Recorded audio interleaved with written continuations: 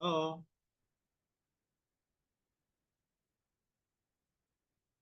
Good morning, Musantala. good morning, Sharat. Only two of us. No, no, no. They will join, I think so. I'm afraid. I thought maybe they changed the link. Same link, right? Same one, yes. Okay. I thought maybe you're the one I'm going to teach today. Hmm. How's How are everything you from there? doing? All good? Okay, good. All right. Let's wait 5-10 minutes and we'll check. I'm going Okay. to send their mock for IG1, Okay, good. the last exam which they did in May. So I will Mhm. send that one for them. The recent exam which they have just which they did.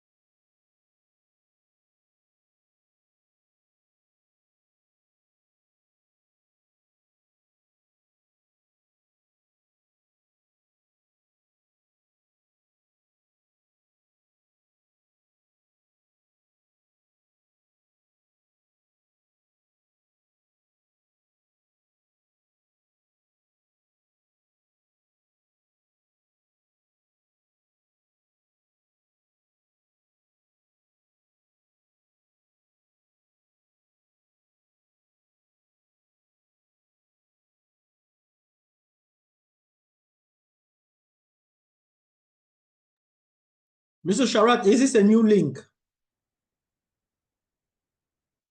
No, but Sunday batch is the only link. Let me also check.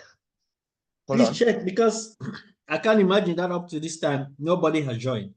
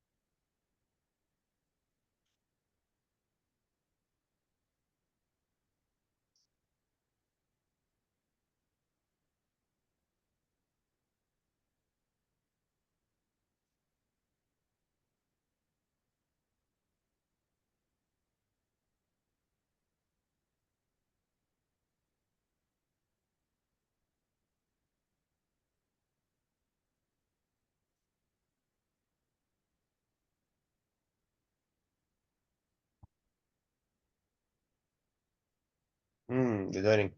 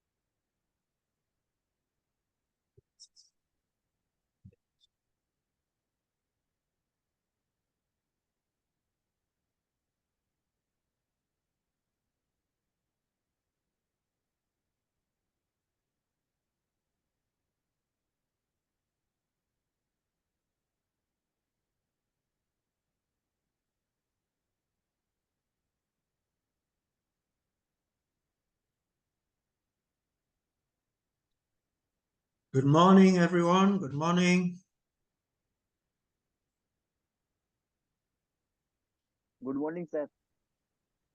Good How are morning. you, sir? Check. I'm good. What about you? I'm good, sir. Morning, Malik.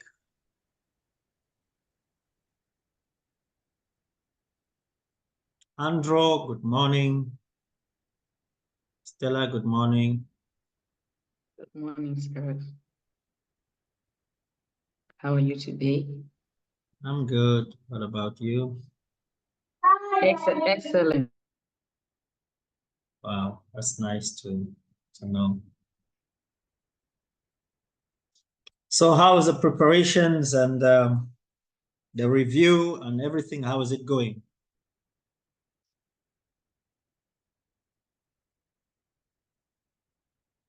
Good. Okay. Malik, Sheikh, Andrew, how's the review going? Good, sir, also. All right. That's nice to know.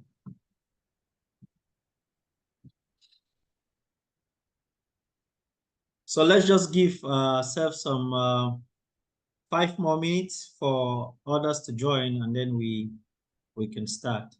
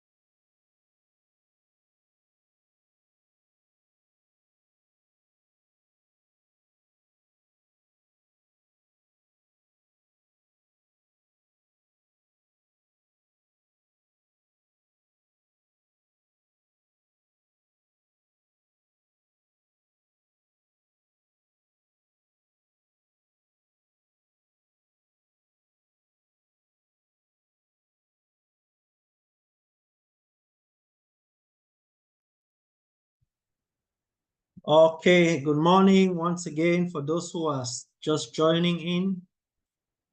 Good morning and welcome to our last but one class.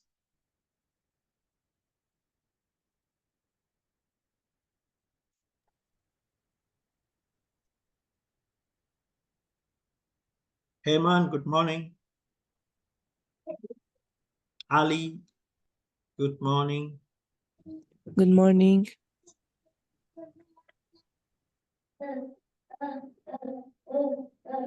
So we're going to look at element 8, the general workplace hazards. Morning, Wadinga. Good morning, Herman. How are you? Sorry. Fine and yourself? Great, great.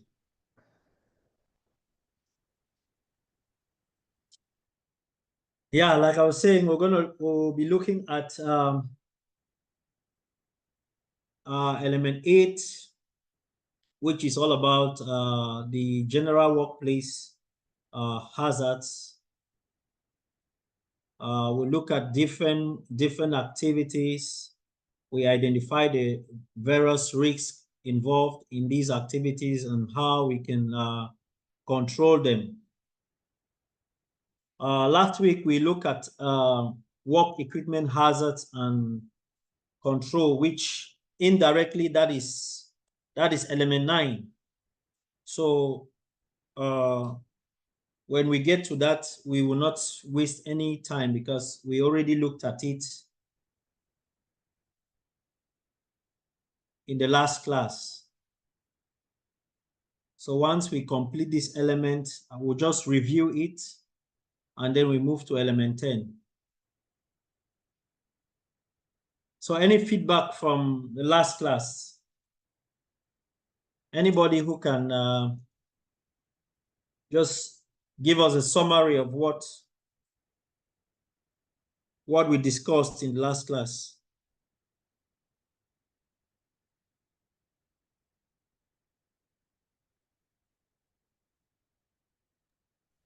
We talked about different types of viruses and biochemical hazards. Okay.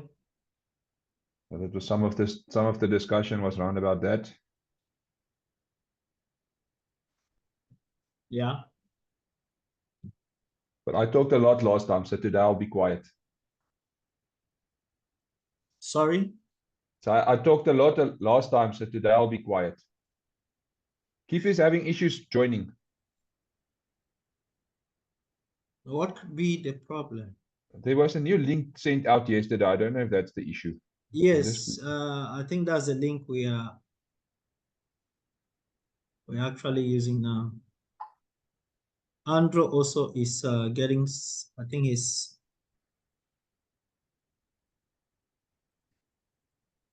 just let him contact the administrator to see how they can fix it. So last class we looked at the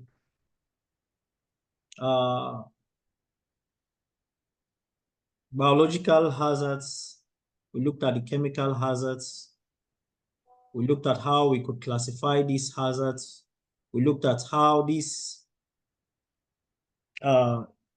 different biological substances, how they can affect us, what can be the consequences, and how we can control them.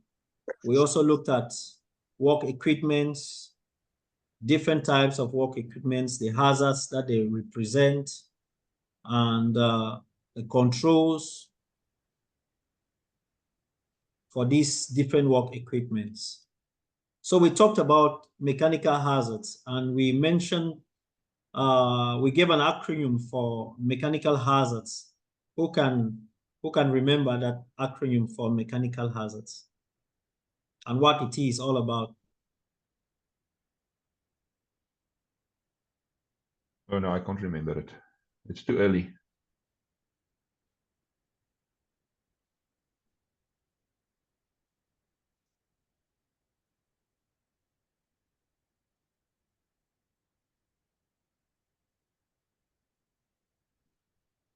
Anybody?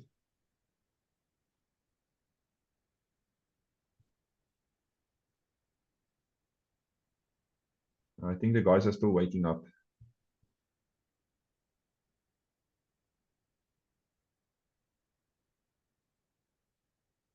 We talked about an acronym called FISH, DEXIS.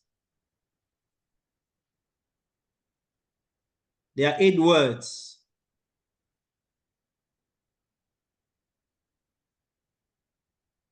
F standing for friction, I for impact, S for sharing, H for high pressure,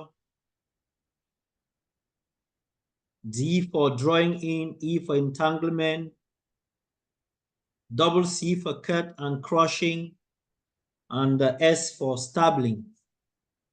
So these are all what we looked at. We also looked at the different types of guard systems that we have. And we also gave an acronym for it. Anybody can remember?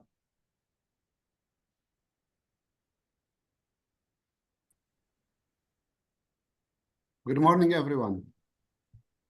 No. Good morning, Kip. Good morning, Kip. Yeah, actually, I don't know when they changed the link. I didn't receive the new link.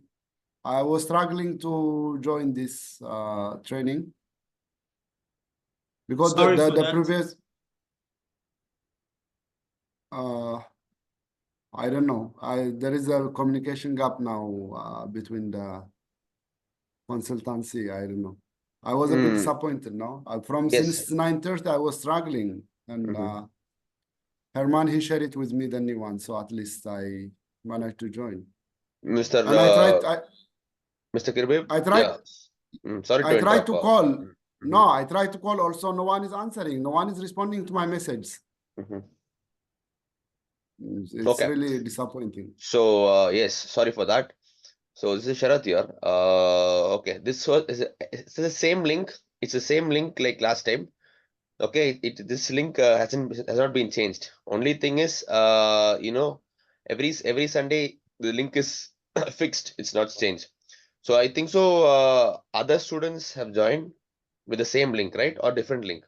Mr. Ron, Ms. Stella, you got a different link, or you joined the same link which was already New there? link.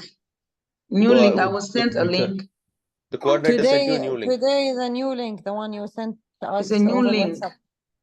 Okay, the new Yeah, link it's was a sent new again. link. Okay. Was sent yesterday. Yes, yesterday. Okay, fine. Okay, who Mr. I Only don't Mr. know. Kubreb did not receive it, right? Okay, let me check I on to that.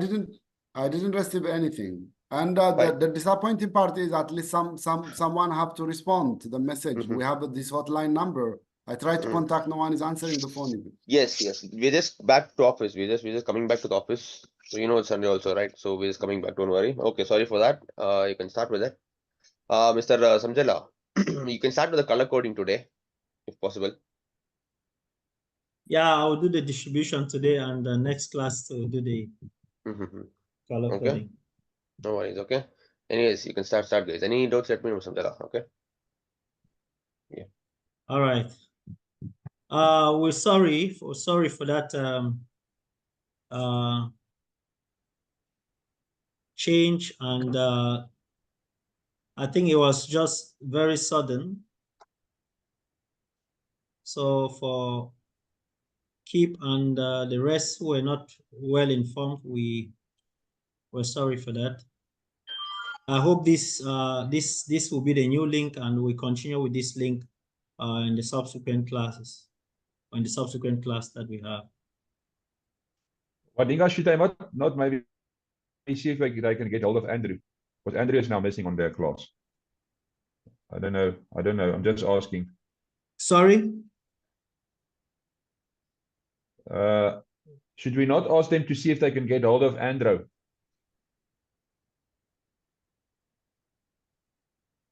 Yeah, he's some of the also students trying that's to missing. join, right?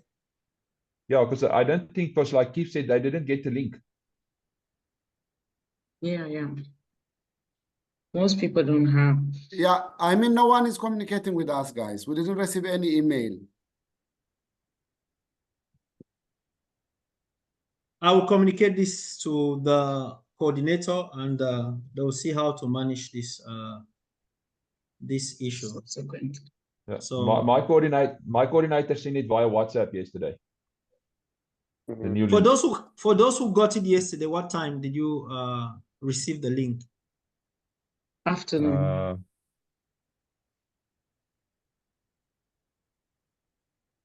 I'm gonna tell you now. Okay. Yes, Mr. Samjala. I just talked to the coordinator regarding this. Okay, since the other link was expired and the new link we just generated was already sent to the students, but some students maybe they would have missed. No problem. I'll check with them since all students we can start the class. I let those other students know through an email or WhatsApp message regarding this. Okay. All right. Okay. You can start. All right. Sure. Thank you. I So got the link 10 o'clock yesterday. At 10 o'clock. it's fine, Herman. Yes, sir. Mhm. At least you've joined. So let's kickstart. Okay, no problem. Yeah. So last class we were, like I was saying, we looked at the interlocking guards and the different types of interlocking guards system that we have, or the guard systems that we have. And I mentioned an acronym as well for the different guard systems. So anybody can remember this acronym and what it stands for.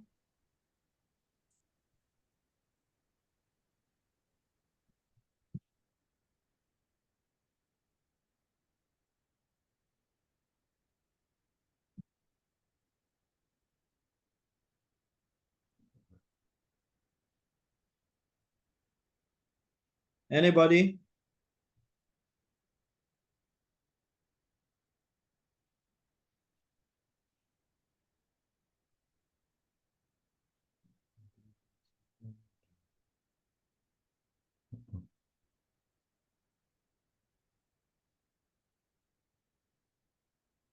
Okay. Are you telling me that nobody reviewed what we discussed in the last class?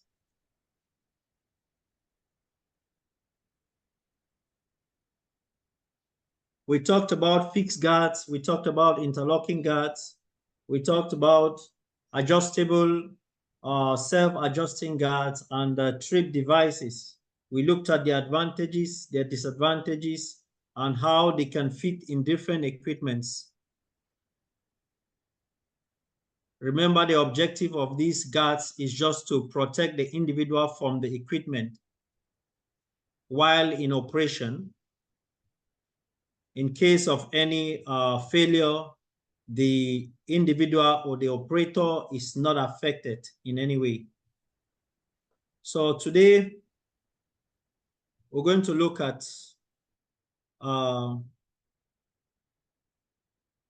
workplace hazards. I'll just share my screen.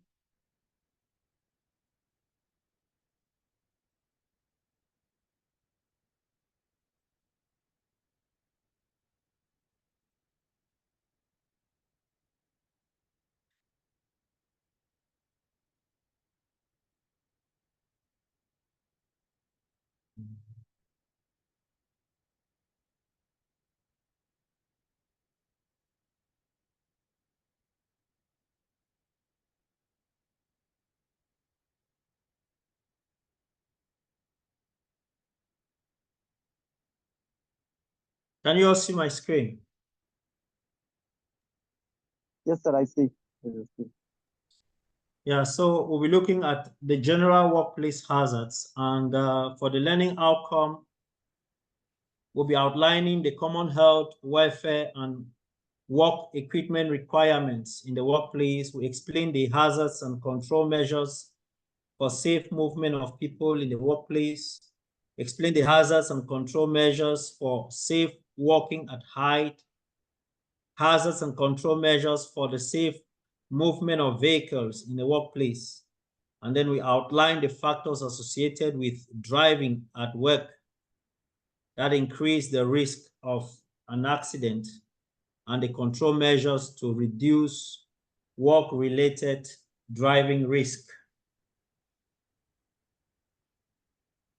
So when we talk about health, welfare, and work environment,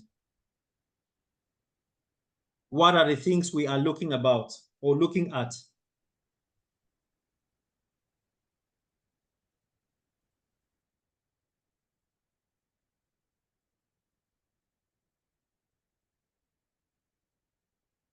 These are all requirements in a workplace. Welfare facilities, how is the work, how is your work premises, how is it designed? The administrative offices, the washing rooms, the changing rooms.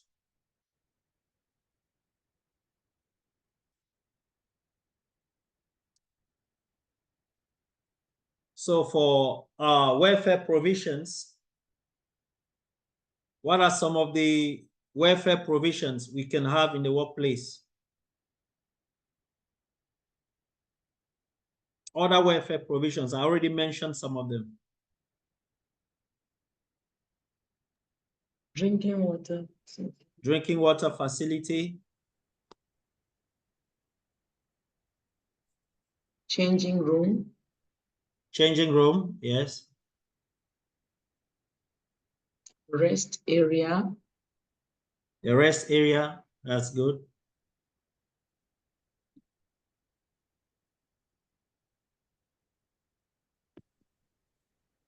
So we have, Toilet facility. Washing room. yeah. So we have washing facilities, sanitary convenience, accommodation for clothing, facilities for changing clothing, rest, eating facilities, the workstation design, ventilation, heating, lighting, housekeeping, the workspace. So all of these are the responsibilities of the employer to ensure that these facilities are all in place for the welfare and comfort of the employee while carrying out while they carry out their work. So supply of drinking water, there should be adequate drinking water in the workplace. The water should be from an approved source that has been tested and it is fit for drinking. We are already getting into the summer period that is starting from 15th of June right up to 15th of September for those who are in the United Arab Emirates. So it is also very important to drink more water so you avoid dehydration, heat stroke, and many other consequences.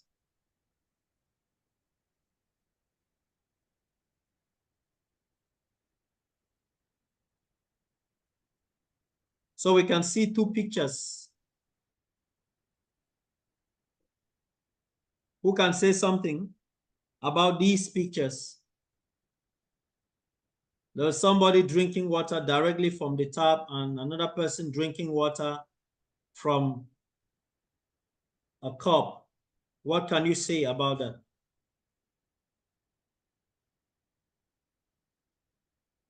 Drinking from a cup is safer than drinking from the tap directly. Okay.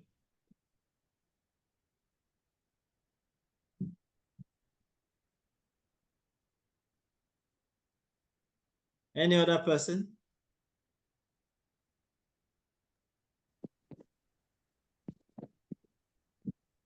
Drinking directly from the tap is stressful. Drinking with the cup is more comfortable. Ahmed, we can't get you. Your volume is too low. from the direct is stressful, while drinking with a cup is more comfortable. Okay. So you look at the position. How can somebody drink water? How will the water go down their systems? What is the best position for drinking? So all of these things we analyze, and what can be the effect drinking water in the position which we see in this picture. So when we analyze all of that, then we conclude that drinking water from a cup is the best way or the best method.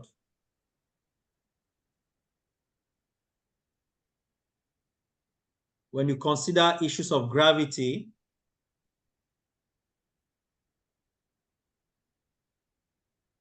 then you see that it is safe or safer. So when you see signs like this, it means it is not allowed, or that particular tap is not allowed for drinking water. So which particular sign is this? Who can tell me? We looked at 5 different types of safety signs and their meanings. Prohibition sign. Prohibition sign. So how can you describe a prohibition sign?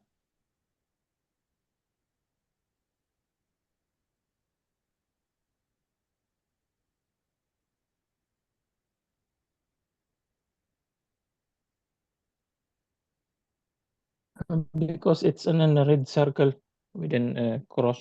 And what this one? Slash.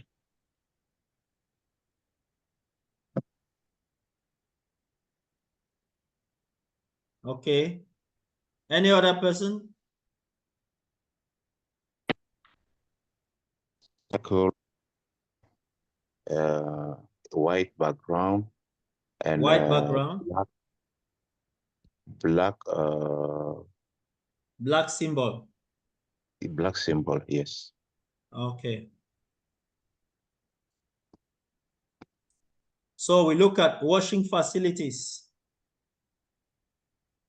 So all of these washing facilities, sanitary convenience, these are basic welfare provisions that should be in the workplace. And for washing facilities, we also look at the size of the organization. If your organization has 1,000 employees, you should also know the total number of washing facilities to provide to meet the needs of everyone in the workplace. So it's recommended that one washing facility should go for every 25 workers. So if you have 100 workers in the workplace, then you need 4 washing facilities.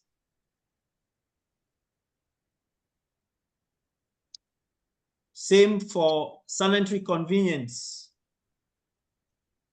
It should be accessible, it should be suitable and sufficient. What do we mean by suitable and sufficient? When we look at risk assessment, what does it mean?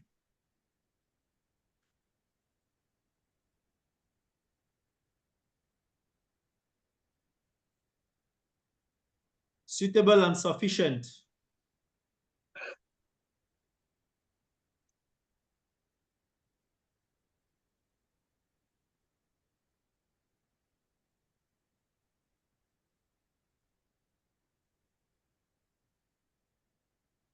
I think it means that it should be able to meet the needs of those for whom it's provided. Meet the needs, okay, to an extent.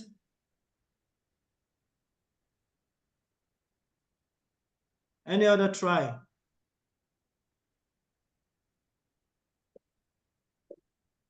I think in the last class or so, I spoke about suitability and sufficiency.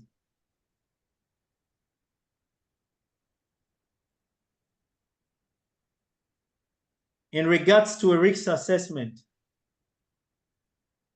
why should a risk assessment be suitable and sufficient? Why should the sanitary convenience be suitable and sufficient?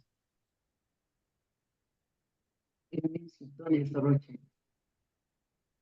Thoroughly checked.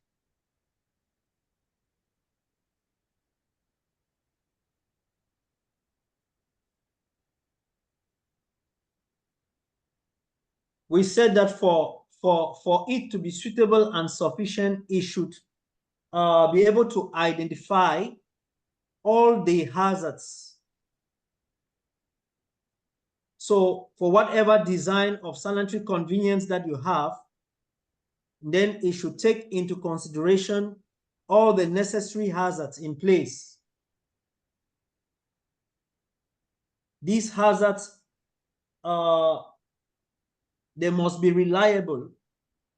These hazards, or while assessing this requirement, you should ensure that it remains convenient for a certain number of time.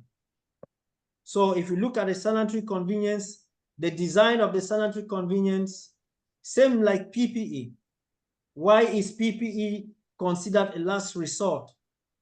So you look at the convenience, you looked at the adaptability of this, you look at the users.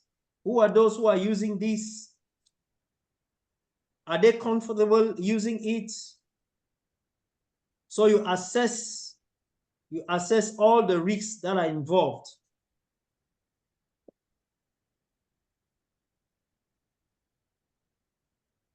And we should also ensure that the sanitary convenience is appropriate with the total number of workers that are in the workplace. Like we saw for the washing facility, 1:25. It applies same for sanitary convenience. Accommodation and changing facilities, they should be suitable and sufficient. Facilities for changing clothing, we should have enough changing rooms. This is very common for those who are working in factories.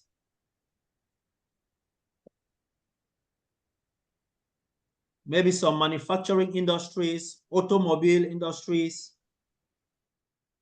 One of our recent projects which we completed along the Dubai Alain Road, it was a dairy farm. So there was a particular part of this building or this structure which was the changing room for all the workers. We had almost 60 to 70 porter cabins that were designed as changing rooms. So when the worker comes to work, it goes in there, change, wears the normal work clothes that is required. Once they complete their job, they go back, they change, and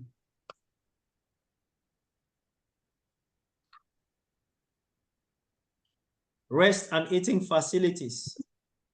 So these are all, it should be accessible, it should be suitable and sufficient.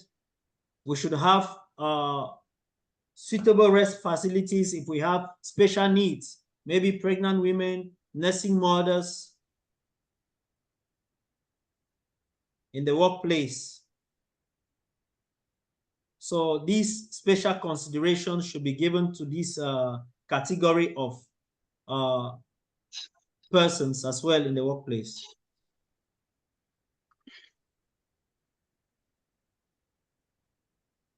Suitable and sufficient seats should be provided and maintained for workers.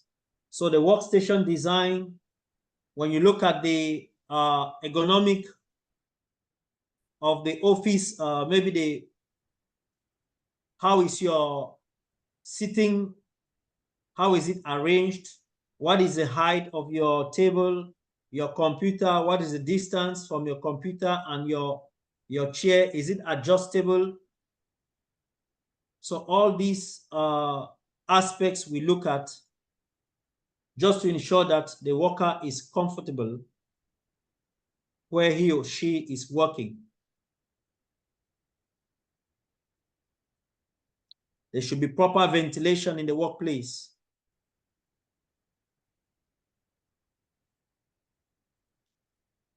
What type of ventilation systems do you have? Should be provided. And ensure that they are properly maintained.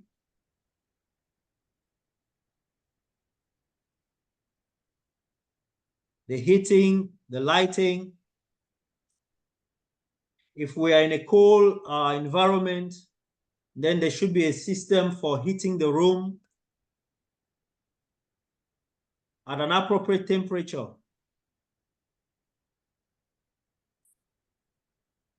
We should also provide the work environment with sufficient thermometers so that we can be able to check the room temperature.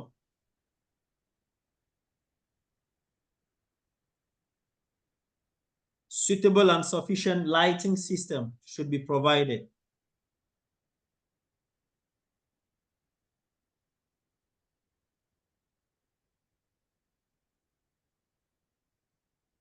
We should also ensure that our workplaces are always kept clean. Regular housekeeping, material segregation, material arrangement, ensure that our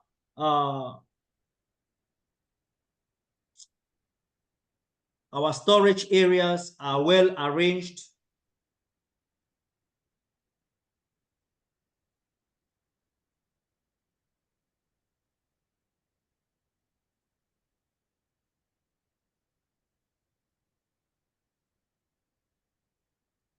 So we look at the workspace. The workspace should be enough for the particular activity. If it's an office environment,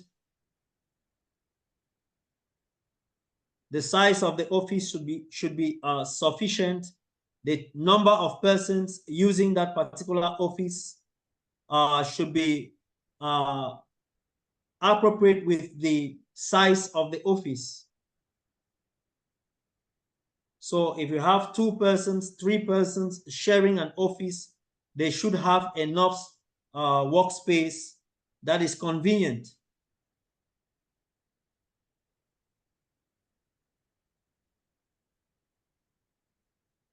So we look at exposure, effects of exposure to temperature, extreme temperatures.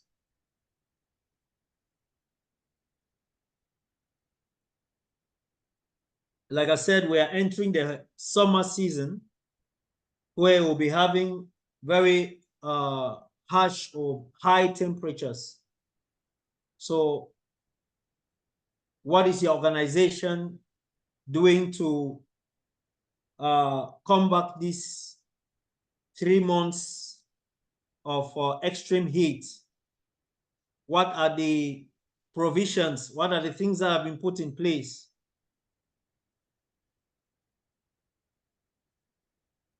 Has your organization already have a summer midday plan?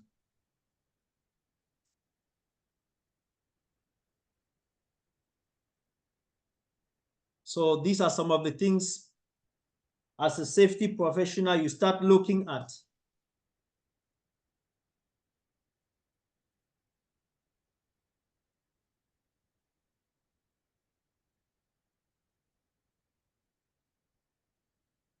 So what can be, what are some of the effects of extreme temperature?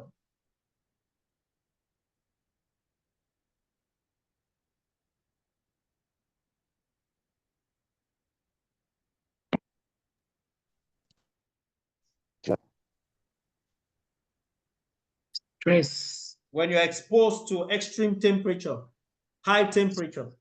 Stress. Dehydration. stress, yes. Heat stroke, Heat stroke, dehydration, dehydration, Fatigue. fatigue,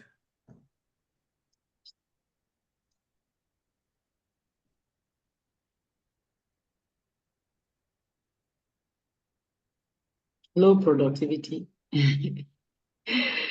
yeah, high temperature definitely will lead to, now we're looking at the consequences, Okay. which is low productivity.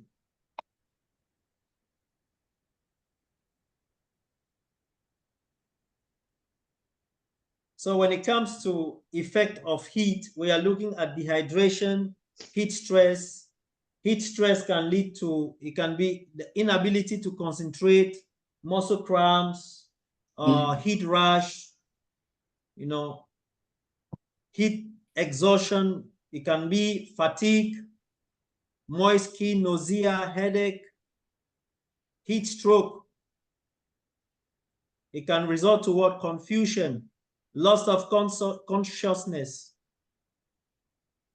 dry skin or hot dry skin. It can also result to skin burn. Yeah, sometimes nose bleeding. Nose bleeding, yeah.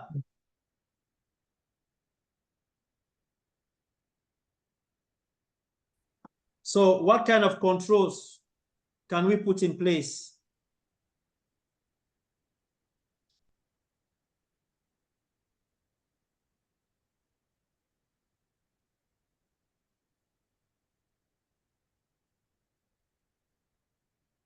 What kind of control measures can we put in place?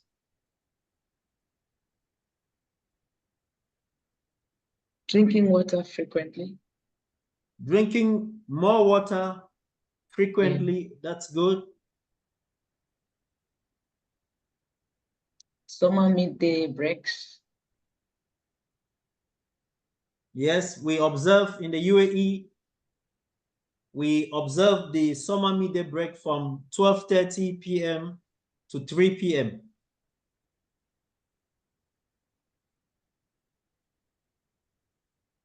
Providing shelter, like Shelter. Providing appropriate rest areas, yes.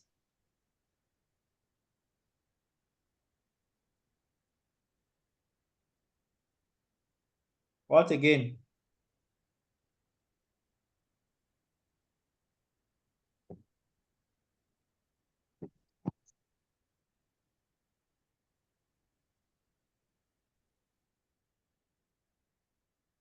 Provide good workplace ventilation,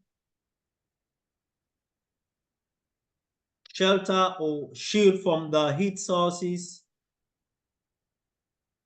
information, training, the appropriate clothing, job rotation, provide frequent breaks. So all of these are different ways we can combat the extreme or the effects of heat. It's also very important to identify those who are affected and also carry out some health monitoring, health surveillance.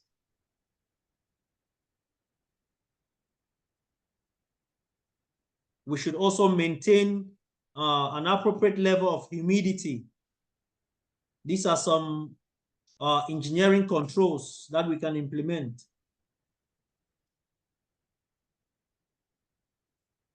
So what are the effects of heat? Extreme cold. When you're exposed to extreme cold, what can result? What can be the result? frostbite, Frostbite, hypothermia, hypothermia, yes. pneumonia. Sorry? Stella, you said something? I'm not very sure. Okay. So we have frostbite, we have hypothermia, freeze burn. You know, these, we look at factors, we consider factors like the nature of the work.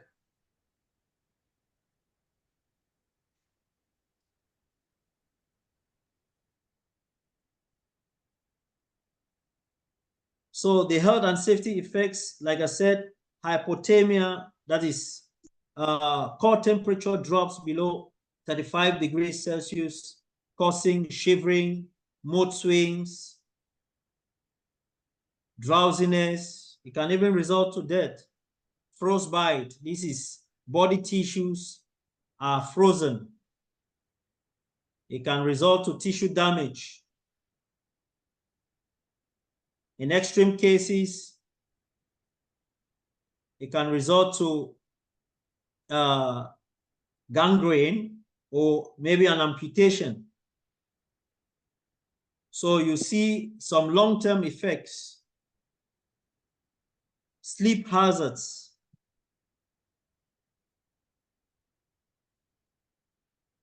frostburn injuries,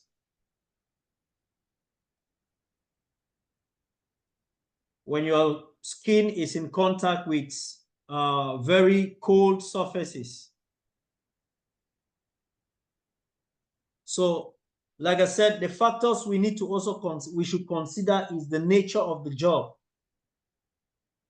Personal factors. What are examples of personal factors?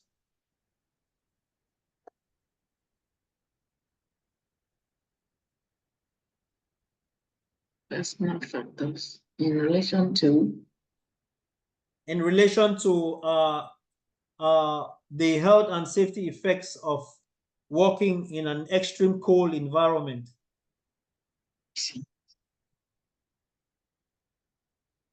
For example, the age of the individual,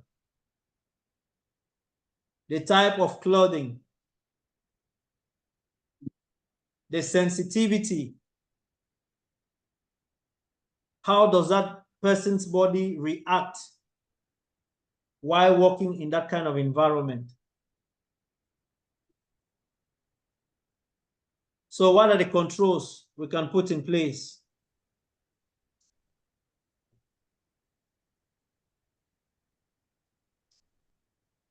For those who are working in extreme cold environments? To wear warm clothes. Wear warm clothes, yes.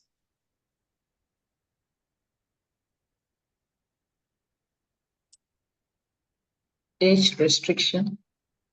Sorry? Age restriction, I don't know if it's the right word. Like to Yeah, take we look at, yes.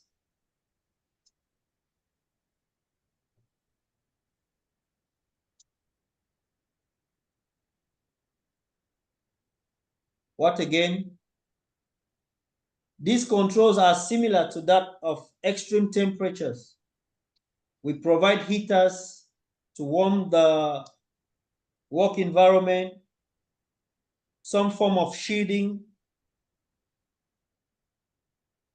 use of insulating materials, Rotation of work. work rotation, taking more breaks.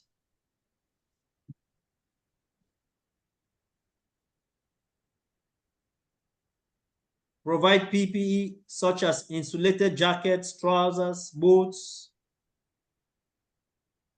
Provide frequent breaks and job rotation, yes. Provide easy access to hot food and drinks. We should reduce our intake of salt,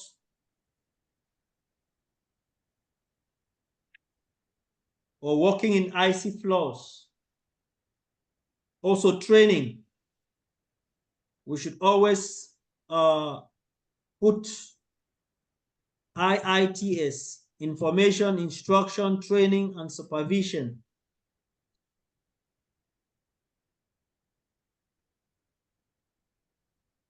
We should also try to work in pairs. You know, this kind of environments, lone working is risky, it's dangerous.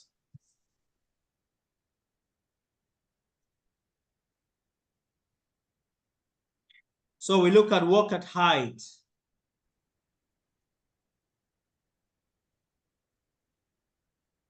What are some of the hazards from work at height?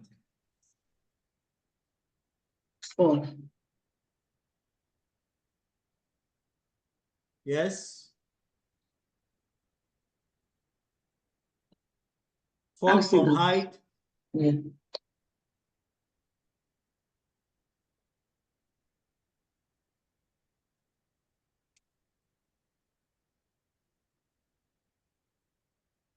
Objects falling. Objects falling.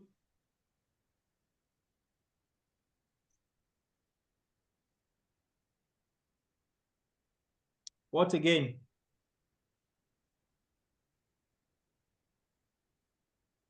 Today's class is more of discussion, so I need your participation. It's a practical class. So working from heights is someone falling or something falling. Or maybe the scaffolding can collapse. Collapse of scaffolding. Yes. Or the scaffolding can topple over if it's not correctly built. Not necessarily collapsing, but just falling over. So which kind of people can carry out work at height activities? We have a list of them here: steel workers, scaffolders, those working on rooftops, some pipe fitters, painters, different activities. So what kind of control measures can we put in place for work at height activity?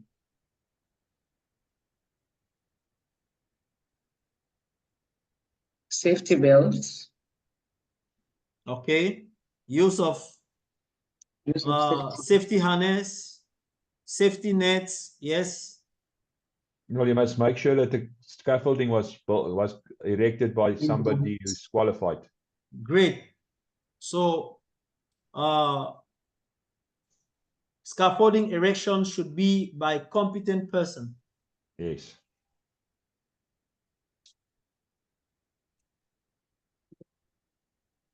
I mean, the people working on the scaffolding must also be competent. Exactly. Maintenance of scaffolding. Maintenance of scaffolding. Great.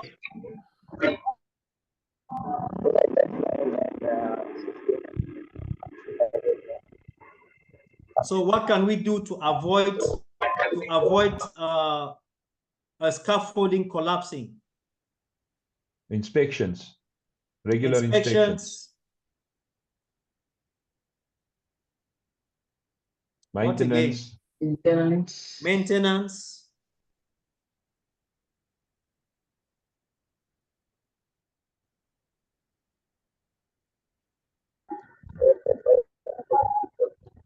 We should avoid overloading our scaffoldings. Okay. Having overweight. Yes. The scaffolding design and overloading of the scaffolding, or maybe there is a material imbalance on the scaffold. So whatever material you have on the scaffold should be evenly distributed throughout the scaffold.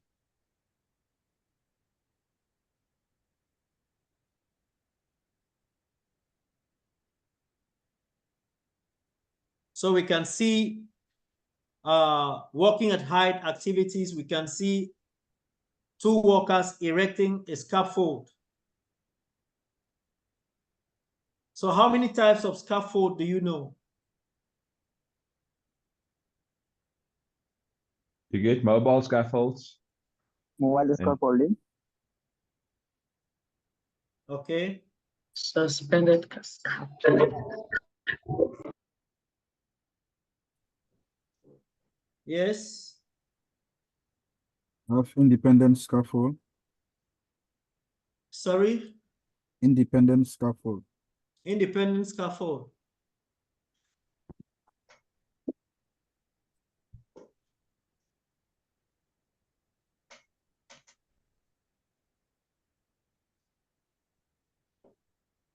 Single scaffolding.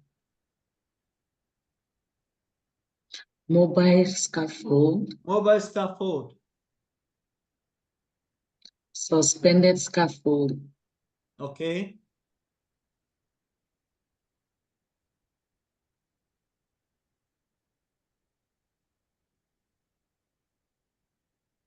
What again? Cantilever scaffolding. Cantilevers, that's good.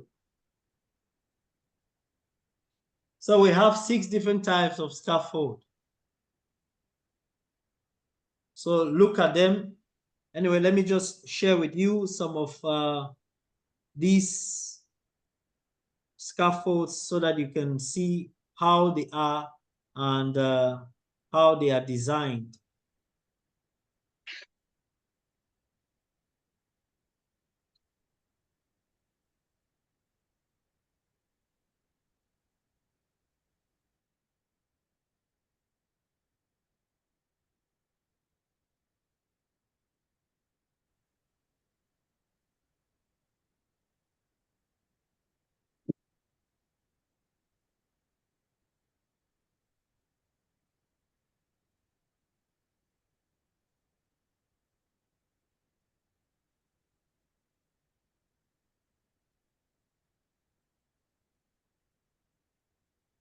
Can you see my screen? Yeah. Okay.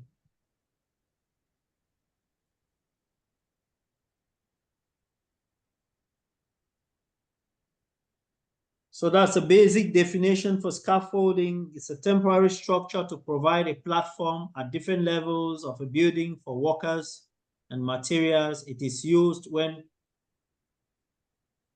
height of wall or column or other structural members of a building exceeds above 1.5 meters. So we have different parts. We're going to see these different parts of the scaffold very shortly. But I just want us to see the different types of scaffold.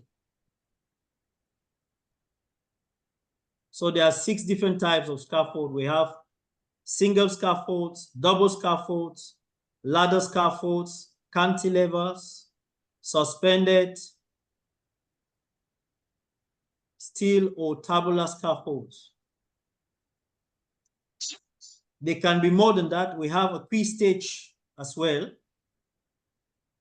but we base our focus on these 6. So this is just an example of a single scaffold. What can we identify from this type of single scaffold?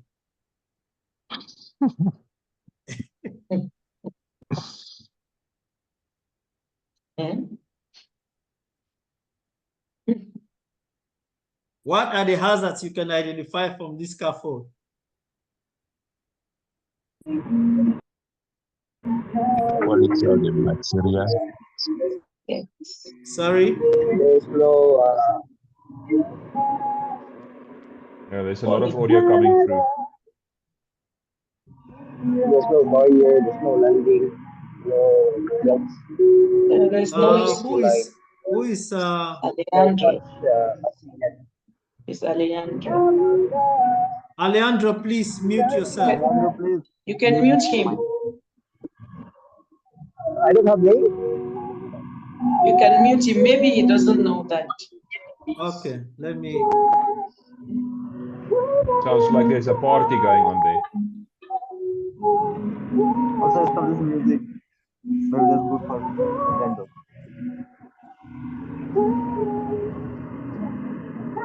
That's why you guys are not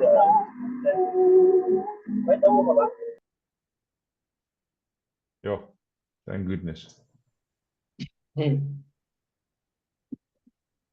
think I've just had a noise hazard in my ear.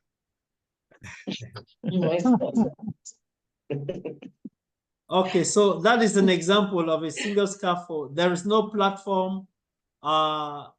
It is being erected with some Indian bamboo or whatsoever. Yeah, it looks very dangerous. falling, Very dangerous. falling Yes. hazard. There's a lot of hazards there. Death, it can even result in death. Yes. There is no fall protection, no edge protection. There is no platform. Nothing. The worker is walking without safety harness. I think that scaffolding is so dangerous the building might fall over. So we look at a double scaffold. That is just a design of a double scaffold. So this is a typical double scaffold. We can see all the components. We can see the access, the different parts of the scaffold. We are going to see the entire how to erect a scaffold. All of the braces and everything. A cantilever.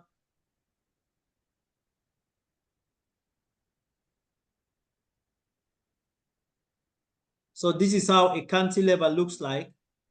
Actually, a cantilever it functions where there is no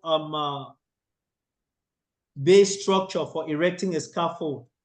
So the cantilever acts as a support or the base for which the scaffolding can be erected.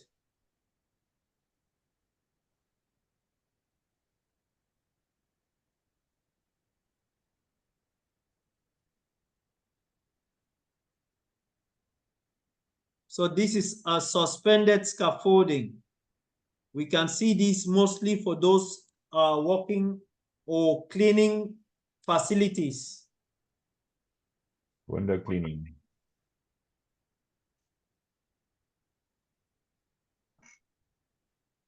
Steel or tubular scaffold. My organization is using this type of scaffolding.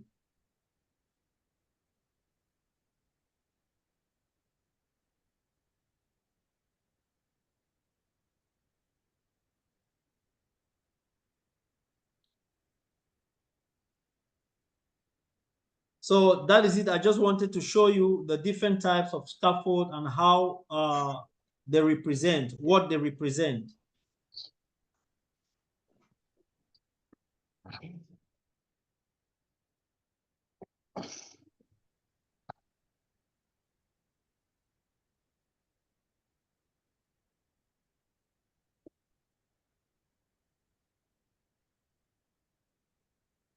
So can you see my screen back?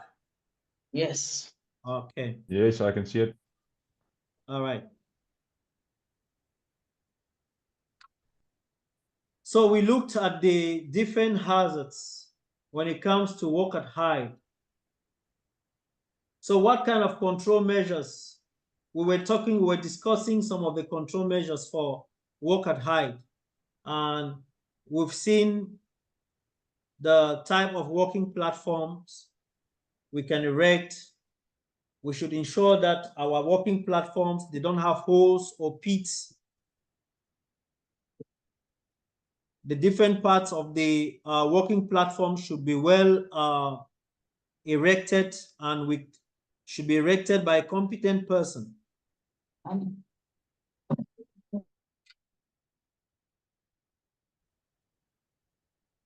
So we look at the basic hazards for those who are working on fragile roofs, maybe working on a slope roof. So all of these, the most common hazards are fall from height or collapse of the structure.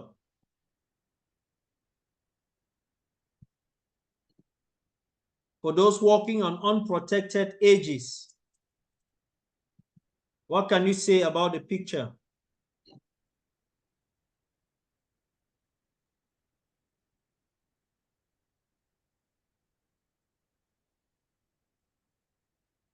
No safety harnesses are being worn. Okay. And then there's no safe keeping them from falling from the edge. There's no balustrade or anything from the to protect them from Yes, falling. sir, guys. Alejandro, please, can you mute yourself? Do you hear me? Do you hear me clearly? I think he's got some audio issue.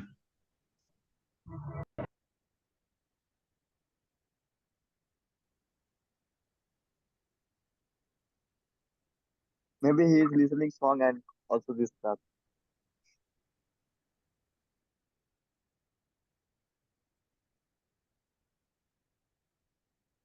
Okay.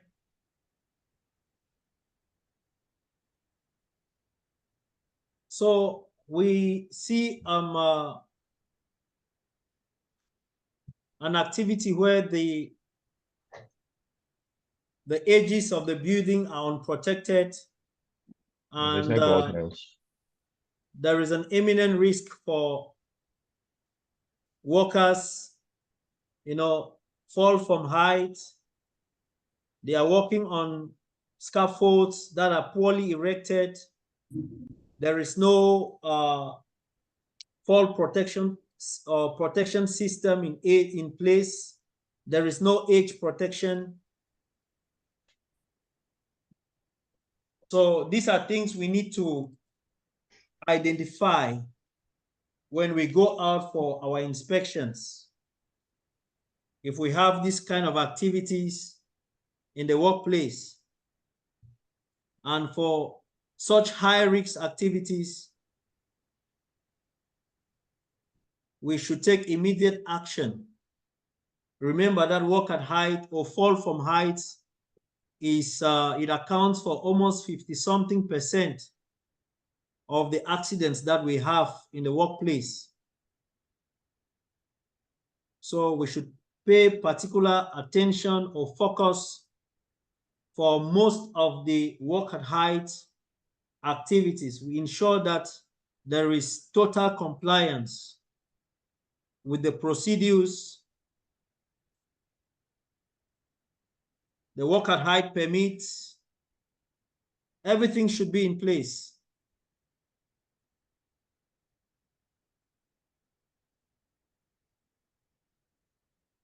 So we have other equipments which we can use for work at height activities, like the mobile elevated work platforms, ladders. We've just seen scaffoldings.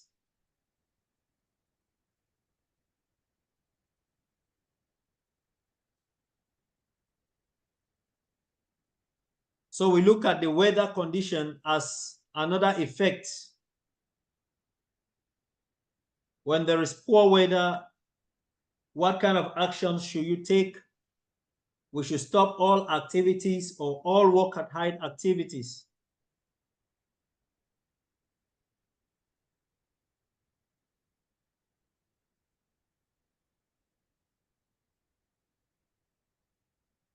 Falling materials. What can cause materials to fall from height? If they are poorly stored on the working platform, if there are some gaps on the platform, when there is no the method for taking materials up to the platform and down the platform is not appropriate, it can result to materials falling from height. Or maybe the structures, they were erected 2 years back and there is no maintenance, and some parts are already worn out.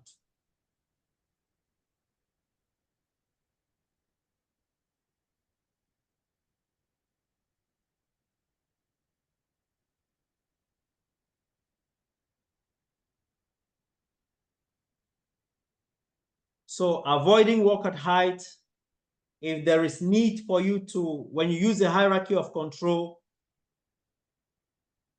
the very first thing you need to put in your mind is to eliminate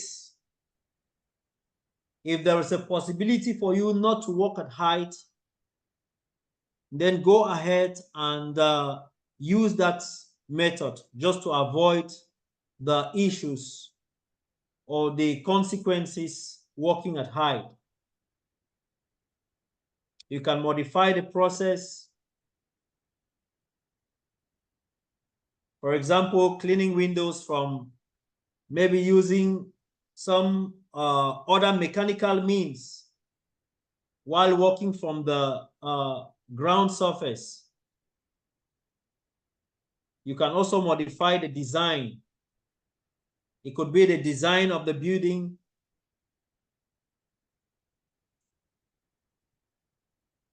Provide safe working platforms with all the different components in place. The guard rails, the top rails, the middle rails, the toe boards, the ledgers, the standards. These are the different parts of a scaffolding which we are going to see. Use of personal protective equipment. This is very common for those cleaning windows for high-rise buildings. If we go to Dubai, we see this type of activity. So there should be a stringent inspection of the webbing slings they are using for working, just to ensure that there are no cuts that can result to fall from height. With this kind of very high risk activities, maybe someone is cleaning from maybe 100 meters high. If he falls from height, that is, we are looking at serious fatalities or even death. The chances for you to survive is very slim.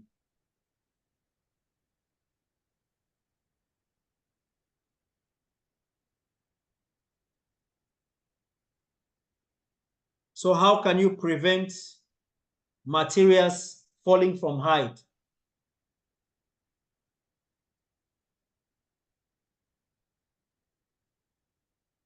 How can you prevent materials falling from height?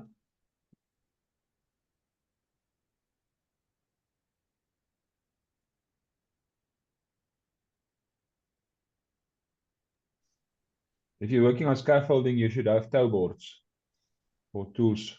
Toe boards, great. Tools. And maybe tool belts. Okay. I just want to ask something. Did we not do this element last week? I'm sure we did this element last week. We started, but we didn't complete it. So I just took it all over for those who were not there. Okay, I understand. If you use tool belts when you're working at heights, that you can hook your hammer and stuff in, that also helps. So that you don't have a bunch of tools in your hands. Okay. So we should just ensure that our toe boards are in place. There are no holes on the working platform that can, material should be evenly distributed. There should be an appropriate method of taking materials up the platform and bringing materials down from the platform. So it's not always good to stand from a platform or a working platform and then you throw materials down, because you don't know while throwing these materials, someone can be passing and that person will be affected or seriously injured.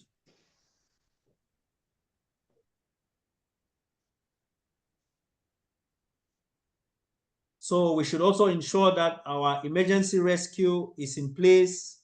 In case of an emergency, what are the actions we're going to take?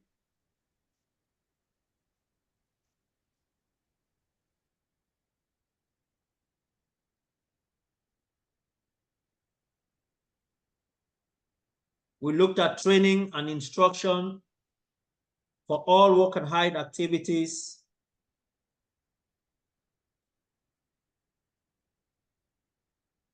We should minimize the distance and consequences of fall, maybe use some head protection,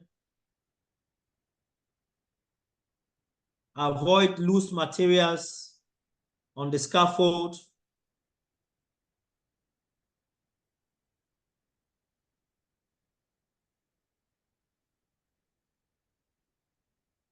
So next, let's look at ladders. So when we look at the general controls or the control measures to prevent falls, there should be proper planning and supervision. Avoid walking in adverse weather conditions. The guardrails, the toe boards, they should be in place. There should be a good walking platform, the personal protective equipment, the fall arrest systems like the full body harness. Consider the weather conditions, emergency rescue, and proper head protection. So these factors or controls, we should always have them in mind while planning for a walk and hide activity.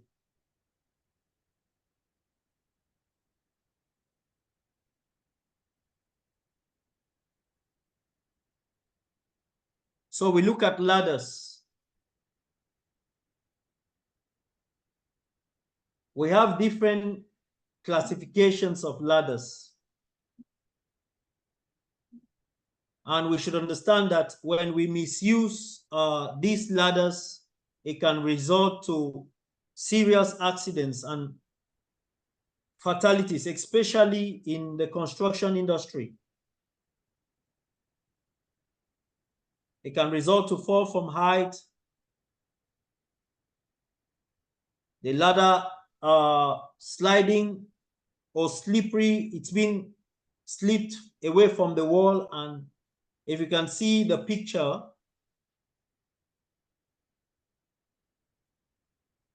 what type of ladder is that from that picture?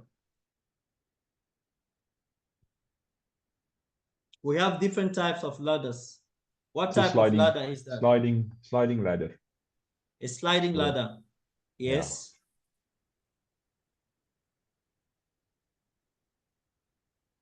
So that's the way it extends by sliding out. Is that ladder suitable for that activity? Well, it looks like it's working. No, not for me. It should be the foldable, I mean, with 4 legs. A-frame ladder should be used. Yeah. No, it's suitable, but should be there is another guy on the base guarding it. Yes. We are talking about the picture, the one you are seeing now.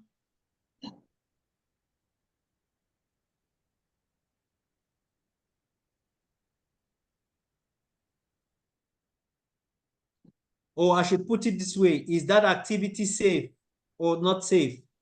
It's not safe. Not safe. It's not safe. Why? It's not safe. That guy's high. That's more than 1.5 meters high. Okay. So maybe they He's should have walking used above. mobile.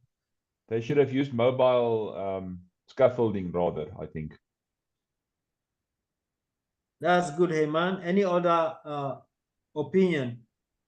Plus, it's a public area. I mean, people are moving there. It's a public area. You are seeing vehicles or a taxi. Yeah. And someone is walking aside. You can easily collide with the taxi if it's not, if that area is not properly barricaded. Yeah, it should be cordoned off. Yeah. He's walking also on the pedestrian area. Sidewalk. So we can identify a lot of things that can cause or should from where an action should be taken. So if you are if you are a safety inspector and you find this activity, what immediate action should you take? Stop the Work work. immediately. Stop the work.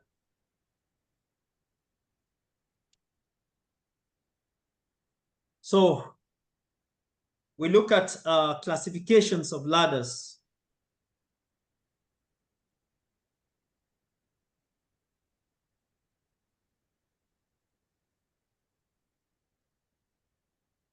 Let me share with you the summary for what I have so that it can we can easily flow with it.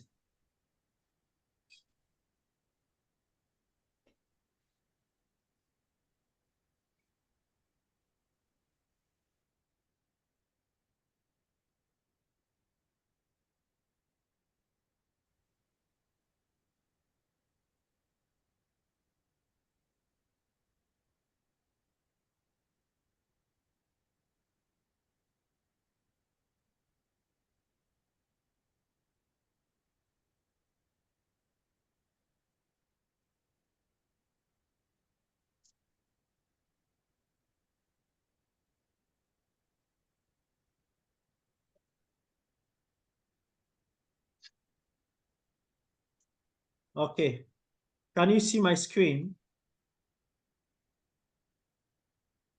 Yes.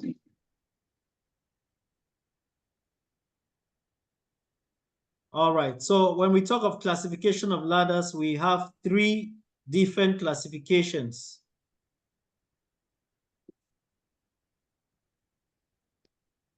We have class 1, which can support up to 175 kg. These are heavy duty ladders for construction works, made of aluminum. We have class 2, which is intended for lighter activities and can support up to 150 kg. And we have class 3, which is for domestic use. And the maximum weight it can support is 95 kg. So what are the main hazards when it comes to ladders?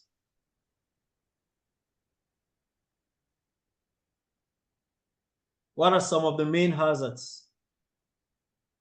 Falling from height. Falling from height.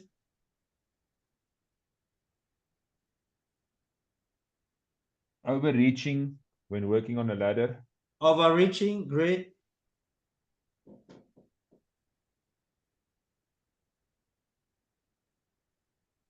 Damage Maybe rack.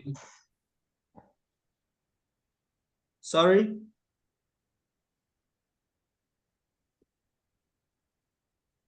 Oh, damage rank. A damaged rack, yes. maybe using the wrong ladder for the wrong type of Using the work. wrong ladder for the activity. Yes. Working alone on a high ladder. Walking Working alone. Walking Not alone. not having someone at the Yes. bottom holding the ladder for you. Okay, depending on the type of ladder you're using. Yes.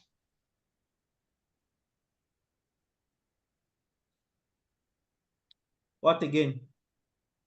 So we have overreaching from the ladder, unsecure or unstable ladder, maybe the ladder at the wrong angle. We're going to see the best angle for positioning a ladder. Using a damaged ladder, maybe using a metal ladder in contact with an electric line, vehicle collision like we saw in the picture, manual handling. These are all effects or main hazards from ladders. So the controls. The ladder should rest on firm, level ground. Use stabilization devices or other footed just to secure the ladder. We should have an angle of 75 degrees or 1:4. We're going to see what it means, a 1:4 ratio when positioning your ladder. The ladder should be tied off properly. The ladder should extend 1.05 meter above the platform. We're going to see all that. Use wooden ladder near electricity, provide equipment to raise materials, provide holders to carry tools. Only one person at a time to go up a ladder. You should check the rungs to see that they are not slippery. We display warning signs and regular inspection and maintenance of the ladders.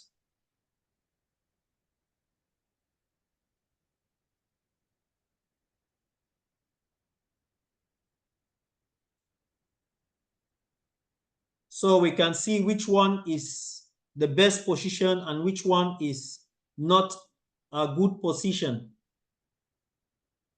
We can see overreaching, the effects of overreaching a ladder.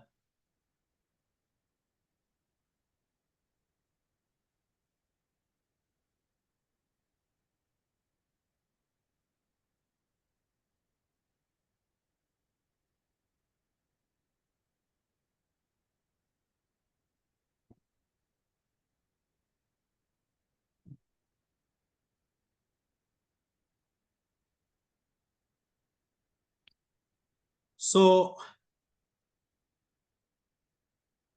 you can see different wrong positionings or unsafe ways of using a ladder, and which are the best ways to carry out that same activity.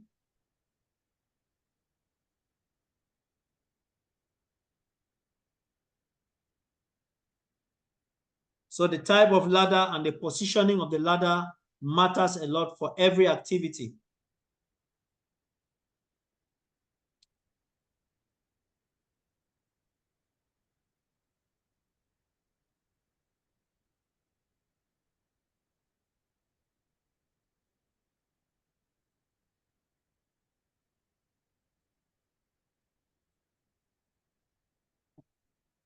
So these are different standards for positioning a ladder.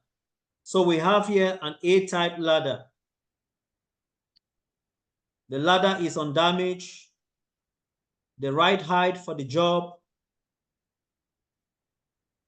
The user is wearing flat shoes. There is no overreaching. There is a good grip, as you can see.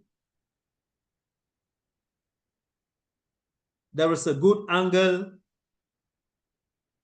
The ground surface is firm. The steps are not, they are clean. They are not slippery.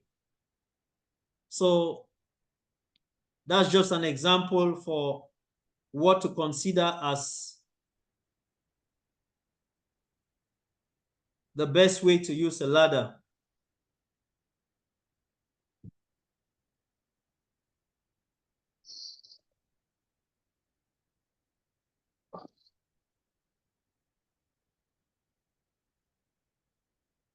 So when we look at the angle, like I was saying, you can see the 1:4 ratio of how to position a ladder.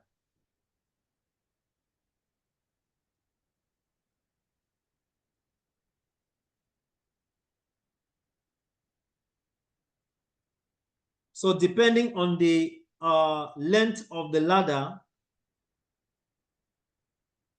the top of the ladder should go 1.05 meters. So there should be an extension not what it is here. If this is the height of the building where we're going to walk, then this particular ladder should go above this structure, at least 1.05 meters.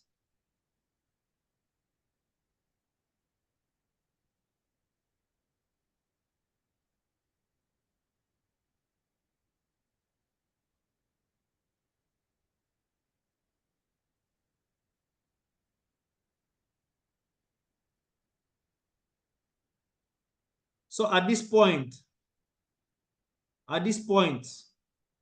the ladder should go above, so it should extend somehow like this, at least 1.05 meters, to have a firm grip on the ground structure and the right angle to be maintained.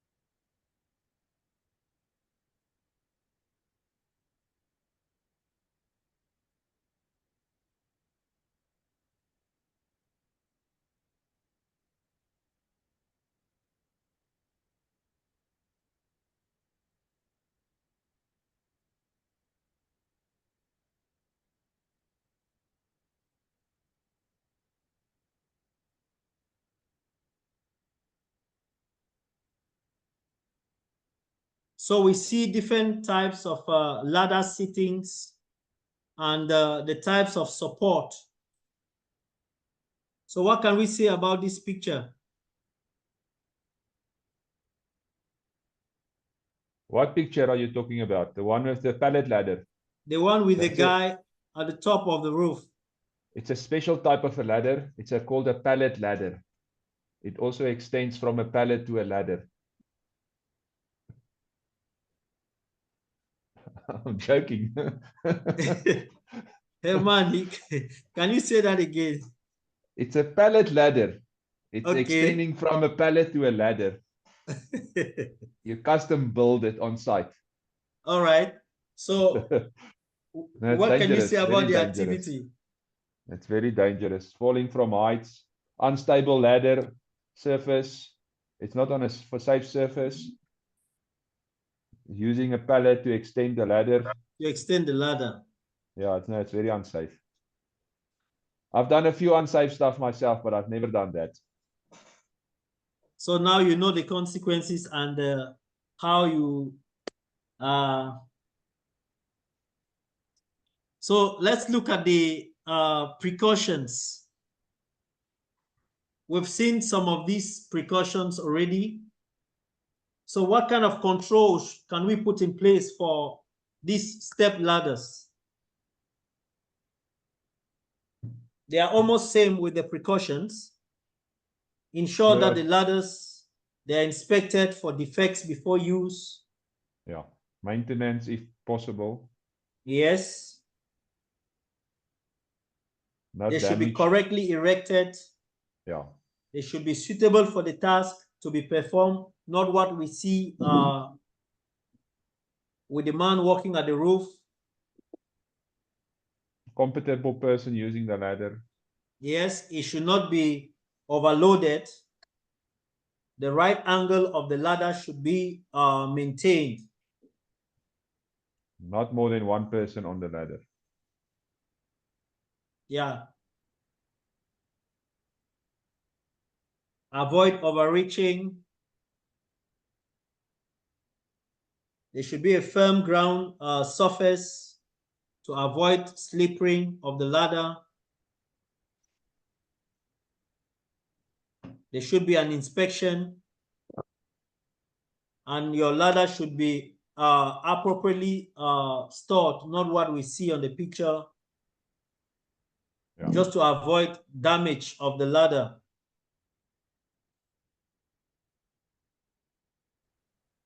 So we've seen these different ladder positionings. So now we look at the scaffolding or the scaffold. So we look at the different parts of a scaffold or the components of a scaffold.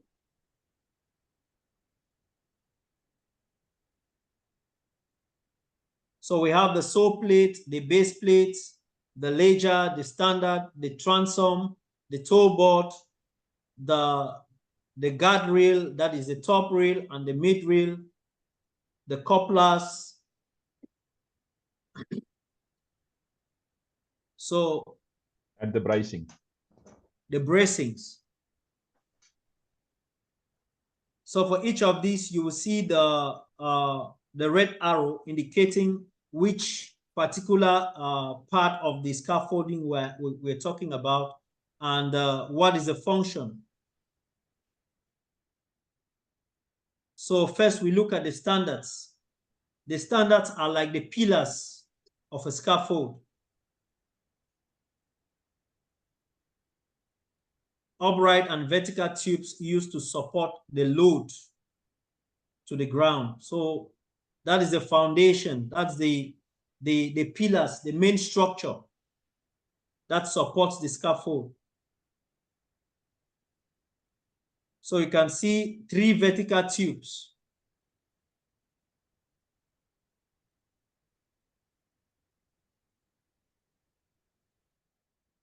So we also look at the transoms.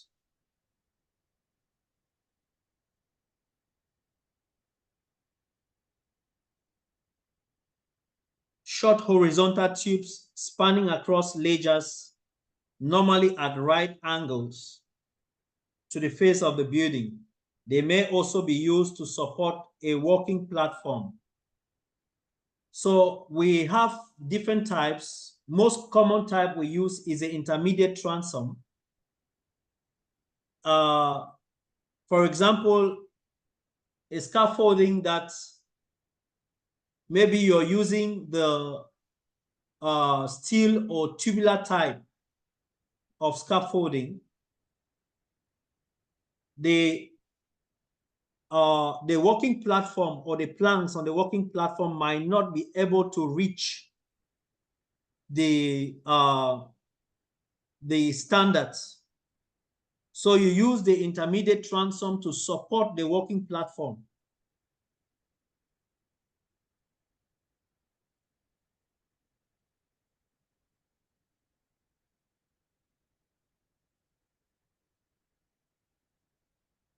I just think I have, let me see if I have a structure. Okay.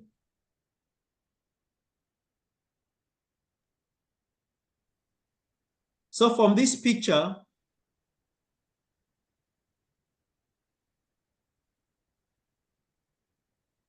you can see the transom.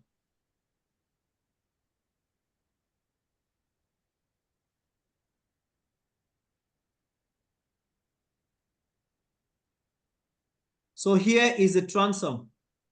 You see the green tubes that move horizontally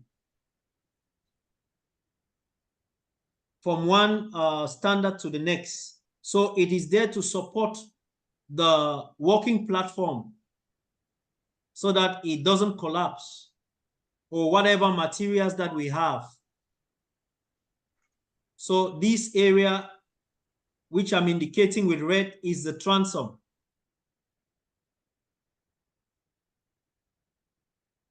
All of these are transoms.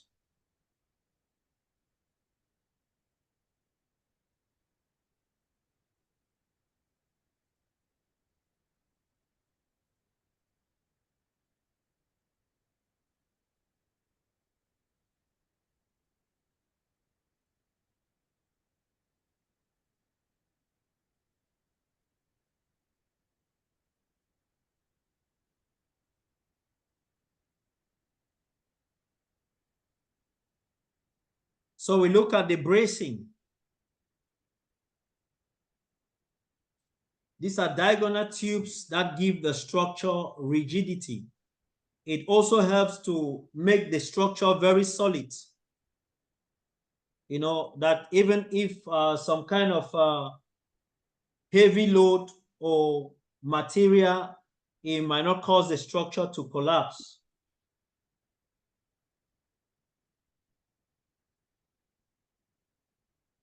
So we have different types of bracings depending on the design of the scaffold. We have diagonal bracing, we have cross bracing, depending on the scaffold type and the design.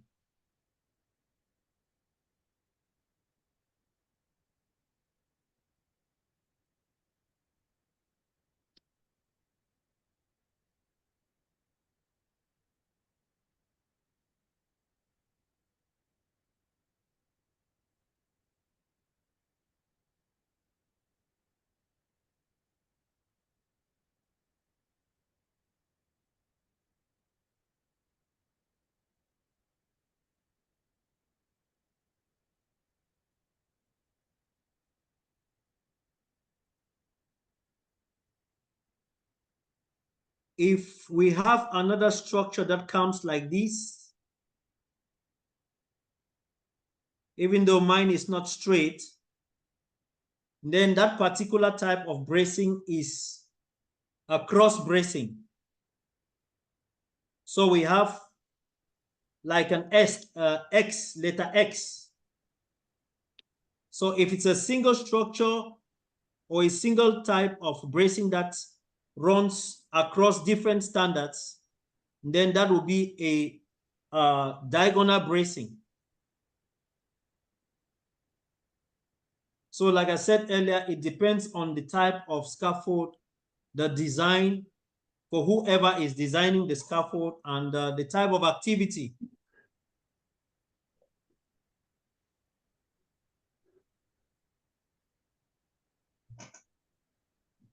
Any question? No question from me.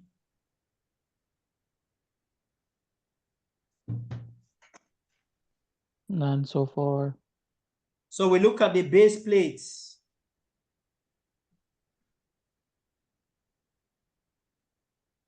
These are small square metal plates that the standards rest on to prevent them sinking into the ground. So they act as support for the standards. It's just like you place a foundation before raising a structure. So these base plates, they act as a foundation.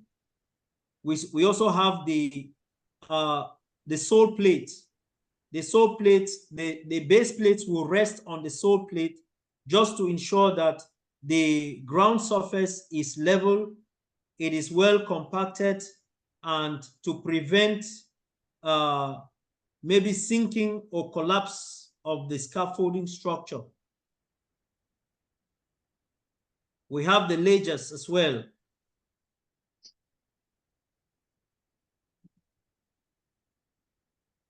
These are also parts of the scaffold that help in support. Horizontal tubes tying the scaffold together longitudinally, usually running parallel to the face of the building.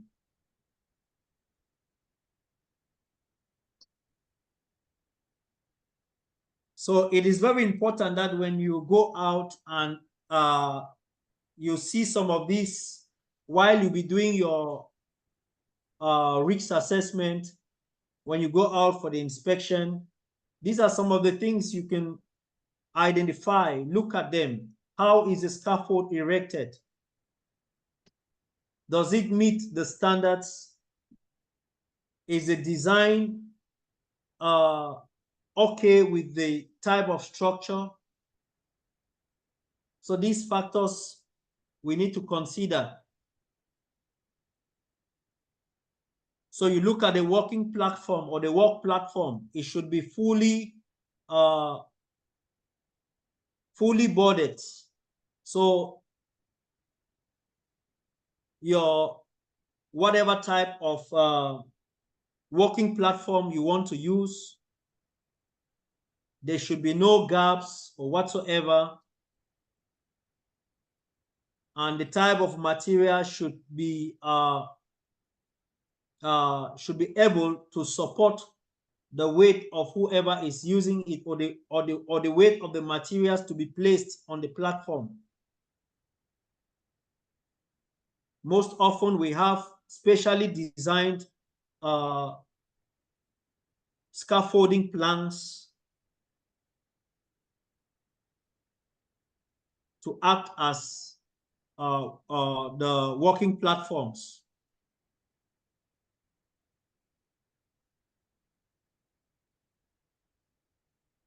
So we have the guardrails. The guardrails, they act as the edge protections. And we have the top rail and the mid rail. From the working platform to the mid rail, we have a specific distance. And from the mid rail to the top rail, it should also be at a specific distance. So the gap in between each of them should be 45 centimeters.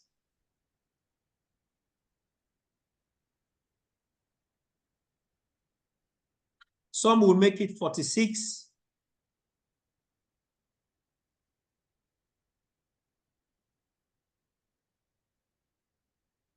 The sole boards, we already talked about the sole boards. These are large pieces of timber put under the base plates to spread the load over a wide surface area where the scaffold is erected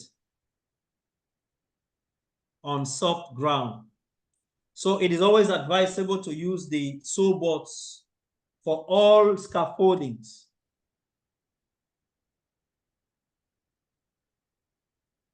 Be it on the soft ground, be it on a hard surface, it is good because it gives a level surface for the scaffold to be erected.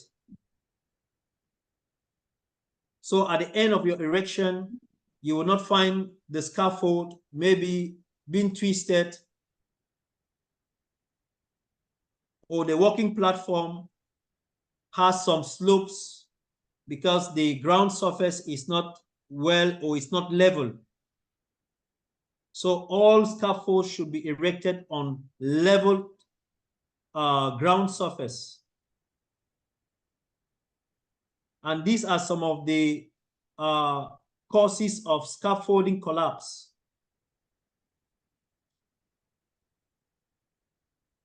So before erecting the scaffold, we should ensure that the ground surface is level and there are sole boards to ensure that the load is evenly distributed. So we have the toe boards. We saw the toe boards earlier. These are fixed on the standards, and they help to ensure that materials on the scaffolds do not fall to the ground.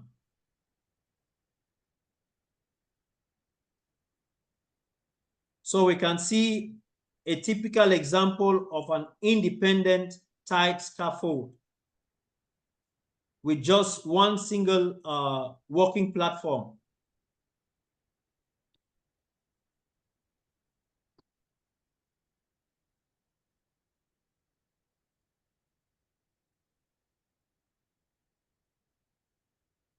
So what are the hazards of the scaffold?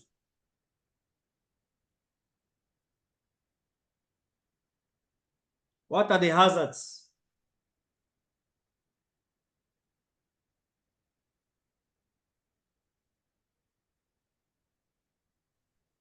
Remember, we are looking at hazards and control measures. Incorrect scaffolding. Sorry? Incorrect scaffolding being erected. Yes. During the Falling. scaffolding erection. Falling from the scaffolding while it's being erected. Yes. Fall from the Falling. work platform. Falling after it's been erected. Objects falling from the Objects falling from the working platform. What again? Being headed Either by condition. Who is speaking? Ali, you were saying something. being headed by any of these steels. Okay.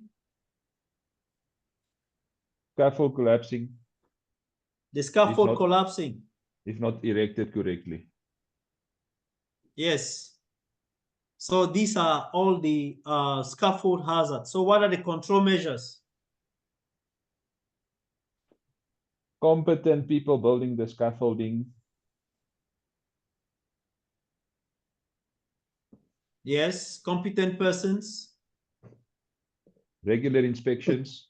inspection, Regular inspections. maintenance. You see that for all the working platforms, the reasons for collapse of these platforms are almost the same.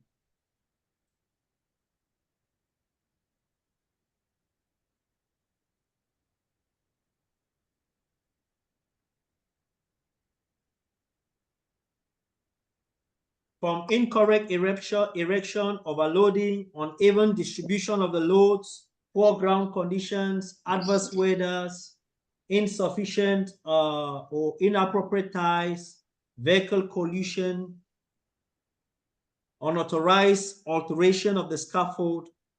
These are things that can result to collapse.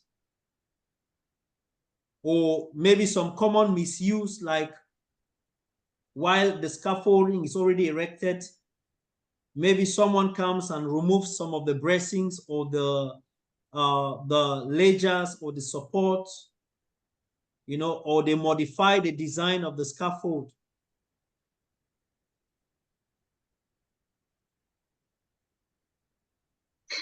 So these are all common ways in which the scaffold can collapse. So we are looking at the controls.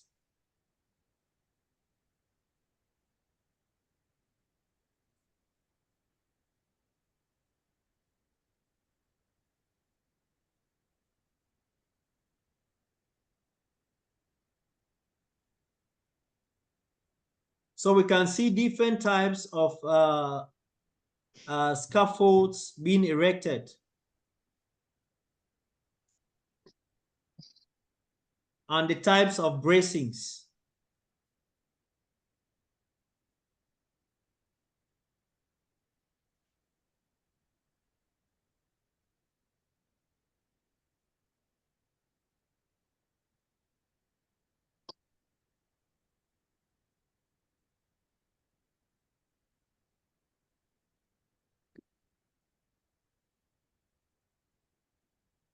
So we look at mobile tower scaffolds.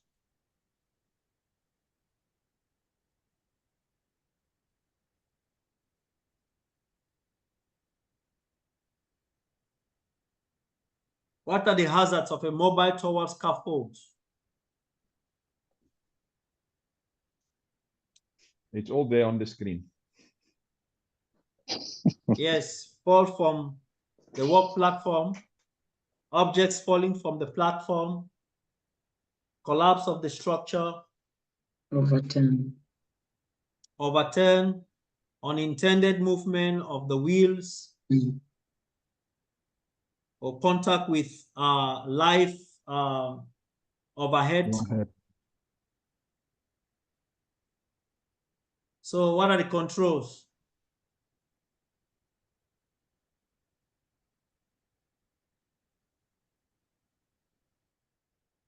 What are the control measures?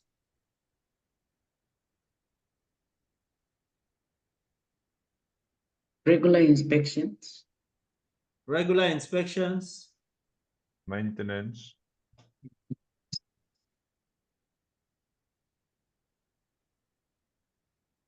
Competent people erecting. Competent persons. Proper positioning to avoid toppling.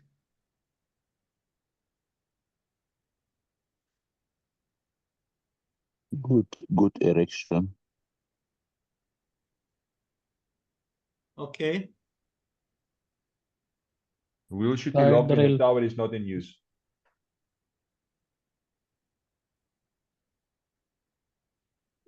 Yes. The wheel should be locked when the scaffolding is in use. Yeah, the wheel should be properly locked And on a level ground. on a level ground. Yeah, the wheel should be locked.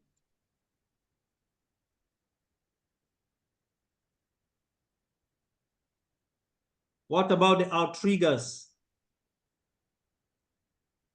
There are some extension of the or one part of the mobile tower scaffold. It's called the outriggers. It helps to support the scaffold while in use. Okay.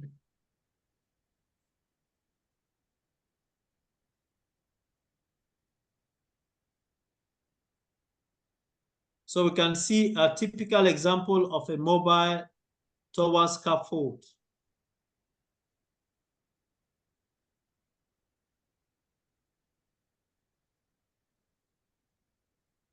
So is the outrigger additional support? Yes, it's an additional support. Do we have a picture of it? I just want to see. Is it that? Let me just show you. Let Or me can you show indicate us on the picture? Is it that? this Okay, that's what I structure. thought. This Okay, one, these are the outriggers. You can see I'm indicating with red. These are the outriggers. I understand, yeah. So they are there to provide additional support. So it basically stops it from toppling over. Yes. Okay. Is it this one also acting like the bracing? No, there is a bracing on the scaffold itself while it's being erected. These are the bracings. This one. This one. Okay. Those are the bracings. And here we have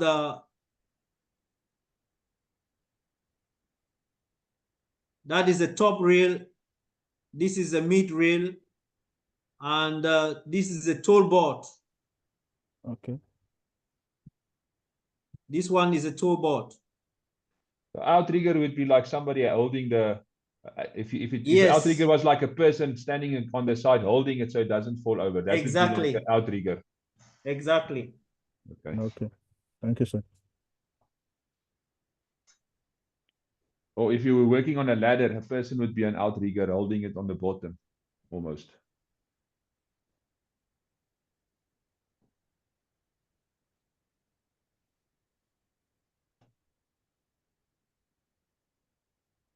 So those are the basic safety precautions while using a mobile tower scaffold.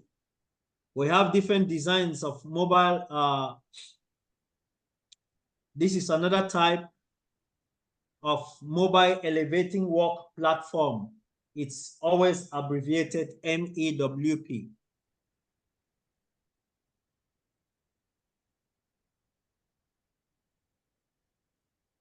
Like a cherry picker. Exactly. Or those carrying out maintenance for electric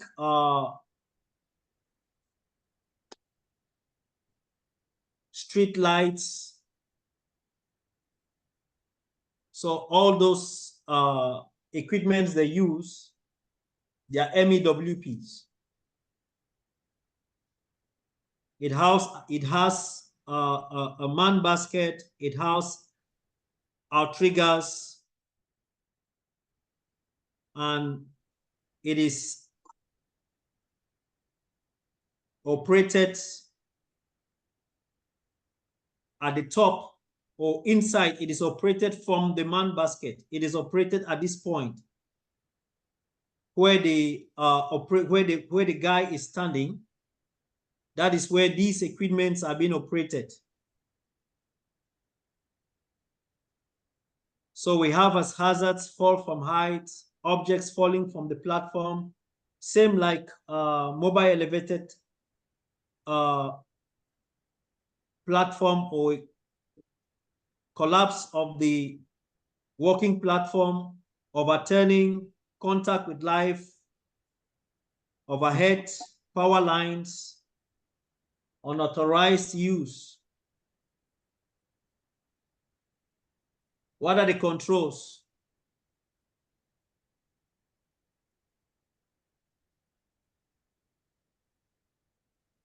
Competent person with training should Should be use. operated by a competent person. Operated by a competent person. Yes. Training. You should have training for using that equipment. Proper training. Yes. Inspection. Regular inspection and maintenance. Yes. Proper erection. Sorry? Proper erection of the. Proper erection, that depends on the operator to what height and to what location he wants to carry out the activity. What about the tires? And should be used on stable ground also. Yes. Is the tires not part of maintenance and inspection? It is part of maintenance, but we should ensure on daily basis that the tire is well inflated.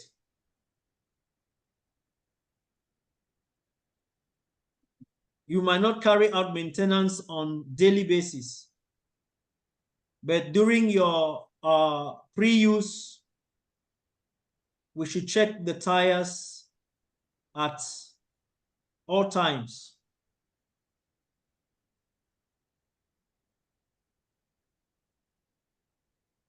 So you What should about check the the tires during outriggers? use. Sorry? So you should check the tires during use. While using it, you must just keep inspecting the tires. Yes. And then also make sure the outriggers are working. Yeah, the outriggers should be extended before raising the platform. Yeah.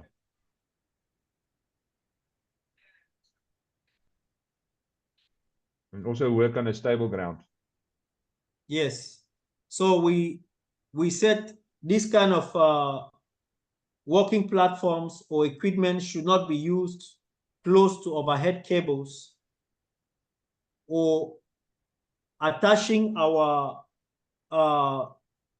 full body harness or safety harness close to electric power lines, because in case of an emergency, you the operator will be stopped.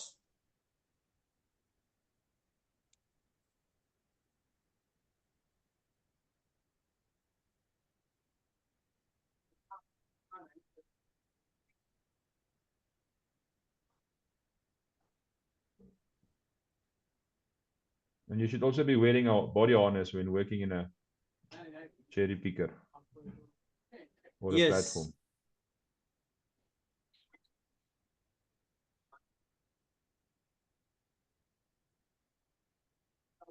So the vehicle should be seated on firm, stable ground, sufficient clearance, control of the MEP should be inside the cradle, inside the man basket. The guardrails should be in place. It must not be overloaded, regularly inspected. It should be restricted to trained authorized persons only.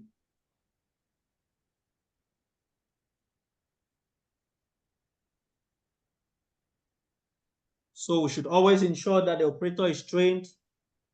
Regular statutory inspections have been carried out. For such type of equipments, inspections are carried out every 6 months.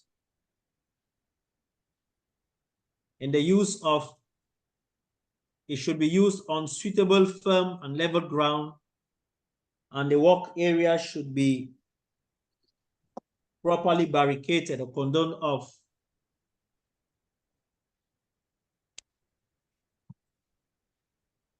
So you see a mobile elevating work platform in place. The number of persons allowed on the working platform, the guardrails, the barricades. The use of this equipment is also similar, also the same for a scissors lift. The operations are the same.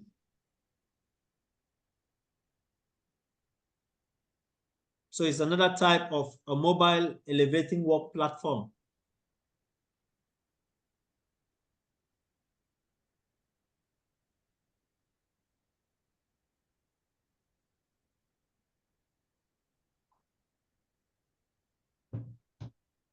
So we see different types of edge protections, like the guardrails that we saw. You know, they are just there to ensure that the operator or whoever is working on these platforms, they are well protected from falling while carrying out their activity or their works.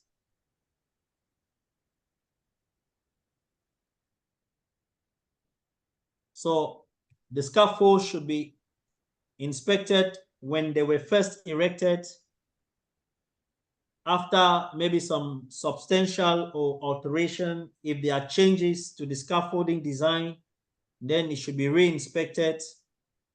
Maybe there was an adverse weather condition, it should be re-inspected. And periodically, every 7 days or every week, you should inspect the scaffold. Any question?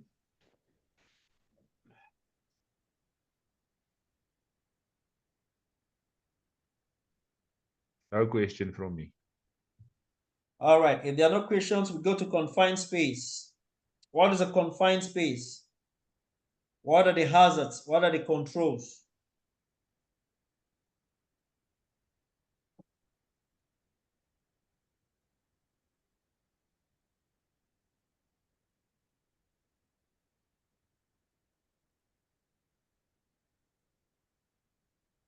A confined space is a substantially enclosed space where serious injury can occur.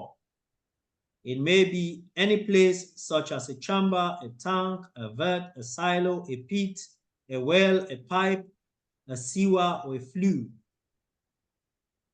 The risks include injury from explosion, loss of consciousness from increased body temperature, loss of consciousness from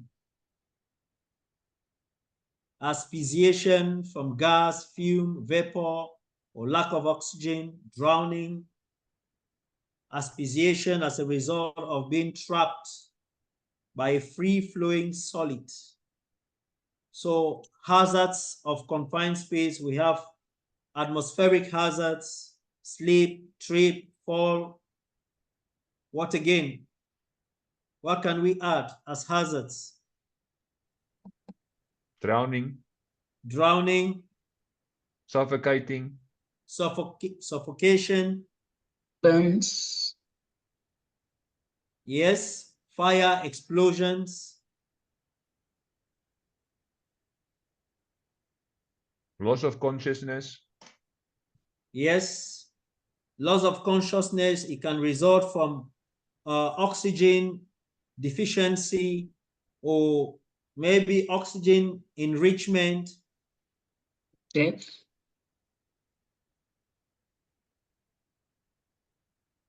Yes, it can result to death when there is no system in place. Entrapment, electrical hazards, poor visibility. So all of these are hazards. What are the controls?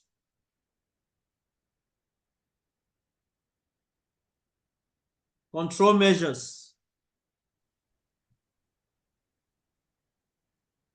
Not working alone.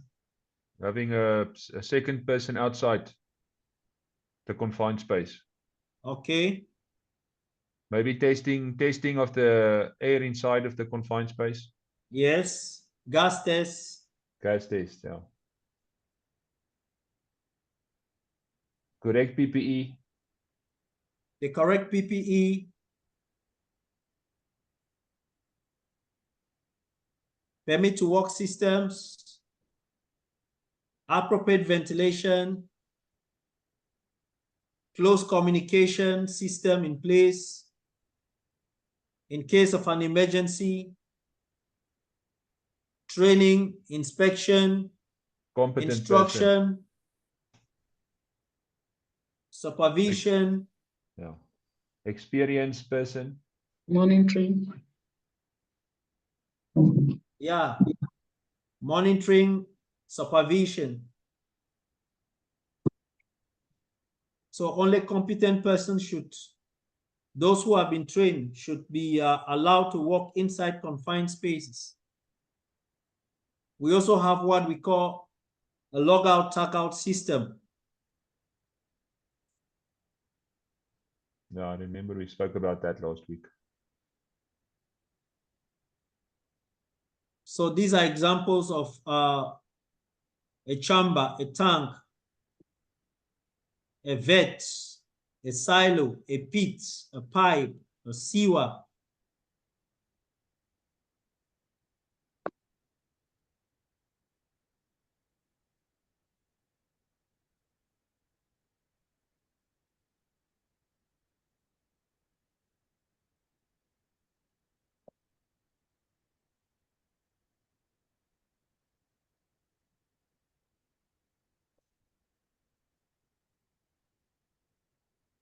So these are just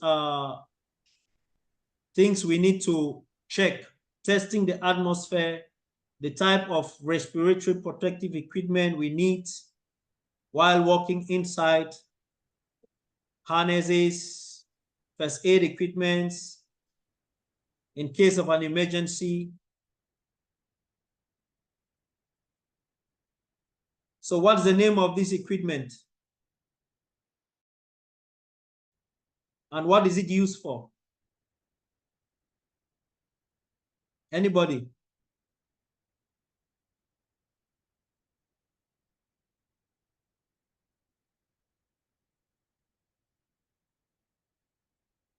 It is similar to those carrying out survey works. What's the name of this?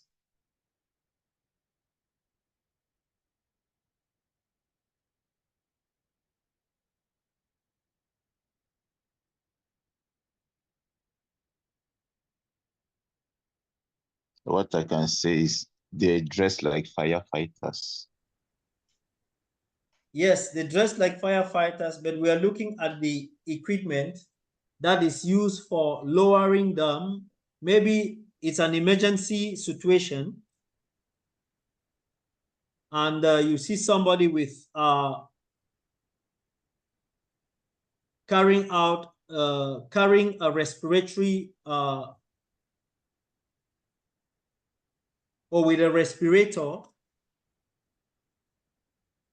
and going inside a confined space, maybe for a rescue or an emergency situation.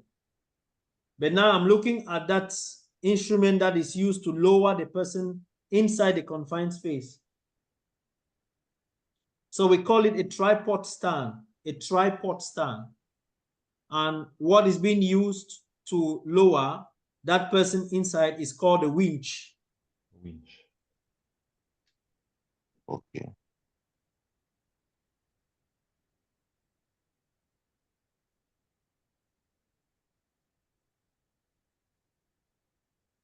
So we should ensure safe access and egress into the confined space. Emergency arrangements should be in place.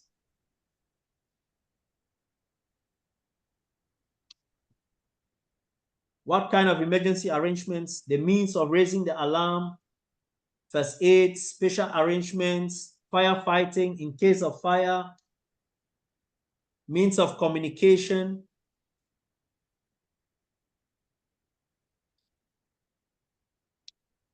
We look at lone walking. We treated this aspect in one of our elements.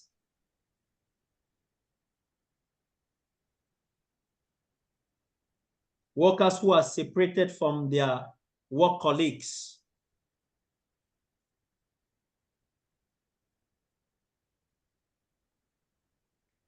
So what are the control measures?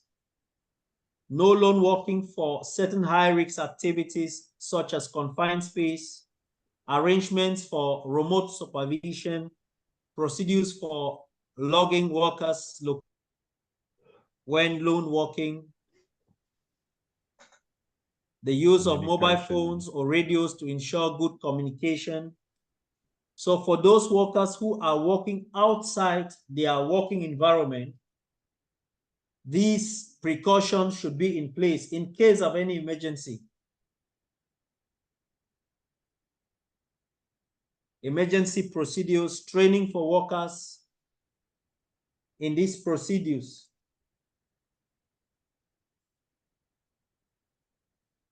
Working and traveling abroad.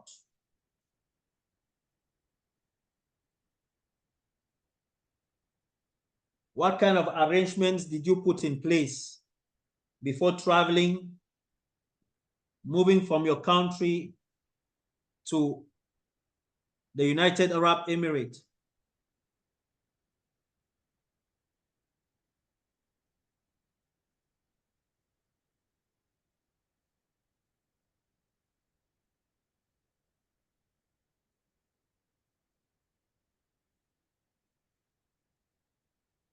Definitely, you needed a visa, you needed some insurance, you needed a flight ticket, you needed some financial arrangements, some advice where you're going to stay when you arrive in the UAE or whichever country.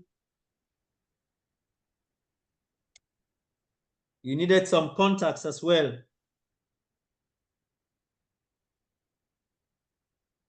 So these are just some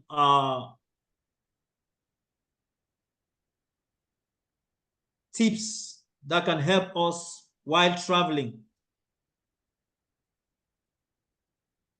Maybe you're going to work in an environment as a lone worker. So you need to know where you're going, the emergency arrangements, the accommodation, financial arrangements, communications. So all of these things should be put in place. Safe movement of people in the workplace. How do people move from one location to the next within a workspace? What kind of arrangements are in place? Pedestrians, vehicles, are these different? Are they segregated? Pedestrians segregated from vehicles? So these are the kind of considerations we should look at. Typical hazards, we have things like slip, trips, and falls on the same level, fall from heights, collision with moving vehicles, striking by moving or flying, falling objects.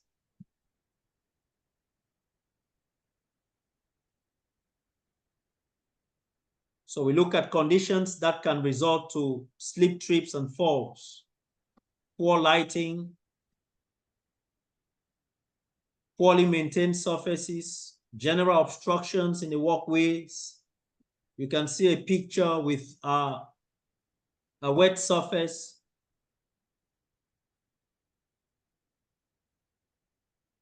And that is an indication that it's a vehicle path, or maybe the movement of a forklift if it's inside a warehouse.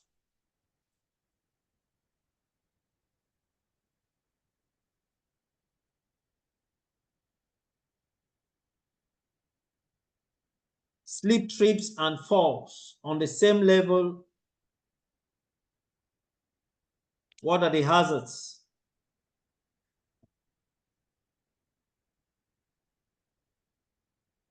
Wet surfaces, contamination of the floor, uneven or loose floor surfaces, trailing cables, objects on the floor.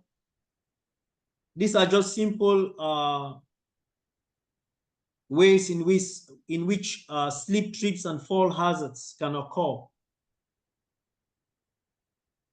So the workplace should be properly material arrangements, close supervision, cleaning of wet floors. So all of these systems should be in place.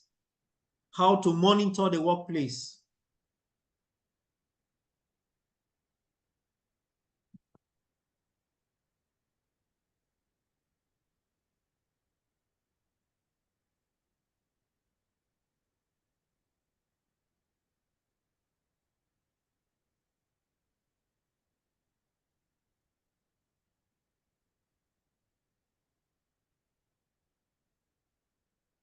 Any question?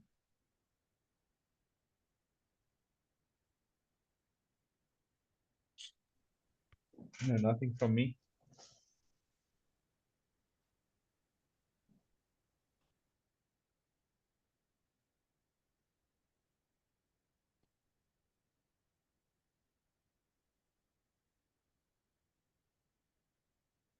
So for it, in a typical workplace, when it comes to the movement of people and vehicles, we need to ensure that these are two types of movements, that is vehicles, there should be proper segregation just to avoid collision and accidents. So pedestrian paths should be well segregated from vehicle paths.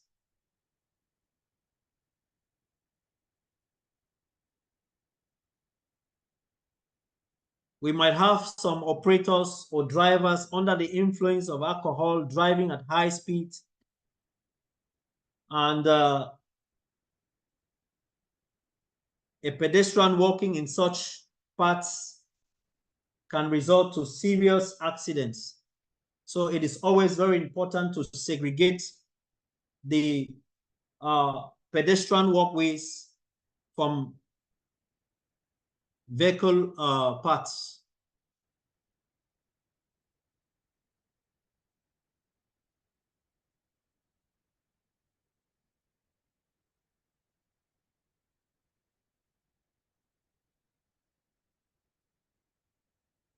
So we should also have general workplace arrangements or management, especially with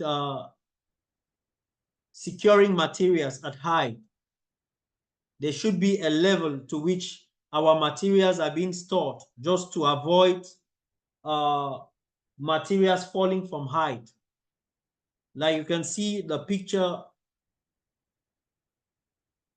the material is not well secured and can result to what? Falls from height.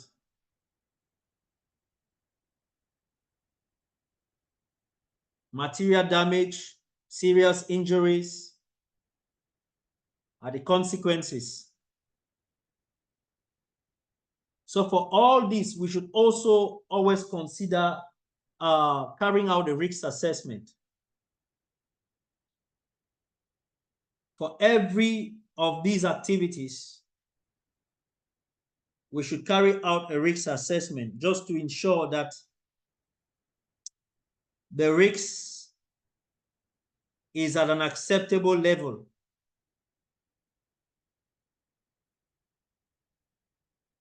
We have seen the different ways of carrying out a risk assessment,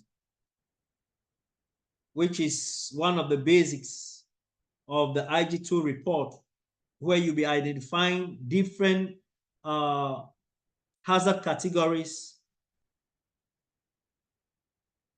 those involved, what are the actions you've already put in place, what other actions you need to put in place, and who are those who are responsible.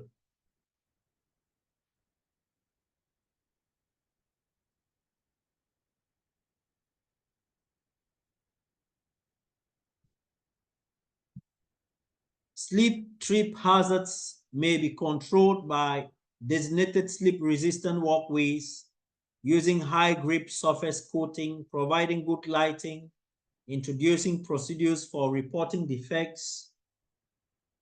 When it comes to monitoring, provision of made-up roughened concrete walkways, mats of good condition used at the entrance to buildings. So these are just proposed control actions or measures. In case of spills, what kind of actions will you take? Walkways. So for spills, there should be proper maintenance. We should have ways of managing a spill emergency at site, maybe foil, maybe oil. What type of spill?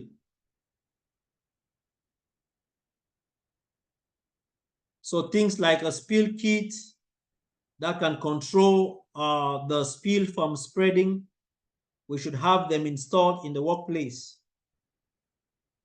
The walkways should be well guarded and segregated, like I said earlier.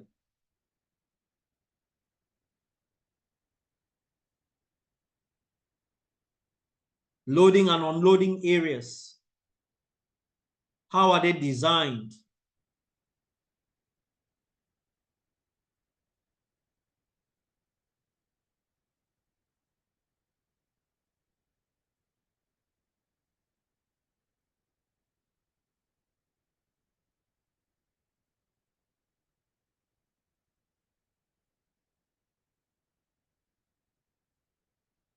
So general controls for the safe movement of people, the use of signs and PPE.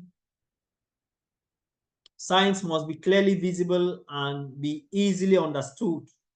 So the kind of language you use for your safety signs, depending on the level of communication and the type of people you're dealing with. So especially in the Middle East, where most people speak Arabic, your safety signs should also include Arabic so that people can understand, they can read it, they can understand what it means.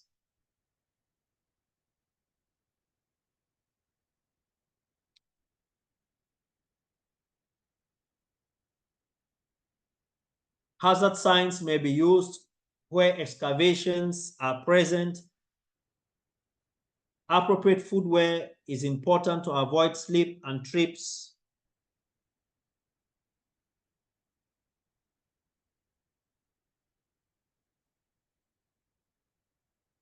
Information, instruction, training, and supervision. The employer through management should ensure that rules, policies, and procedures are followed. Certain circumstances may require specific information, instruction, and training. Employers must provide active supervision as necessary and increase the level of supervision on a need basis.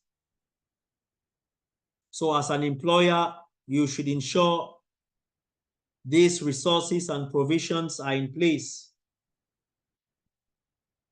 Our objective is to ensure that there are no accidents on site.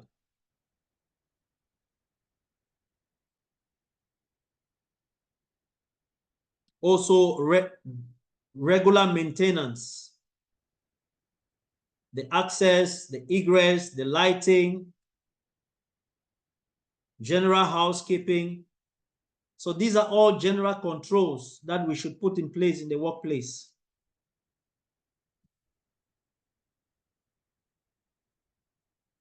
So we look at safe movement of vehicles in the workplace.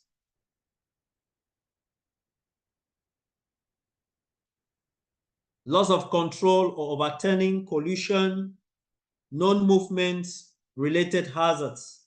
So what can be some of the control measures for the movement of equipments?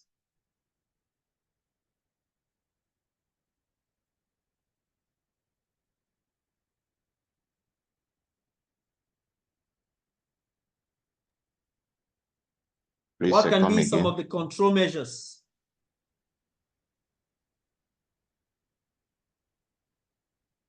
Well, first, let's look at the hazards. The typical hazards that can cause an accident with the use of a vehicle. Collision. Sorry? Collision. Collision. It's right there. Loss of control and overturning. Speed. Yes, overspeeding.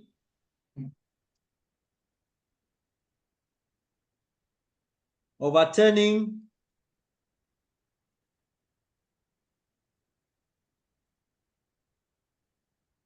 Incompetency of the drivers. Yes, maybe the driver is incompetent. Look at the environmental conditions. Maybe the floor. The pathway are not like separated. Yes. Or so it can be a driver error. It can be an environmental condition. It can also be a mechanical failure of the equipment. Visibility maybe. Visibility or weather conditions. Yes. Overloading. Okay.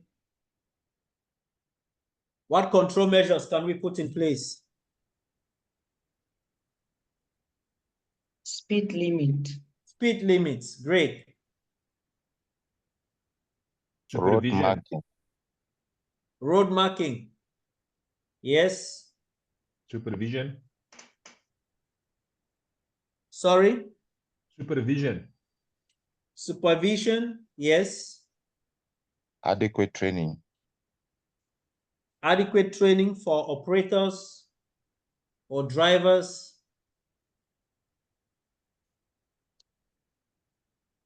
Maintenance of vehicles. Maintenance of vehicles. Inspection of vehicles.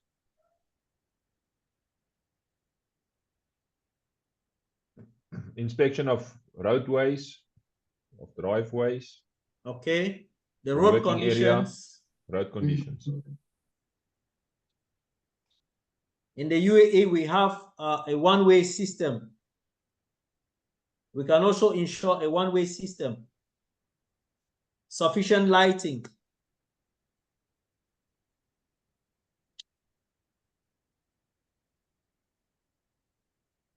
Like like I said earlier, there should be a separate road for pedestrian and vehicles, designated crossing points, avoiding sharp bends or overhead obstructions. The type of vehicle also should be considered. Maybe we have some trucks that are too high. If you look at the highways in the UAE, you will see some signs indicating the level or height of the vehicle. So all of these aspects should be considered.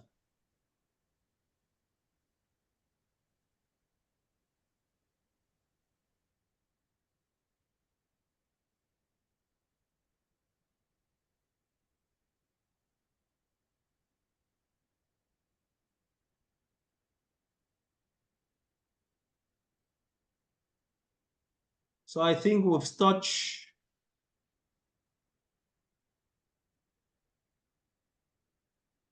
the driver. Yes, we've touched all of this.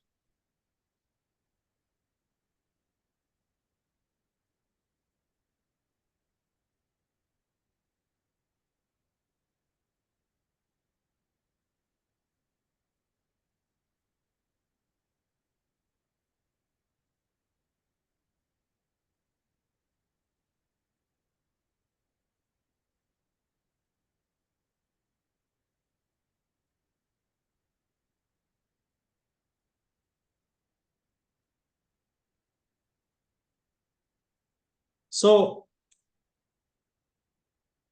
with all these points or controls and everything in place, I think we've come to the end of these elements. If there are any questions, we can ask.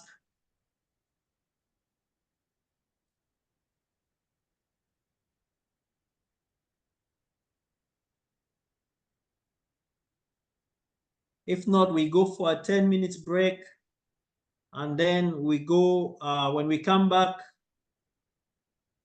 we'll look at element 10, because like I said, element 9, it's work equipments, which we treated last week in the afternoon. So we have 2 more elements: electrical safety and fire safety. So when we come back, we start with electrical safety.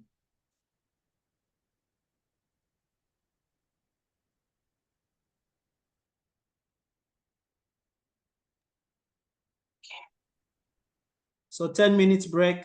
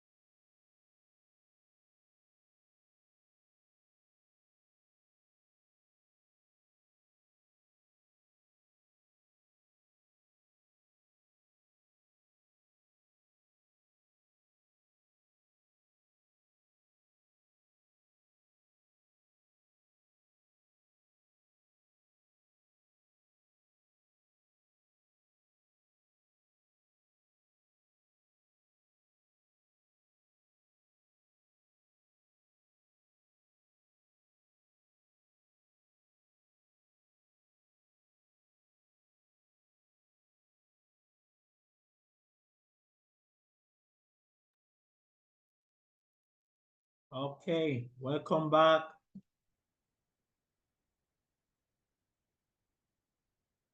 I hope we have been refreshed. Sure.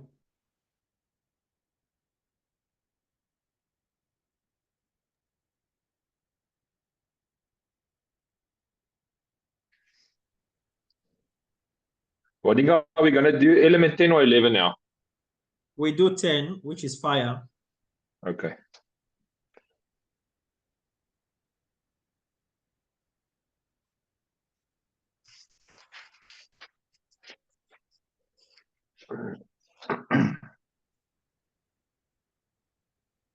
So we look at element 10, which is fire safety. In this element, we will be describing the principles of fire initiation, classification, and spread. We outline the principles of fire risk assessment, very similar to that of the general risk assessments. Identifying the source, who might be harmed. We evaluate, we monitor, we review, we make our findings, and feedback for continuous improvement. Then we also look at we describe the basic principles of fire prevention and the prevention of fire spread in buildings. Outline the appropriate fire alarm systems and firefighting arrangements for a simple workplace. So we'll be looking at different types of fire detection systems, fire suppression systems, fire alarm systems. We outline the factors which should be considered when implementing a successful evacuation of a workplace in the event of a fire.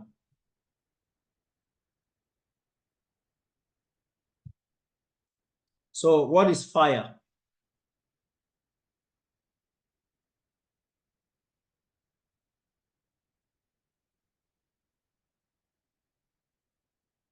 What is fire?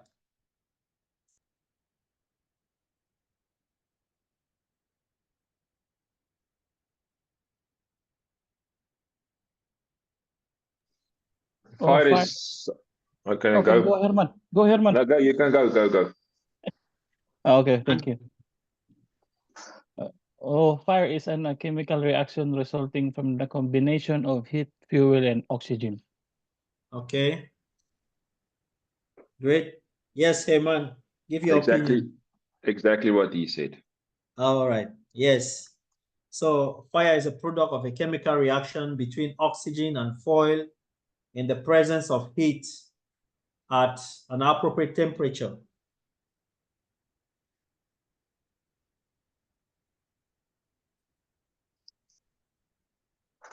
So for fire to occur, these basic components must all come in play. There should be a source of fuel, oxygen, and a source of ignition.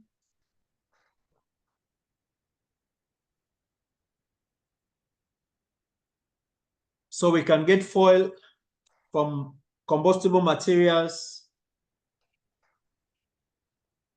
What can act as fuel?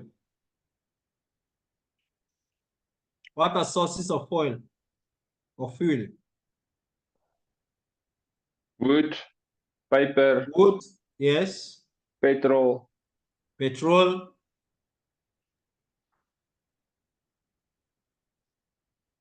Paint, propane. Great. Gases. Vapors. So basically in this element, we will focus more on the principles of fire. We look at fire prevention. We look at fire protection. We look at the precautions we should take in the event of a fire.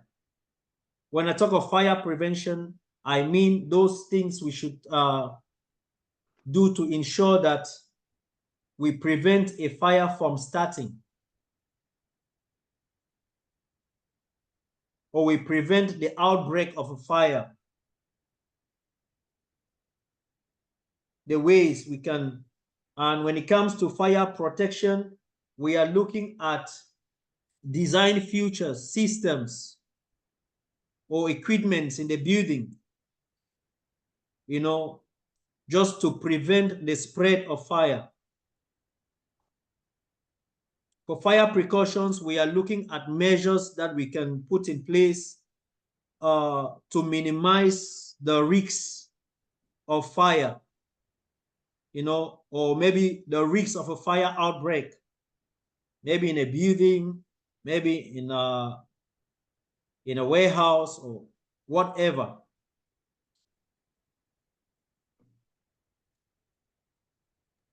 So for fire to occur, these components must all come in play. There should be oxygen, heat, and a source of fuel. If one of these components is missing, then there is no fire. And there are ways in which we can actually prevent or stop some of these or one of these components to ensure that a fire doesn't occur.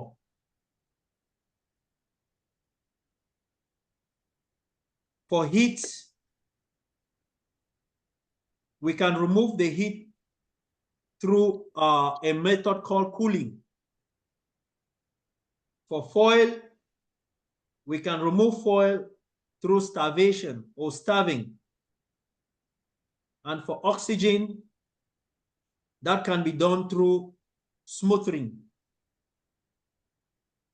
So when we look at the sources of ignition, what are some of these sources of ignition? We've just mentioned some of them.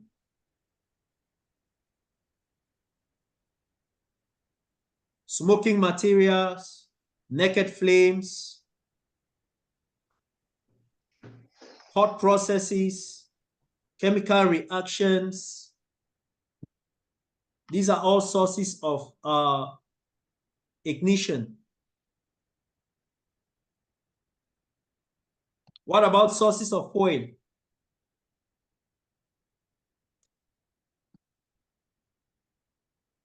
We can have them as solid, liquids, and gases.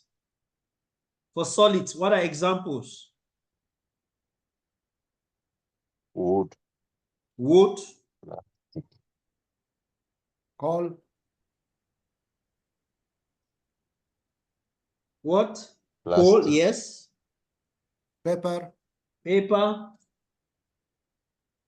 What about liquids? Gasoline. Gasoline. Methane. Alcohol. Alcohol. Diesel. Diesel. Yes. Methane. Methane. It will fall on the gases. On the gases, yeah. So for liquids, we have things like gasoline, kerosene, paints, thinner, and for gases, we have methane, Propane. propane, Butane. butane, Oxygen. gases. Oh, sorry. LPG. Okay. Sorry. Hydrogen, acetylene, Ethan. yeah. So sources of oxygen, Oxygen. Normal air. normal air, yes.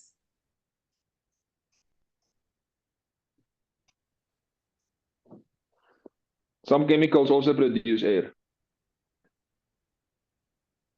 So we can have sources of oxygens like maybe some oxygen supplies, like in the hospitals, Nitrates. the cylinders, pipelines, oxidizing agents. Peroxides. Great. Hydrogen peroxide. So these are all sources of oxygen.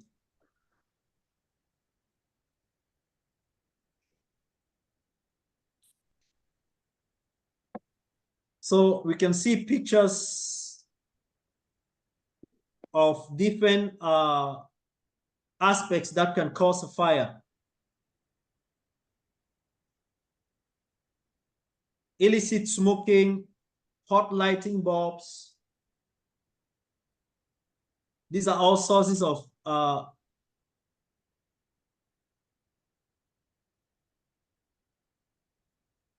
heat.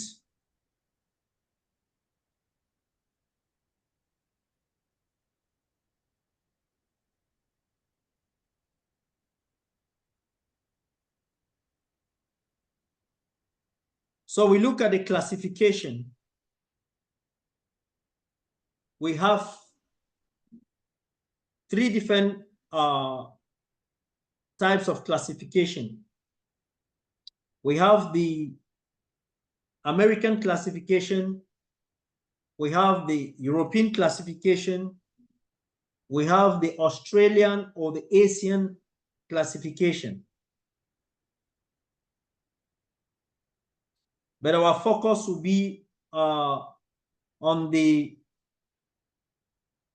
Asian or Australian classification, where we have class A, class B, class C, class E, class D, and class F.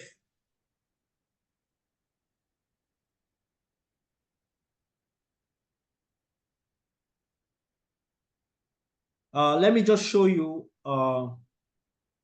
a bit of these different classifications so that you can see how it is classified for different countries, the ones I've just mentioned.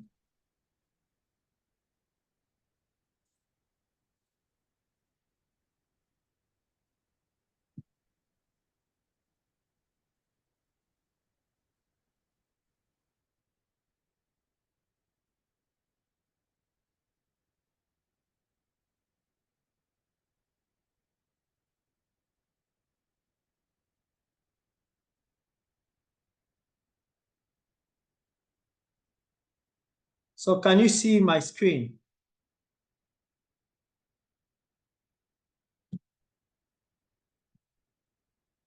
Can you see my screen? Yes. Yes, so we have the American classification, the European. So for class A, it's the same for all ordinary combustibles like wood, paper. Class B, for flammable liquids, is the same for all three classifications. And then class C is the same for the European and Australian, which is unclassified for the American classification for flammable gases.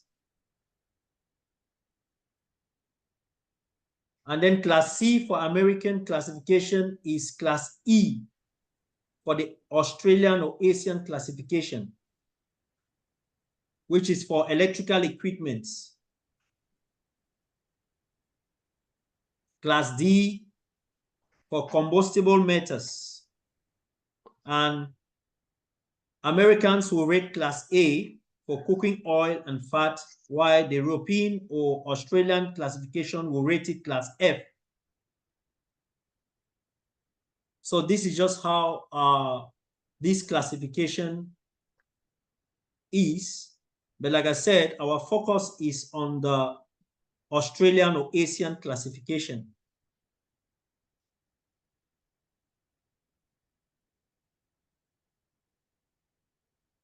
So we look at the different methods of heat transmission: conduction, convection, radiation, and direct burning. So these are different ways in which heat can be transferred.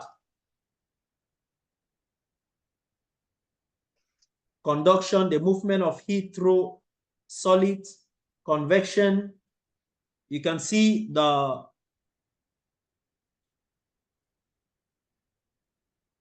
picture and how these different movements look like. Convection, the movement of hotter gases rising up through an open air. Radiation, the transfer of heat as invisible waves through the air. Direct burning, combustible materials in direct contact with naked flames. So these are just the different ways in which heat can be transferred.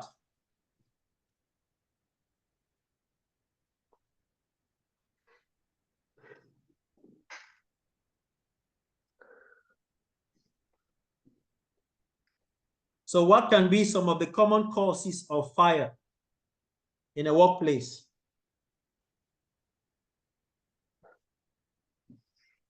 Cigarette. Cigarettes. Short Cigarettes. Electric fault. Yes.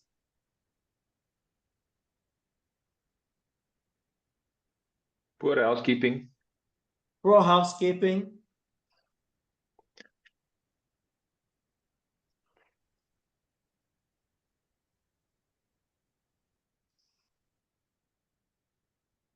What again?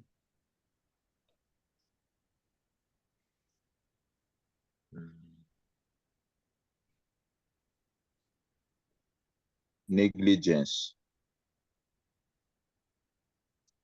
Yeah, so the common causes, we've categorized them: careless action, defective machinery, misusing equipment, and deliberate ignition. So careless action can result from hard work activities, discarded cigarettes, like you guys said, unattended burning, poor electrical connections, defective machinery from short circuit, electrical insulation damage, misusing equipment, maybe overloading of electrical connections, incorrect fuses, failure to follow instructions, failure to repair equipment. Deliberate ignition, it can be insurance fraud. This is a situation where someone can deliberately put his house on fire just to claim for insurance. So these are deliberate acts.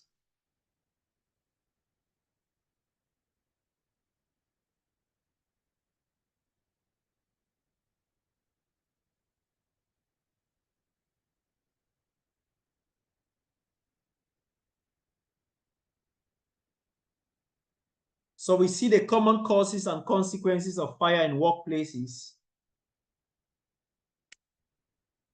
We have human harm, economic effect or economic losses.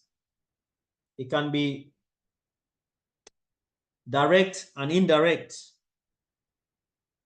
When we look at element 1, we looked at the financial cost of managing workplace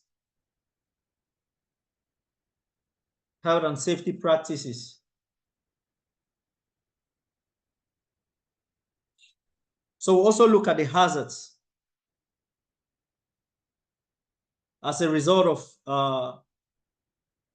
what are the hazards, what are the risks.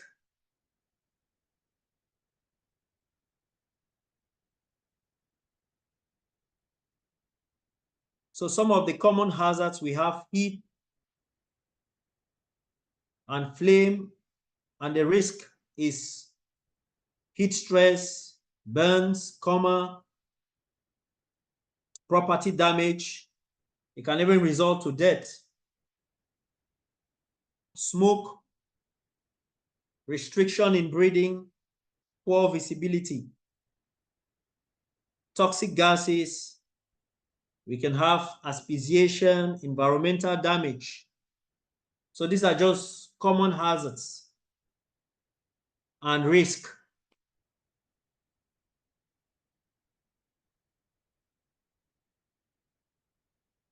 So if I ask this question, why reasons why fire spread in the workplace?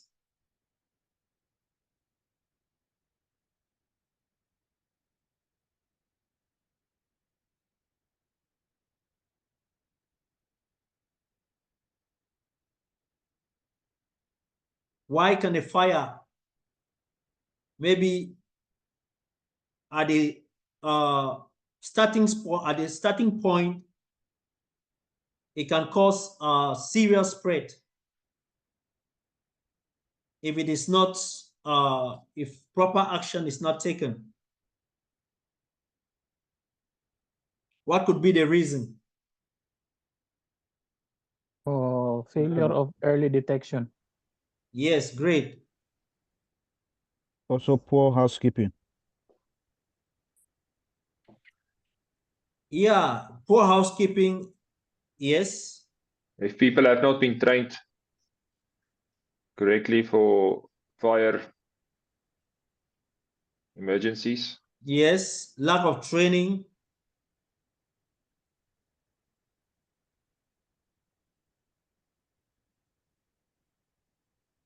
And if they don't have the correct resources. Okay.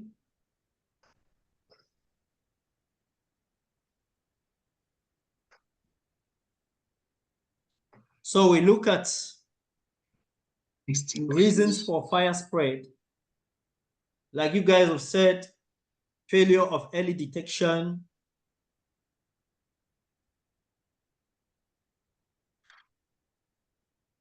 Training. inappropriate storage of materials, absence of compartmentalization, compartments undermined or not properly taken care of,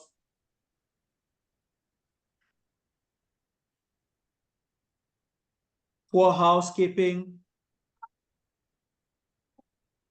So if these things are not identified at the early stage, and that identification can be through what? Proactive workplace inspections, through audits, Risk assess. Risk sorry? assessment. Risk Yes, assessment. through risk assessments, it can result to a serious fire spread.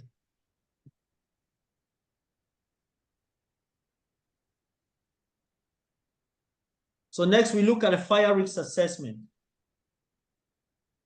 Like I said earlier, it's similar to that of a normal workplace risk assessment. We identify the fire hazards, the source of ignition, the source of oil, the source of oxygen. We identify the people at risk. Who are those at risk and how are they at risk? Workers, visitors, contractors, young and old persons, disabled people.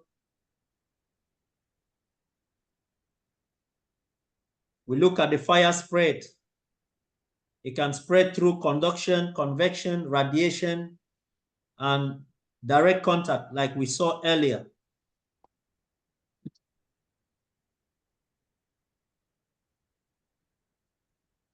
Then third, we evaluate, we remove or we reduce and protect people from this risk. So we have risk reduction by prevention. These I mean reducing the source of ignition, minimize potential fire or the potential for a fire, reduce the source of oxygen, risk reduction by protection. We look at the means of escape, the means of fighting the fire, the maintenance and testing of the building, the fire procedures and training. We look at the type of fire drills that we conduct.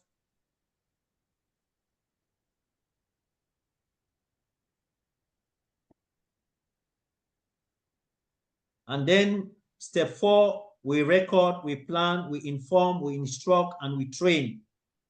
So we record our findings, we develop control measures, we implement the control measures, and then we review and we revise at regular intervals, or maybe when there is a change in the work process, in the material, the people, or maybe there is an accident. So those are just the basic steps of a fire risk assessment.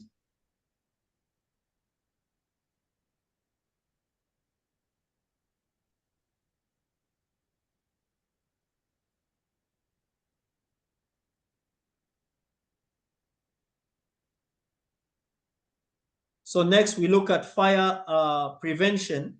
Any questions so far?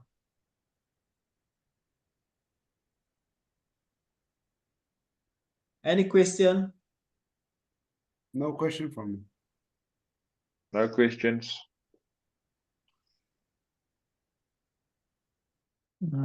So Fire far. prevention and prevention of fire spread.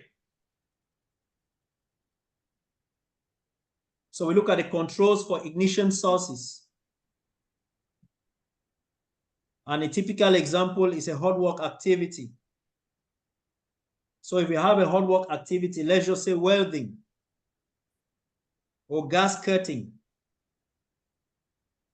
what kind of controls will you put in place?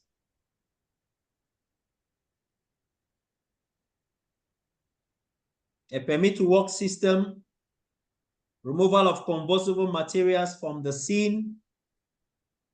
So before approval of that permit, the working area should be checked to ensure that there are no combustible materials, the right equipment to be used, the activity to be carried out by a competent person, the cylinders or whatsoever equipment we are using should be secured.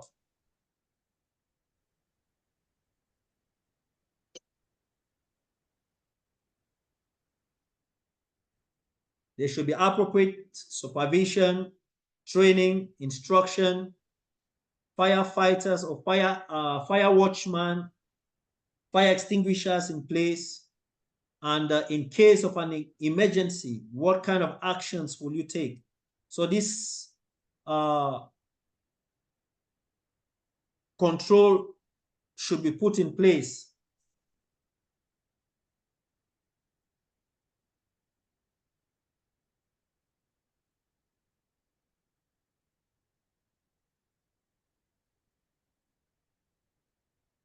For smoking, which is another source, we should enforce no smoking policies in the workplace or smoking in designated areas. So if your organization maybe doesn't have a smoking policy, you can develop one, get the approvals, and then implement. In case you've identified that one of the common forms of fire accident is as a result of indiscriminate smoking, then there should be a need for the policy. You develop the policy, get the necessary approval from the management, and then you implement the policy.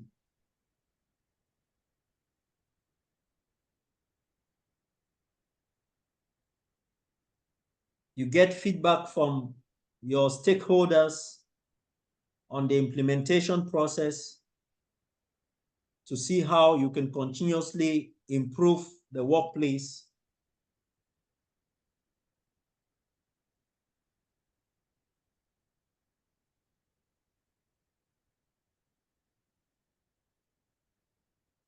So we look at the general principles of storage and use of flammable liquids.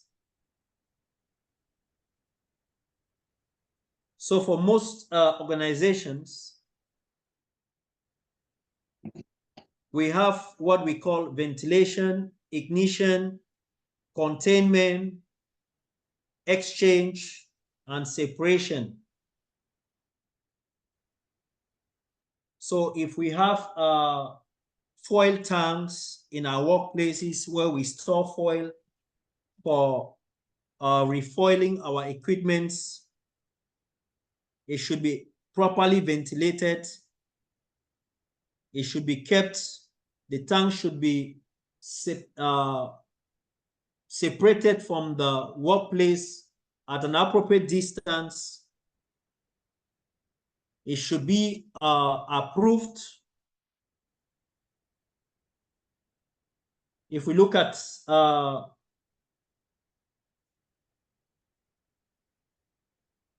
the construction environmental management plan, where most organizations they use, you see the design structure for building, maybe for building a foil tank.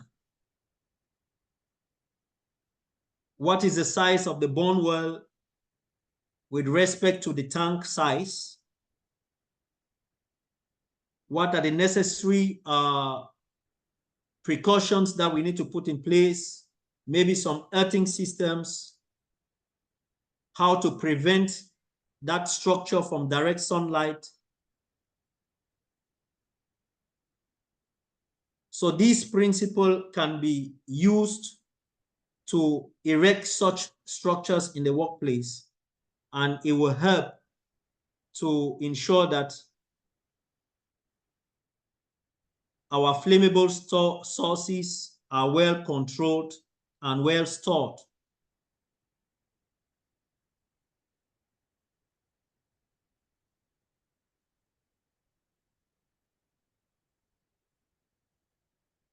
So we also talk of safe systems of work. We said it's a combination of the people, the equipment, the materials, and the environment to produce the safest possible climate in which to work. So we need a safe place, we need a safe person, a safe material, and a safe equipment.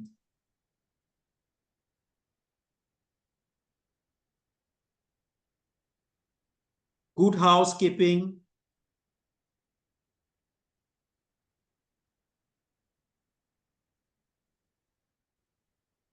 What are the effects of bad housekeeping? Maybe blocked fire exits, obstructed exit routes, difficult to access fire alarm call points, fire extinguishers, hose rails. These are different types of fire extinguishers. Obstruction of vital signs or safety signs that have been put in place.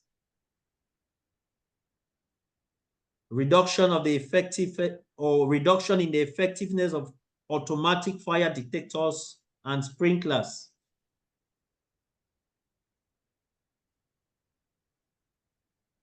So if we have fire suppression systems where we use sprinklers, or fire detection systems where we have heat detectors, smoke detectors, we should ensure that they are not obstructed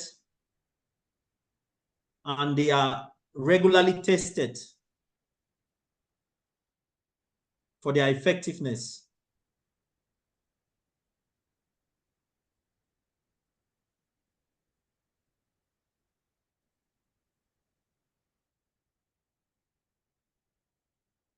We should also ensure regular inspection. Fire doors, escape doors, the fire access, the hydrants, the fire extinguishers. There should be regular inspection of these equipments. general workplace inspection, housekeeping, material arrangements. So all these put in place are just controls or ways in which we can prevent fire from spreading.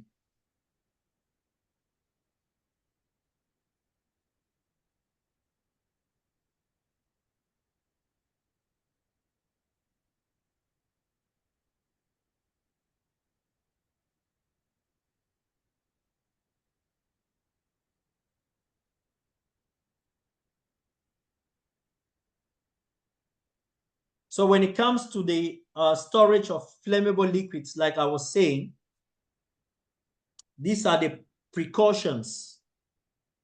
It should be in a suitable sealed container, in a suitable cabinet bin or other stored container, in a designated area of the workplace, away from ignition sources, working or process areas,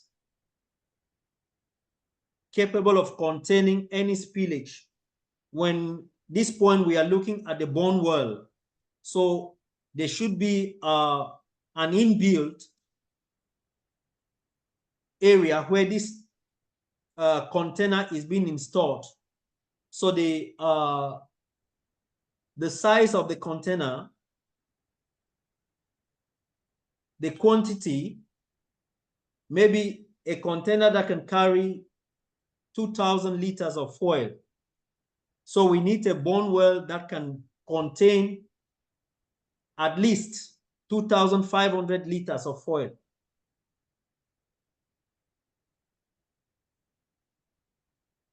So this container is installed inside the burn well.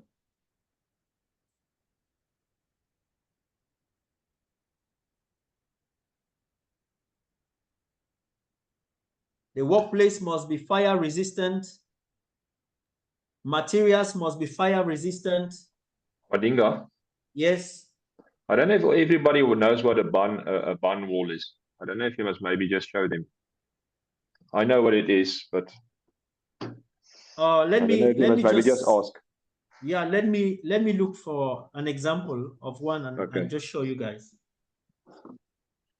Just a minute. Let me I don't know. Otherwise, you must just ask. If everyone knows, then it's fine. I'm just not sure if everyone knows what a bun wall is. Thank you, Eman.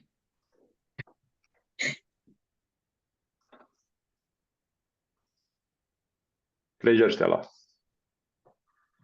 Okay, let me just look for one of them and I try to show you guys.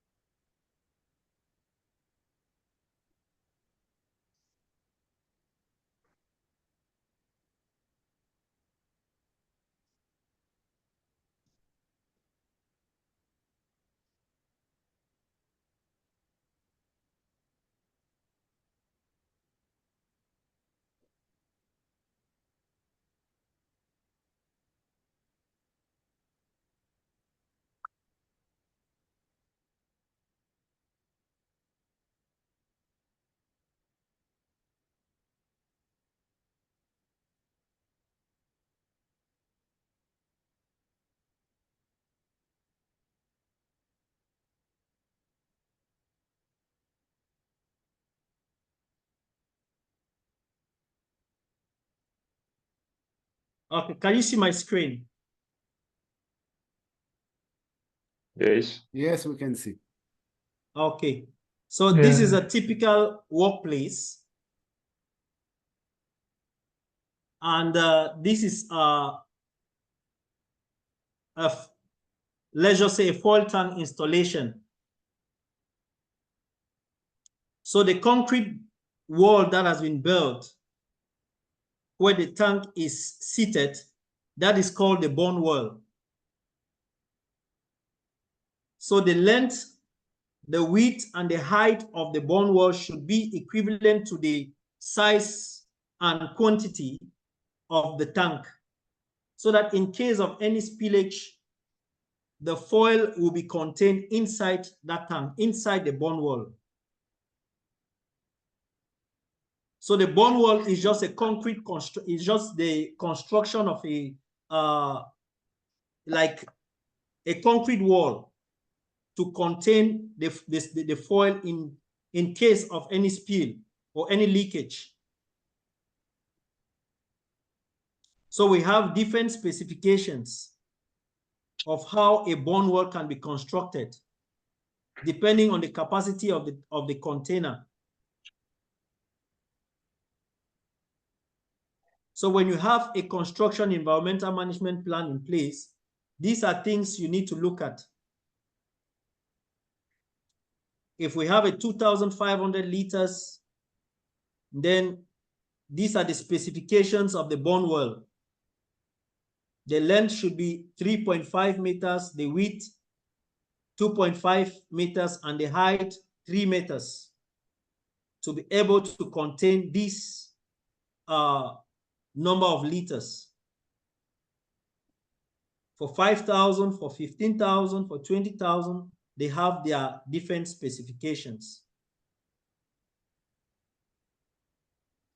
So these are standard bone wall dimensions for the storage of flammable liquids.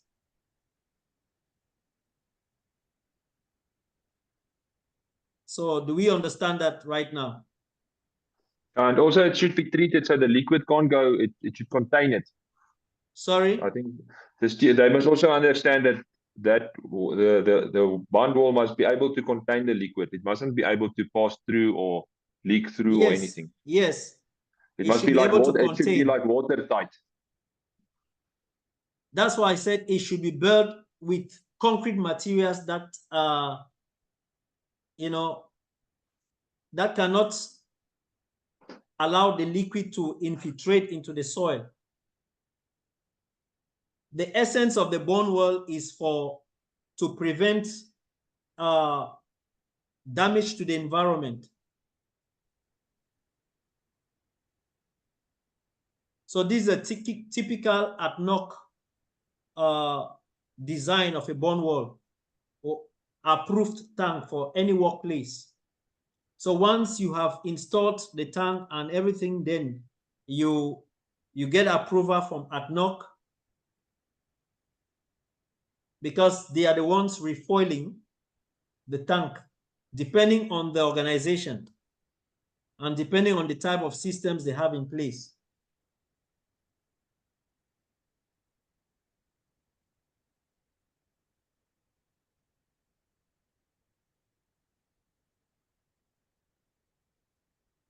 So this is 12 past 1. We go for break. And then we come back by 1:40. So we have a 30 minutes break. We come back by 1:40 and we complete the fire safety. So when we come back, we look at the different types of fire extinguishers, the advantages and disadvantages, and the kind of emergency procedures we can put in place in case of a fire accident. So we meet back at 1:40. Okay, thank you. All right. Thank you, sir. Okay. Thank you, boss.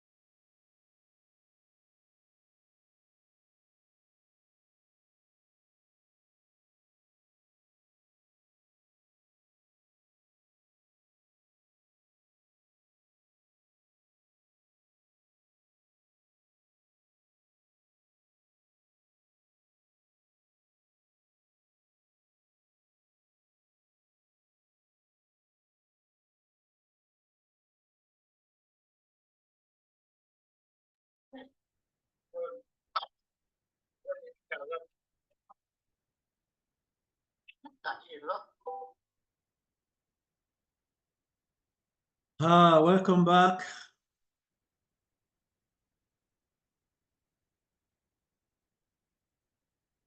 Are we all there?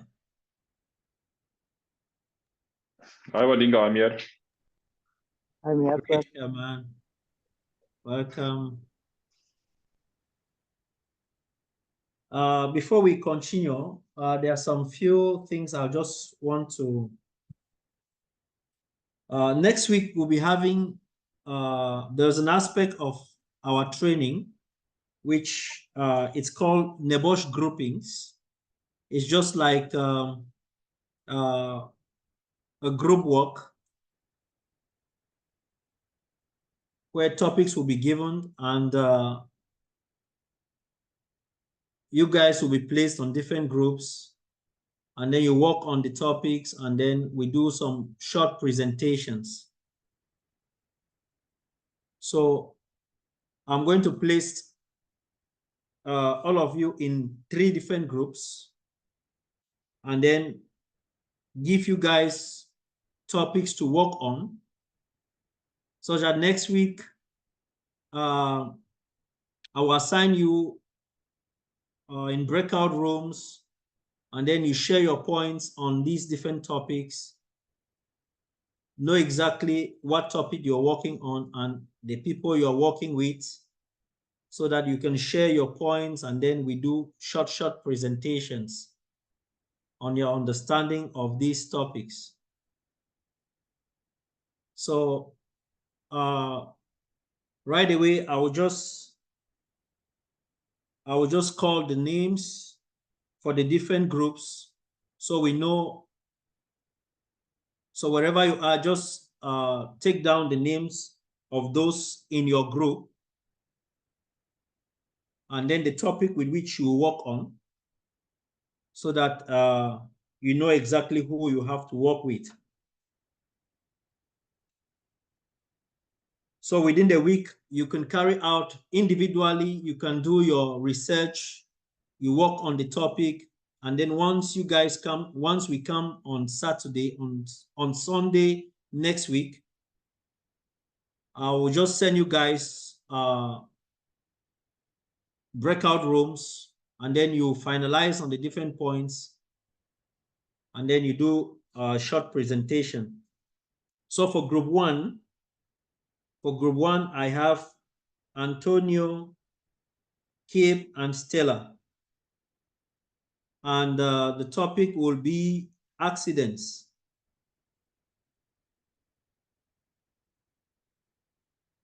Okay, sir. For group 2, I have Sheikh, Ahmed, Ali, and Salif. Because we might not be able to make 4 groups because of the number. So there are some groups that have more than 3 persons. So group 2 have Sheikh, Ahmed, Ali, and Salif. And then group 3, and the topic for group 2 will be auditing.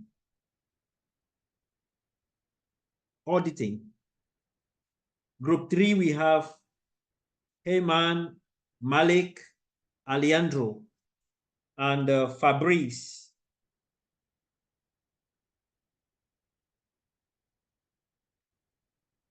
And the topic will be manual handling. So for group 1, I'm going to add, there is one other name, I think Quiz. He's not here right now. So he will form part of group 1. So group 1, sorry, group 1 is me, myself, I mean, Kip, Stella, and? Yeah, Antonio, Quiz, Stella, and yourself.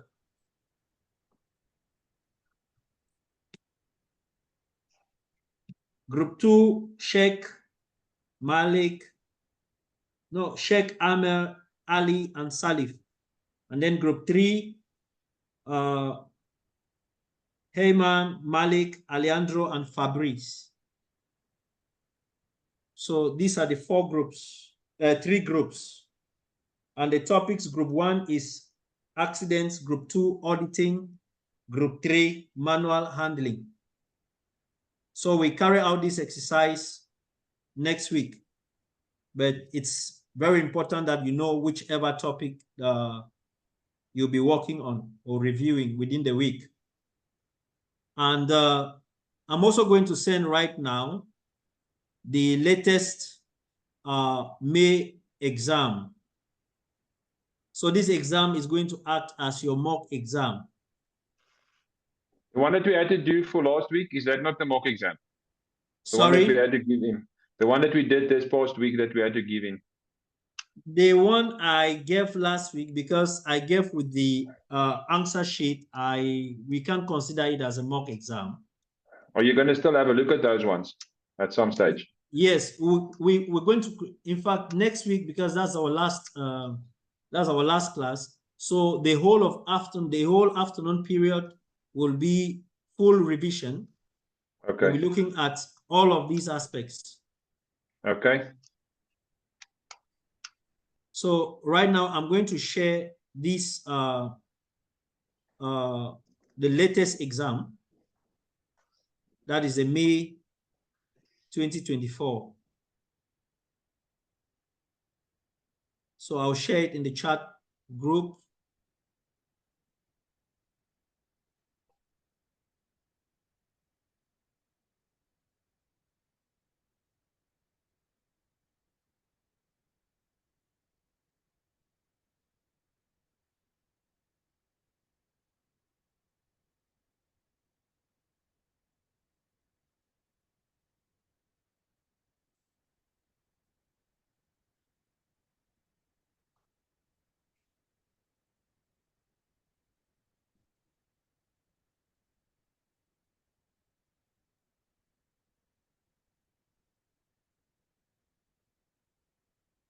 So check your chat group. I already sent the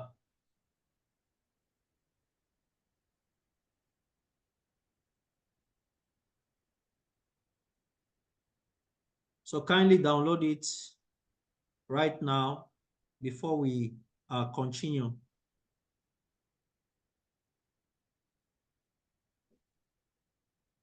Let me know if you've completed downloading. No, it's not there. There's nothing. Yeah, it's not there. It's not there yet. Okay. Not attached. Or are you going to first put your banking details there and then you will send it afterwards? You will just send the link.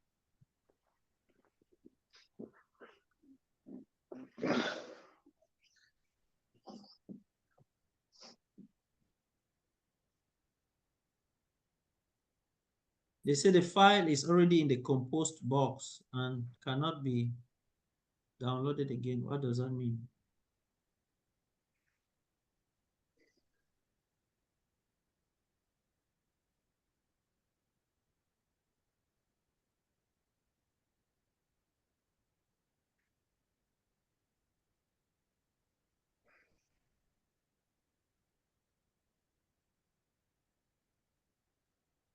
Please check. It's already there. Really? Yeah, I can see it in the. We cannot see it here. Only we cannot see. Appear to me also. Or maybe we must put maybe we must put our banking details there. You must first pay us. There's nothing.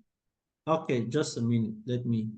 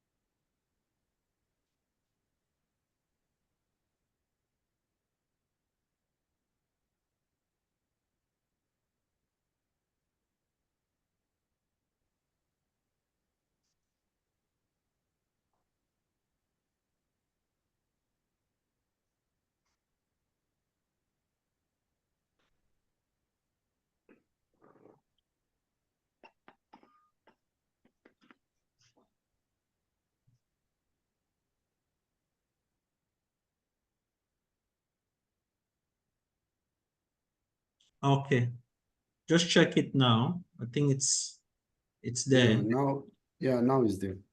All right. Yeah, got it now.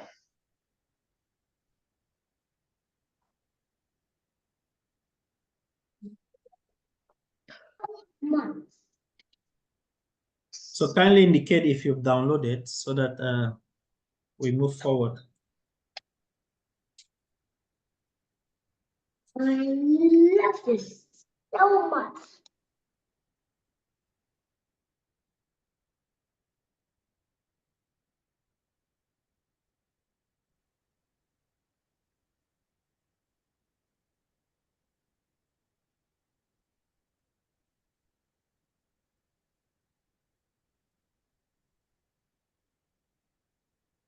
I'm done. Okay. I've got it also, thank you. Okay, Salih. Okay, Antonio.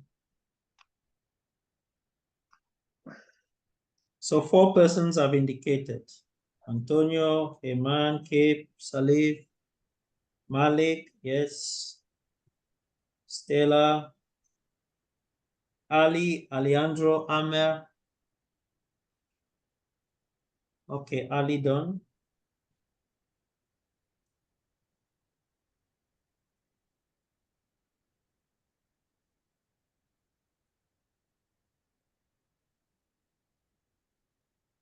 Amer, are you there? Check. Check completed.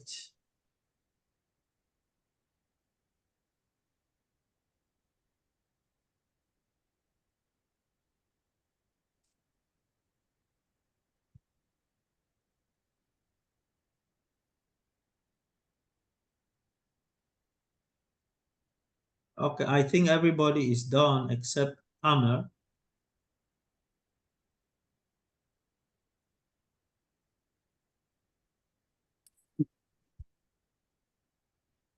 Okay. Wadinga, I didn't get the first name for our group. Keep Stella Antonio. Group one is Antonio, Keep, Stella, and Quays. Quays. Okay.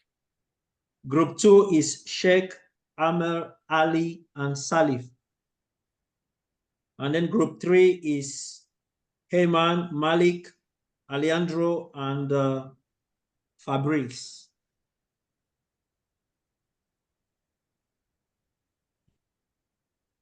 The topics: group 1, accidents; group 2, auditing; and group 3, manual handling. Yeah. But So what exactly report we need to do? You just need to review. You can do a presentation on these topics. Just like a 10 minutes or 5-6 minutes presentation. So whatever important things you think you can about pick. accident. Yes, about accidents. Okay. Just a general understanding of the entire concept. Yes. Okay. And one more thing, when we're going to discuss about this IG2 risk assessment? IG2 risk assessment, that's why we need to complete everything today. We have to try to see how to complete so that we work on the IG2 assessment next week. Okay.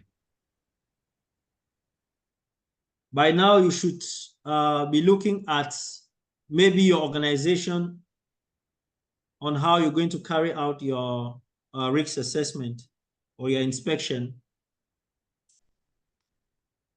I don't know if we have reviewed the sample risk assessments that we have in our models. There are already sample risk assessments in the model. Please review them, look at how the structure of this risk assessment and what is required at each part of them, at each part of there are 4 parts. So we need to know what is required in part A, part B, part C, and part D.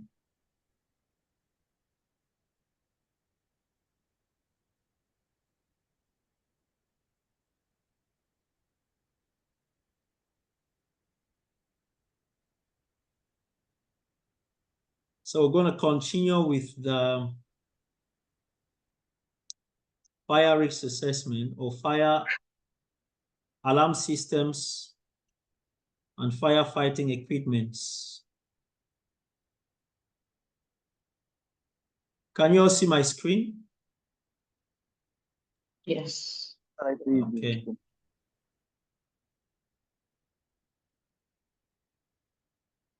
So we look at fire detection, fire warning, and firefighting equipments. So common fire detection and alarm systems that we have the heat detector, the radiation detector,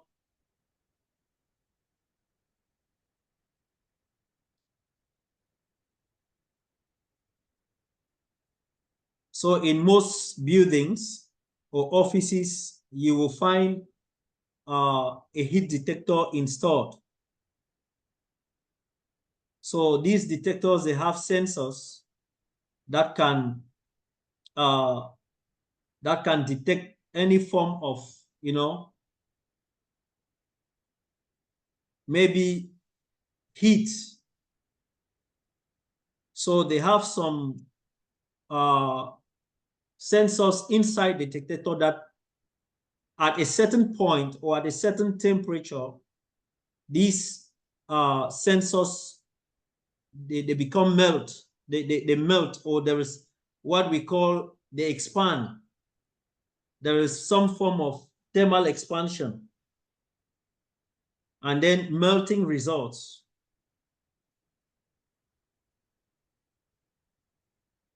So at that point, if it's a whole system, then it will trigger the alarm. And if there is a serious, maybe a firefighting plan in place for that particular building, then from the main unit, we can easily detect from where these, we can easily detect the source of the alarm indicator or alarm being spread out. The location. Exactly, the location of the alarm from where it has been triggered.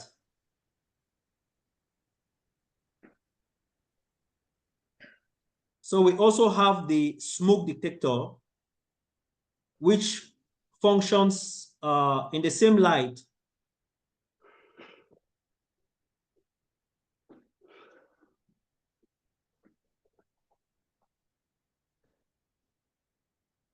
So for most organizations, maybe when they want to carry out a fire drill, some of them have, maybe they have some instruments that when placed very close to the smoke detector will trigger the alarm system. So these smoke detectors will detect any form of, or spread of smoke in a building. So once the smoke enters the detector, it can cause the alarm to sound.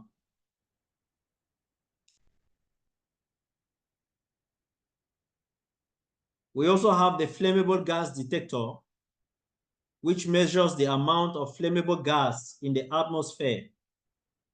But most commonly, what many organizations are using is the heat detector or the smoke detector because it is affordable. So for the flammable gas detector, yeah, in some oil and gas industries, you have this type of fire detector system being installed.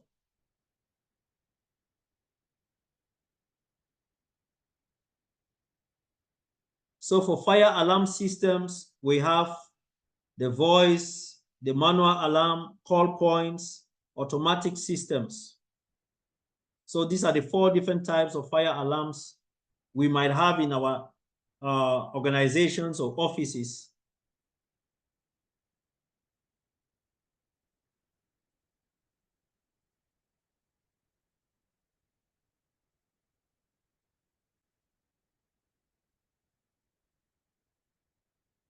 So we also have the fire suppression systems, like the sprinkler system.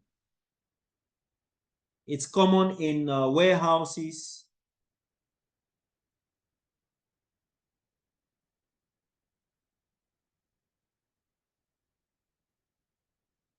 and some other manufacturing industries. So we look at the fire alarm system and the way of inspection and maintenance.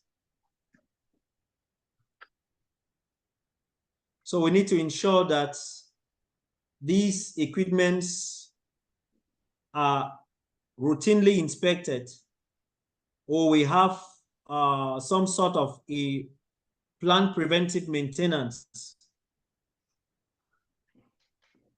training also on how to carry out inspection, or some organizations will outsource third parties to actually carry out their inspections, maybe quarterly inspections. Most commonly, quarterly inspections for firefighting equipments like fire extinguishers or the fire hose rails.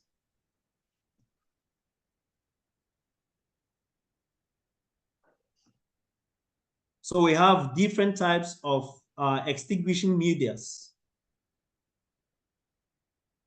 We have the water, we have the dry chemical powder, we have the carbon dioxide, we have the fire hose rails, we have also the foam. So we look at them, their advantages, their disadvantages, and which one is suitable for which particular type of fire classification.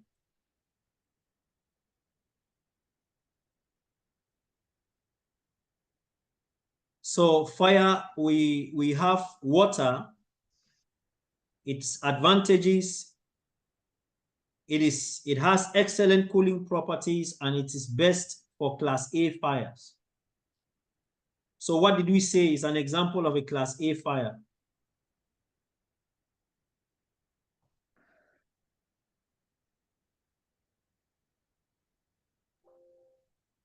Wood.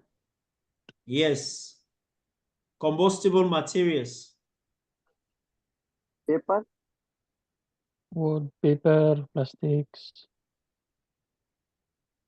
Yeah. So its disadvantages, it's not to be used for electrical fires. Which classification is electrical fire? E. Sorry? I think it's Class E. Class E. That's great.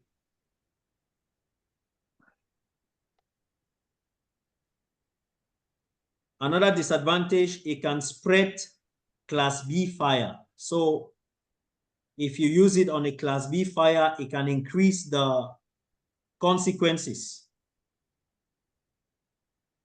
Example of Class B fires. Fuel, paints. Flammable liquids. Yeah.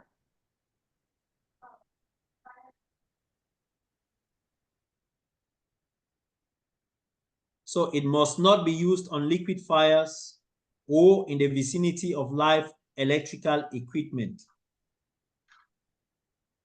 So that is water.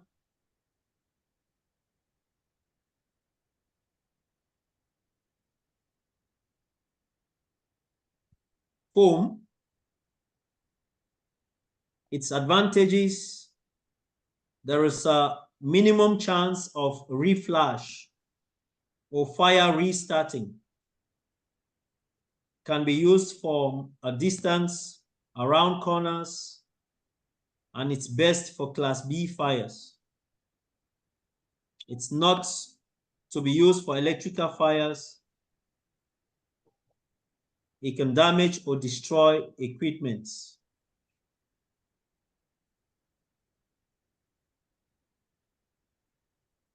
Dry chemical powder. It can knock down flames. It's fast and effective. It's rated for Class A, B, and C fires. Its disadvantage: minimal protection against reflash or fire restarting. Can form a crust when applied, which can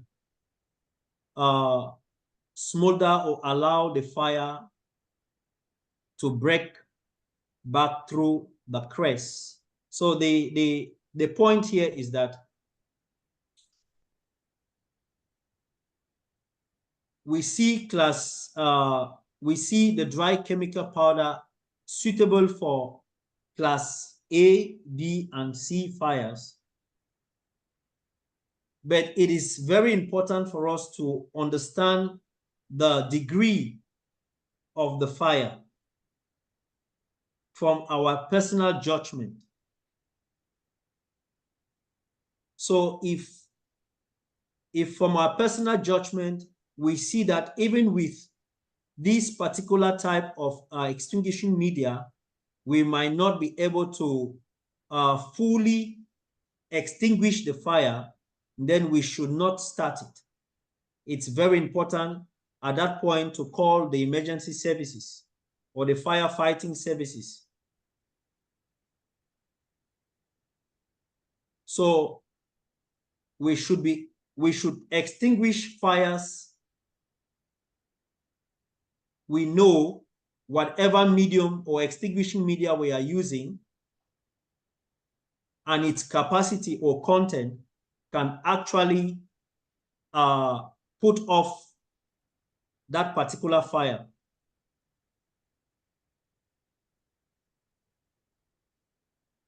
If it's a fire that,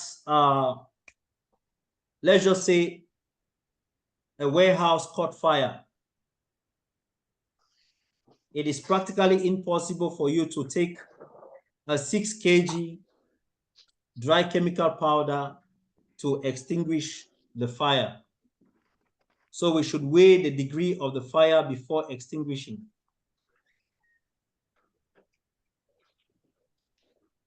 Carbon dioxide. It is safe for Class C fires. Class C fires, we're talking of flammable gases: propane, butane, methane, acetylene. It's effective on small Class A and B fires in open spaces with little air movement.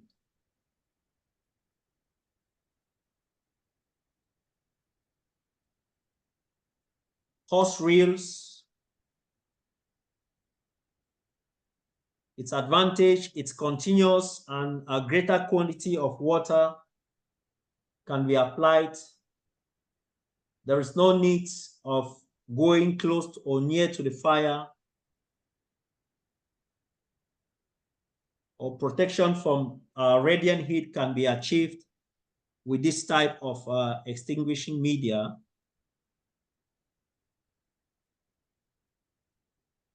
It requires considerable efforts. There is also tripping hazard from the hose reel in case it's not properly managed.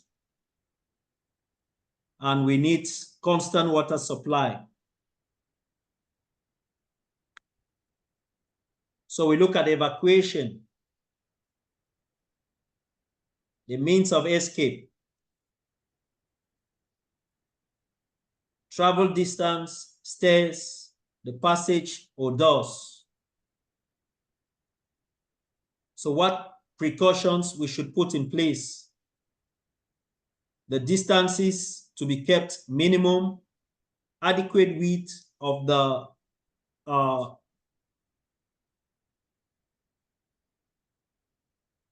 travel route, maybe the corridors. There should be no obstructions. The emergency lighting should be in place. Directional signs to the assembly point should be in place. The stairs, it should be fire resistant, fitted with fire doors. It should lead to fresh air or safe route. It should be properly maintained and unobstructed. The passage doors unobstructed, leading to the safe place. The doors to be open outward. So if you are going out of a building, the door should not open inward because it can those to be evacuated can be stopped. So the design of this fire doors, it should open outward for easy access. It should be fire resistant. My question is, why is it in the event of a fire, maybe a building with an elevator, why is it not advisable to use a lift in the process of evacuation?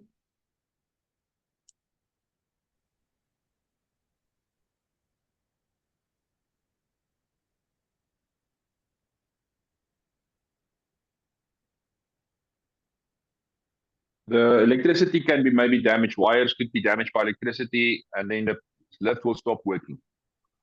And then also smoke. There could be smoke in the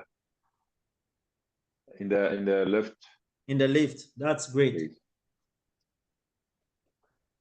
So some of the precautions we to take in the event of a fire is to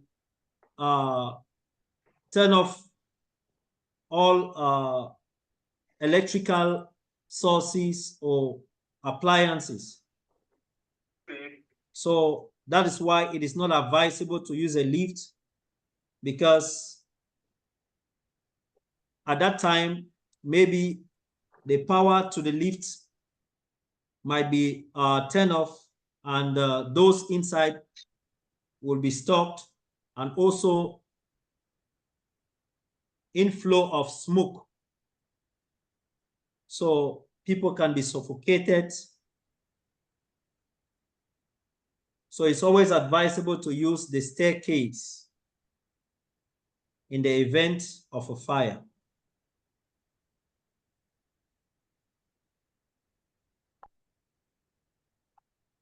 So know your fire, know your exit routes in the event of a fire.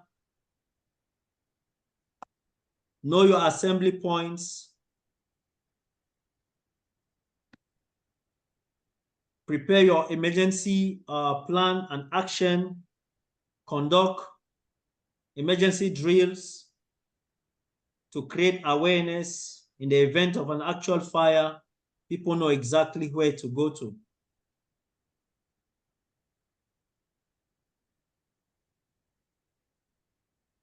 So assembly points, it should be a safe distance from the building, seated in a safe position,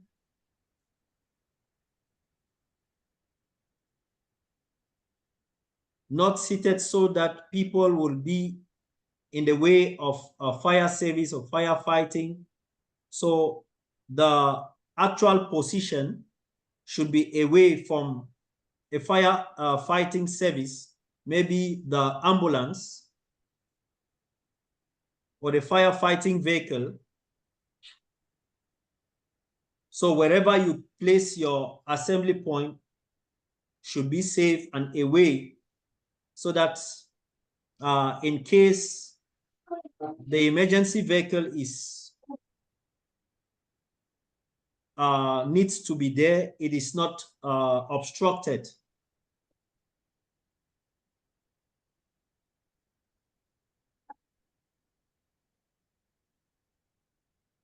So it should be clearly designated, and there should be a signage to indicate that this is an assembly point.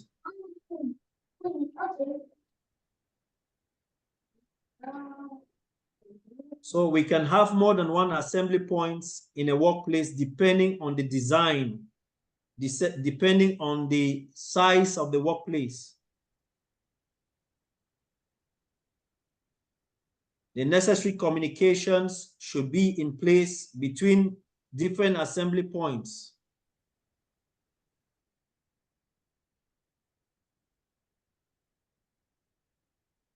We should ensure that our organizations have trained fire wardens, fire marshals to take charge in the event of a fire. So we're going to look at an emergency plan. What kind of emergency plan do you have in place for your organization?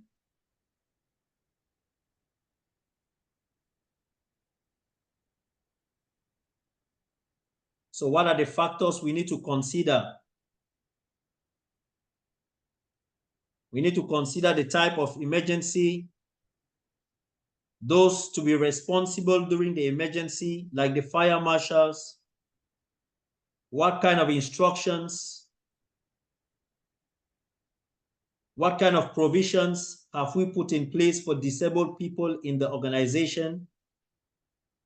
Have we conducted enough training to create awareness? What kind of drills have we conducted? How often do we conduct these drills? Is it after 6 months, every year, every 3 months, depending on the threat in the organization?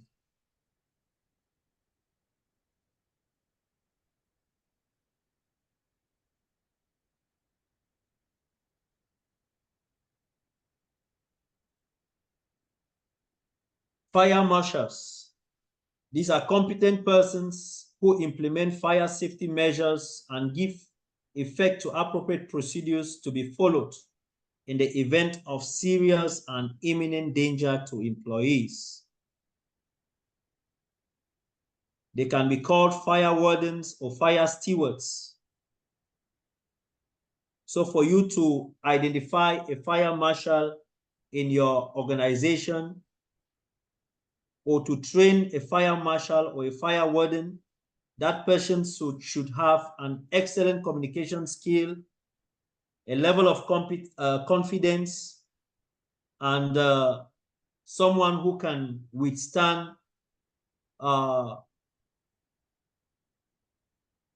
pressure.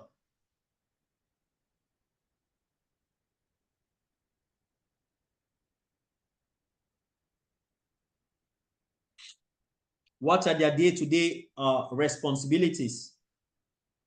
They are there to monitor the general fire safety in the workplace, report on safe practices, conditions, report faults, incidents, near misses.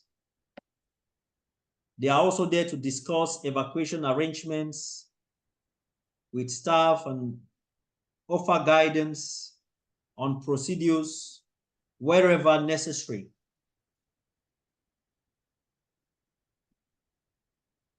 They are the ones to take the lead role during fire drills. They are the ones to raise the alarm, lead the people to the assembly points, take the head counts, and provide feedback on how the fire or the fire drill exercise was.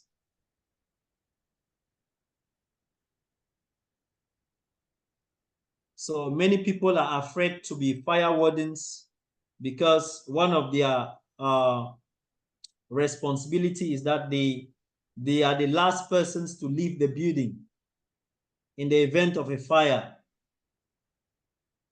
So everyone is thinking about their life, and to take that kind of responsibility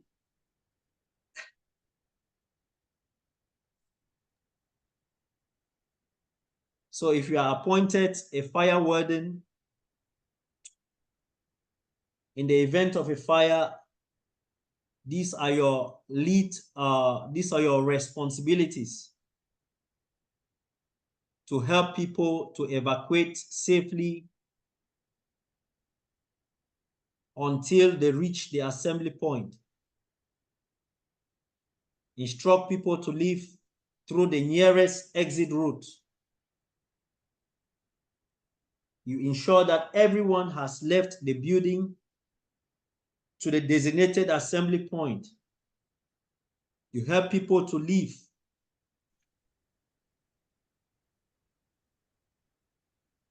And you are the one to also liaise with the fire rescue service once they arrive on the site, on the scene.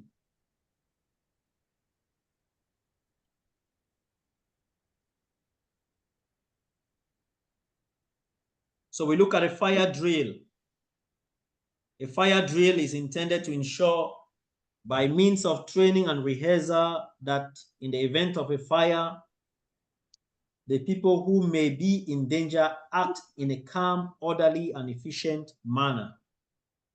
Those designated with specific duties carry them out in an organized and effective manner, and the means of escape are used in accordance with predetermined and practice plan. A fire drill is an opportunity for management leadership. It's a form of management commitment to health and safety. So conducting fire drills in your organization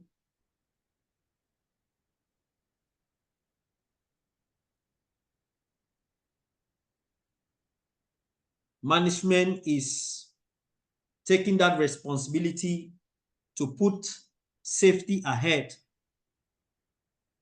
or put health and safety at the forefront to ensure that workers are safe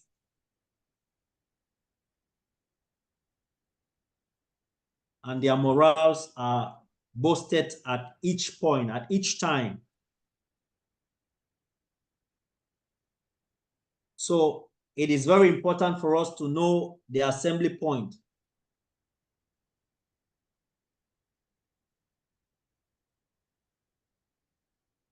In case of an emergency, we should know the number of persons who have reported to the assembly point by carrying out a head count. So that is why you see in most organizations, there is what we call signing in. There are different ways different organizations carry out, maybe sign in. Some use systems, maybe fingerprint. Some you have to, or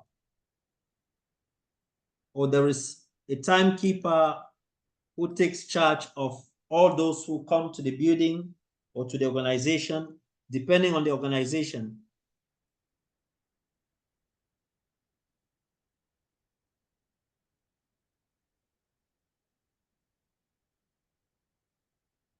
So your emergency plan should cater all of these needs and regularly review the plan depending on the organizational structure and the activities that are in place. So if there are some changes in the activities, then it's very important for us to review our emergency plan and procedure to fit in these new changes. So with that, we come to the end of fire safety. Any question?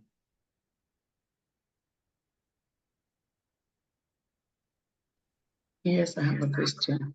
Yes. Yes, regarding the role of fire marshal.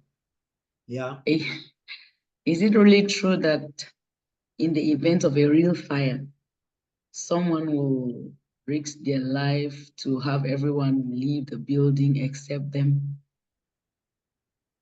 Is it applicable? Because I think in the event of a huge fire, everyone will want to save themselves. So is it really applicable? It is applicable depending on the organization. And like I said earlier, for you to be selected as a fire marshal, a fire steward, there should be some level of confidence in you, and you are out to provide service to the organization. So it is very important that from the very onset, if you are unable to carry out this responsibility, then you should not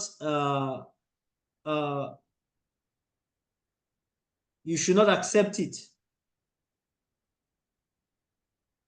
If you accept to carry out this responsibility and you are trained for it, then you should execute it in time of need. It is difficult, yes, but you have to use your organizational skills, your interpersonal skills, the trainings you have acquired to be able to carry out this kind of activity or play this kind of role when the need arises.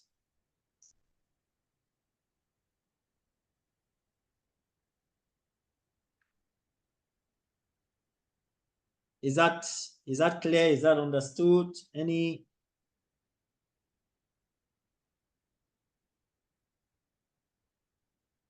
Yeah, it is.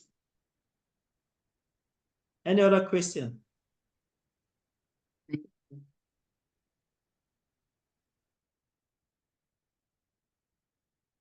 Any other question?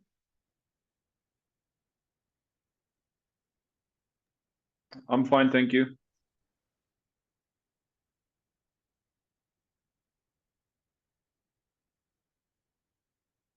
So if there are no questions, then we start fire safety, electrical safety. That is the last element which we're going to treat. I just want that next week we have enough time to go through all the revisions and everything we have to do.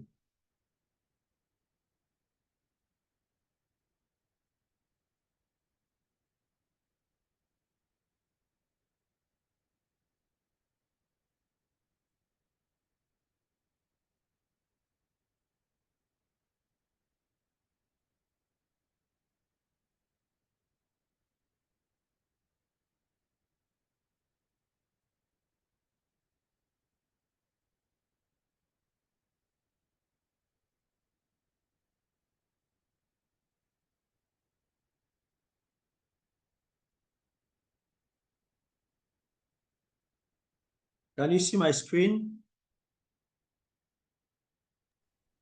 Yes, I see. Yes. Yes. Yeah, it's not a very lengthy concept. So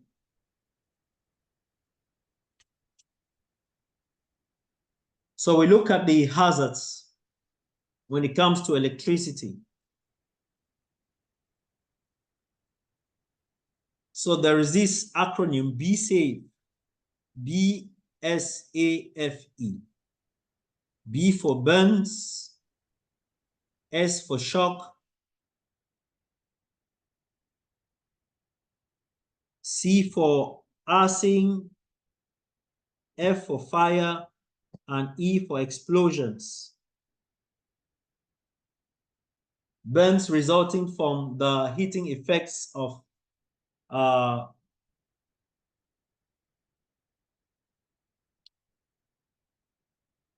maybe as an effect of the fire, it has affected our tissues and other parts of our body.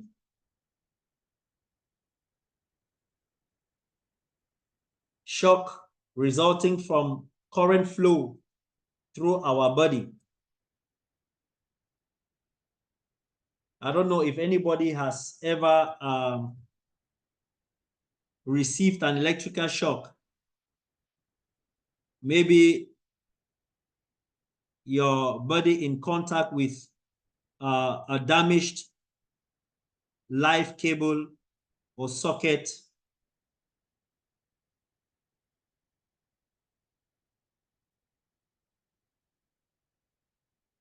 Arcing. It occurs when electricity of sufficient pressure, it can jump through air, causing shock waves to persons not actually in contact with. This is very common in high, let's just say high tension cable maintenance.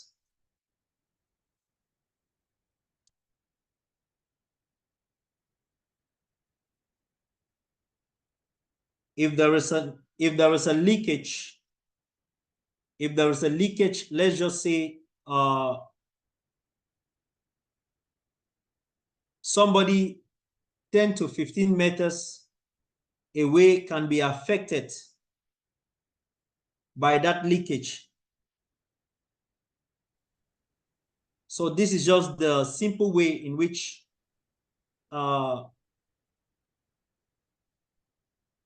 electricity or electrical shock, the shock effects can affect somebody not in that immediate area, but even away.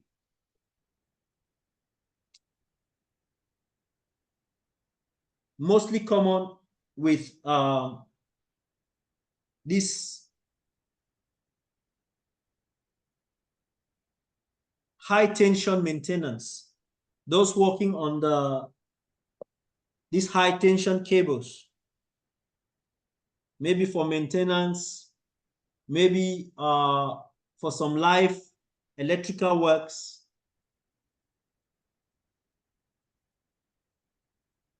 So we also have fire and explosion. So these are the major hazards when it comes to electricity.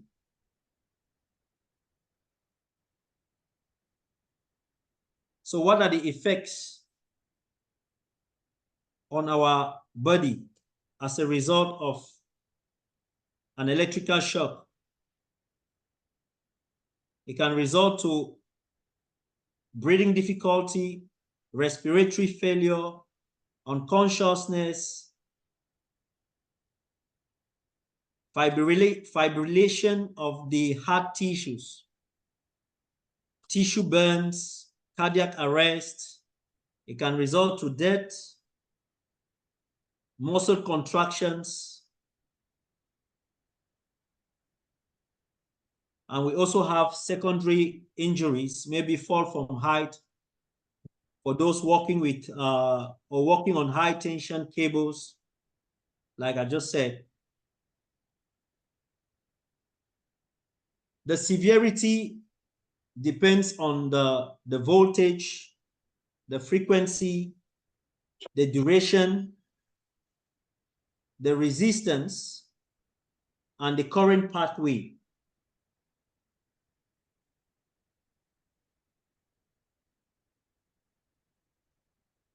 So we look at the voltage. How many volts has that individual been in contact with? What is the frequency? How does it, how is the sequence to which it affects our system or whoever has been affected? The duration, we are looking at the time. How long has that person has been exposed? The resistance, we are looking at the human system.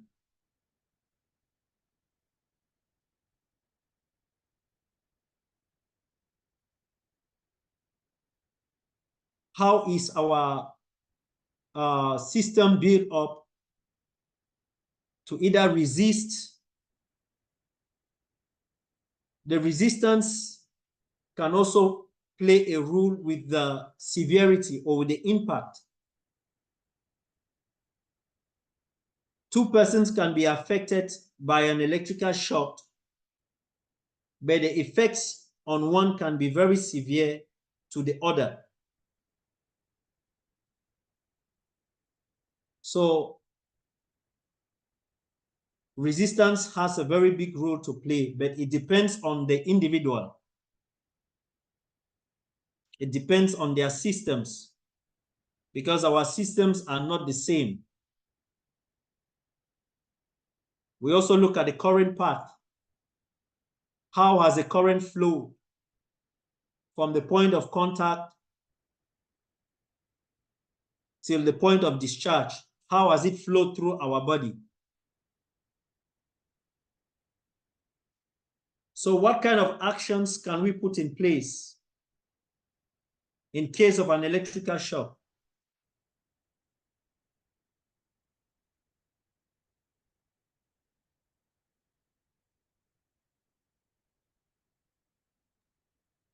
You must What have a kind of, competent person with the right experience and knowledge working on electricity. Training. Yes, let's just take an example.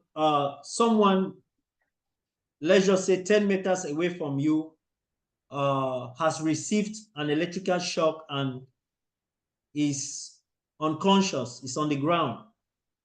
You first have to check that the electricity is switched off before you can assist him. Okay. Otherwise, you can Yes. also get electrocuted. That's great. So for you to be electrocuted as well, we are looking at what? Arcing. Arcing, yes. They could be arcing, yes.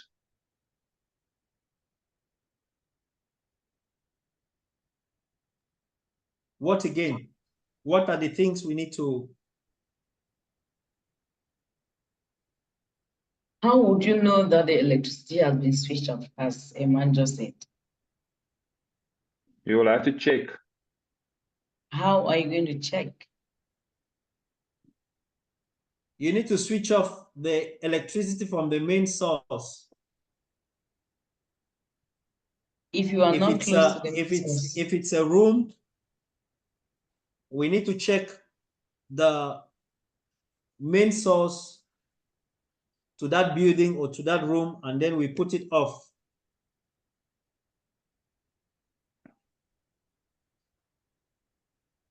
So for most buildings, we have the main, they call it DB box, that controls the flow of electricity in that entire building or vicinity. So we should be able to identify that main source and then turn it off.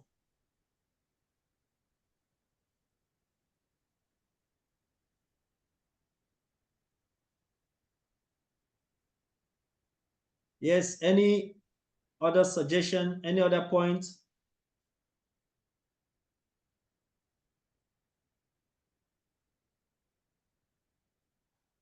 Yeah, not that I can think of now. I know the first thing is to do is to check that electricity is off before you can assist. Okay.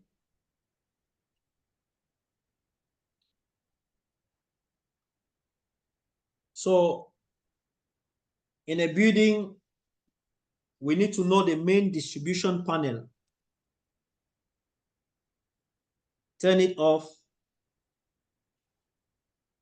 And then before we can attend to the casualty, No, you have to then inform the emergency services. yes.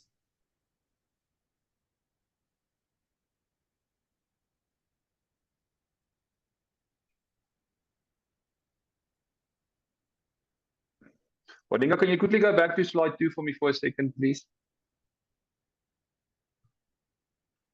Previous slide. Okay, thank you. All right. You can continue to the next. So in case of an electrical shock, do not touch the casualty. Break contact by switching off the power, removing the plug. Check if there is any remaining current and the system is discharged and dead. Assess the situation and any remaining danger to yourself and the casualty. Call for qualified support, including medical assistance. If it is safe, then you check the casualty's response. You can check by, there is this ABC way of checking. You check the airway, you check the breathing of the casualty, you check the circulation. Is the casualty breathing normally? Does the casualty have normal pulse? Are the airways open? So these are the basic checks you can carry out. So in case of any electrical shock, these are the steps we need to follow.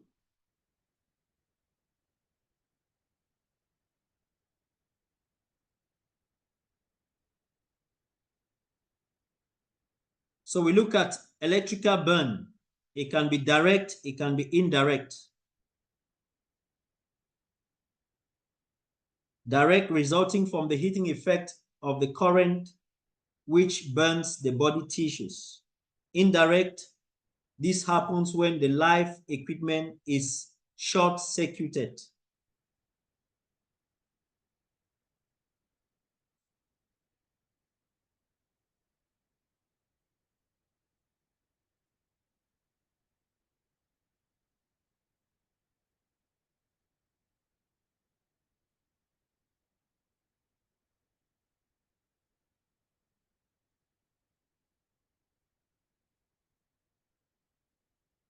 So we have an example. An uninsulated spanner contains contact with live and neutral. This will result in large and sudden current flow through the spanner. So the current will cause the spanner to melt and may throw the molten metal. So you see the path, the entrance from the picture and the exit and the current flow and the effects on the individual in contact with a live wire or whatever source.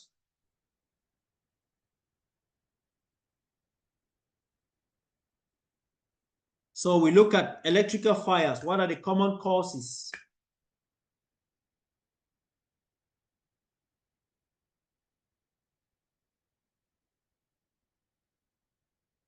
Damage to insulations, overloading with currents above their capacities, incorrect fuse, poor connections. So you see the pictures, they speak for themselves. Lack of maintenance, poor cable management. So all of these can result to electrical fires.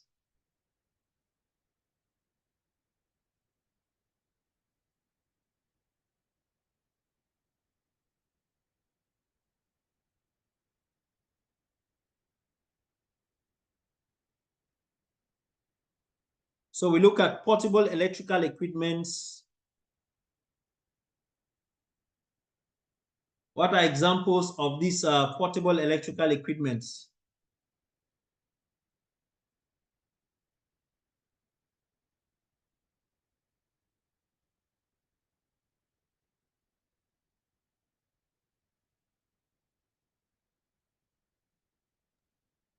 Radios.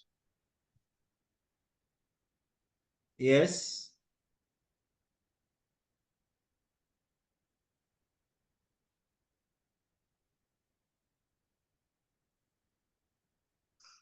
What again? Computer, laptops. Laptops.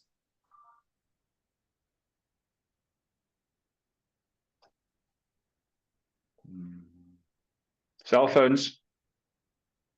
Yeah.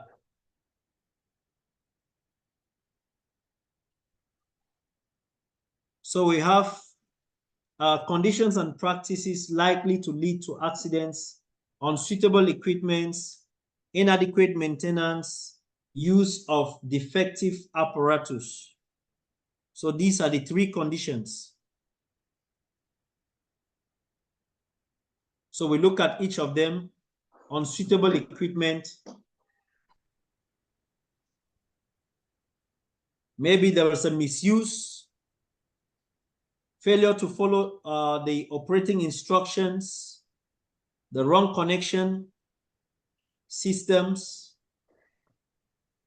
maybe taking the phase, the different parts of the cable, the phase, the neutral, and the earth, and they are being interchanged.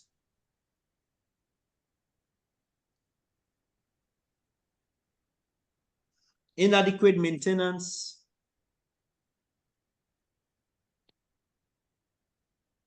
So once these equipments have been installed, they are being used for 1 year, 2 years without maintenance, inadequate earthing, poor testing, poor maintenance. There is no system for reporting maybe tools that have been defected, or for testing the system.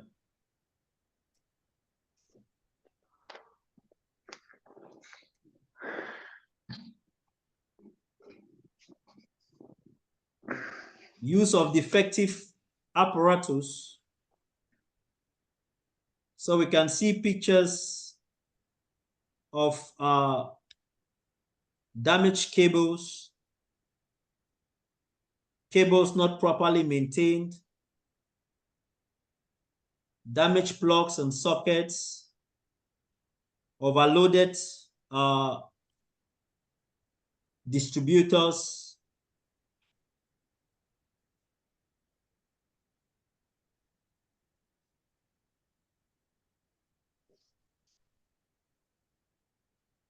Secondary hazards, we have fall from height,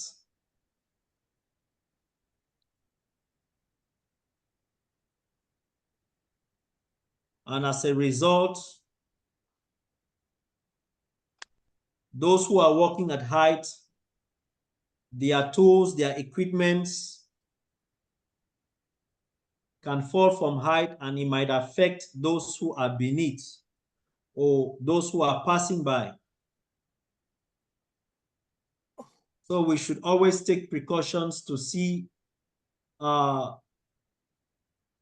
to manage most of our work at height activities. Like I earlier said, they represent almost 56% of accidents. So we look at control measures.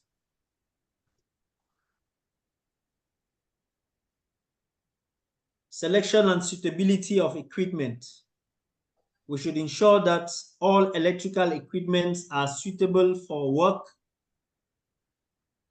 and in the right working environment. We should ensure that the installations are safe. We provide safe and suitable equipment for the right purpose. We ensure earthing. We ensure systems for reducing the current flow, like fuses. We provide safety devices like the RCD. We can also do double insulation of our cables to prevent unnecessary damage.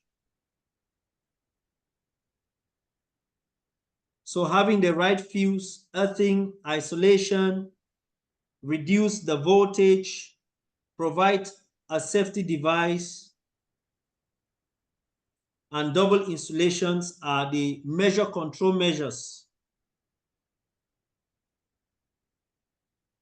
for most of our electrical systems. So we look at these aspects. What is the fuse? Can you just go back a second to the previous slide, please? Yeah, thank you. Okay, it's fine. You can continue. Okay. So we have advantages and limitations of these protective systems, which we've just identified. We have the fuse. What is it? How can it protect the user? How can it protect us from electrical hazards?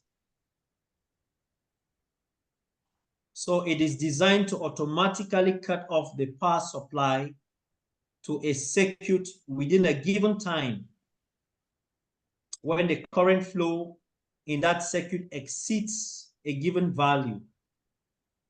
So if we have an appliance and the current flow is,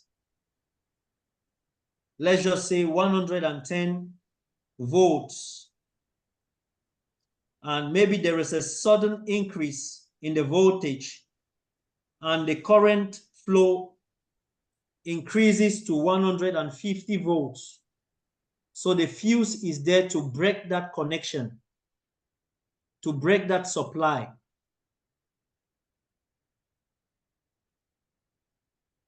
So it is always installed, between one connection to another, depending on the type of equipment or device which we are using.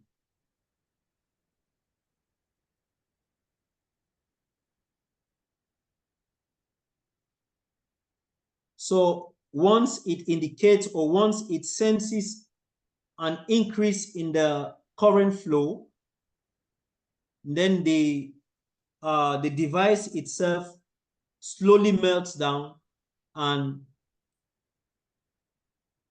automatically stops the current from flowing. So it's like a bridge. It's just like a bridge. Once that bridge is broken, there will be no connection from where the current or the voltage or the current is coming from and where it's heading to. It has its advantages because it's easy to replace.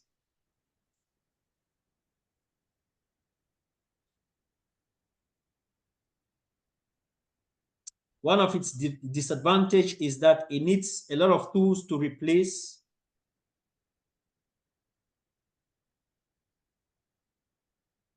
Another advantage is that we can use other devices to act as a fuse. But this should be limited to competent persons.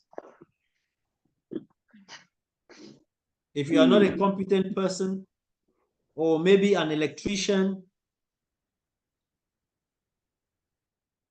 then you should not try to carry out maintenance on electrical devices because of the consequences that can follow. So other types, we have earthing. For most of our buildings, we can see earthing systems in place. So the earthing system, it's just there to conduct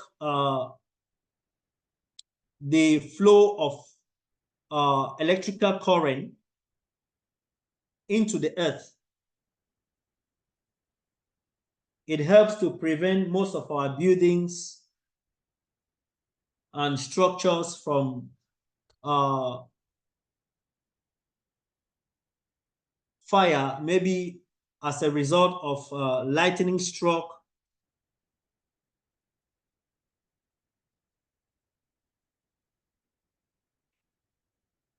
So like I said, it also needs a competent person for installation of this kind of device. What are the materials to be used, the point of installation, and how it can be monitored.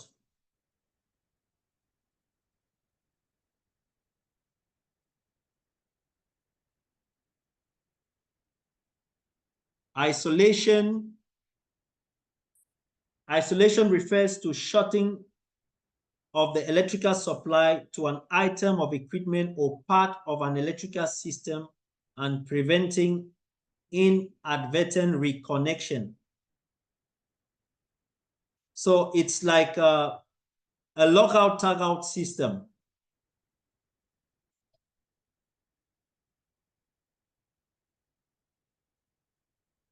So you can see a distribution box that is fully locked to prevent those who are not competent or unnecessary alteration of or opening of the panel, maybe for some maintenance or switch on, switch off process. So these padlocks are attached to the distribution panel to isolate those who may be unnecessary alteration.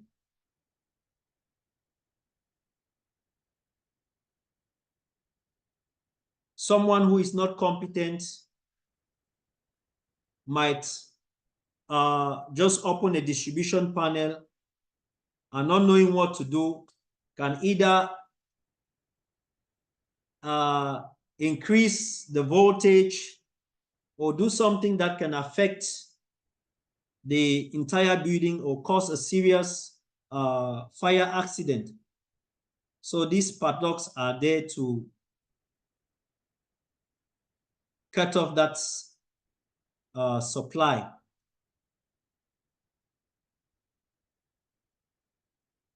Reduce low voltage systems. One of the best ways of reducing the risk of injury when using electrical equipment is to limit the supply voltage to the lowest needed to get the job done, such as temporary lighting can run at low voltages you know, it's also a way of minimizing the current flow in our systems. So this device can work on maybe portable power tools like electrical drills, and even in the event of an electrical shock, the effect on the individual will be minimal.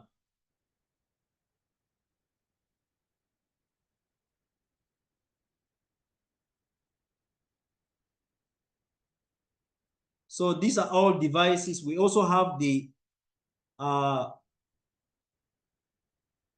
reduced current or residual current device.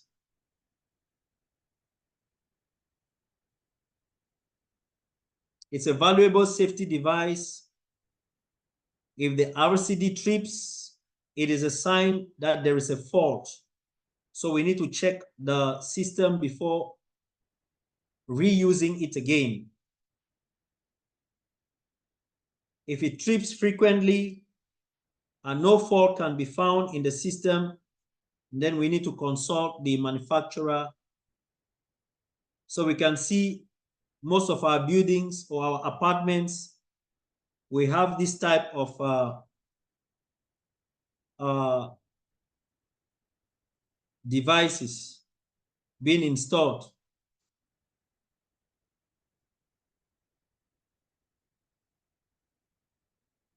Double insulation. So what does it mean to double insulate? It's a common protection device, consists of a layer of insulation around the live electrical part of the equipment and a second layer of insulated material around it. So you can see a handheld power tool, maybe with double insulation. Inside that cable, there is another insulation. So the square sign is just to show you the number of insulations that has been done for that particular cable. So there is an internal and an external insulation.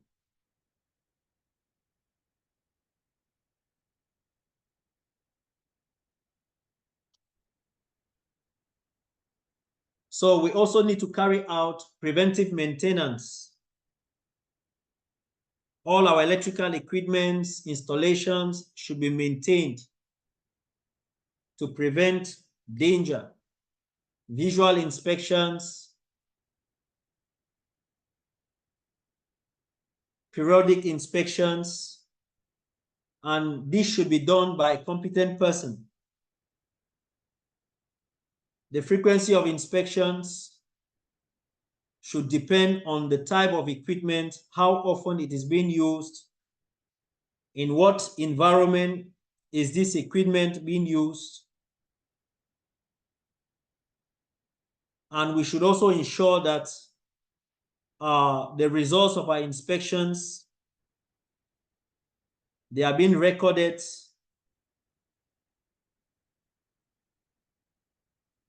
and documented.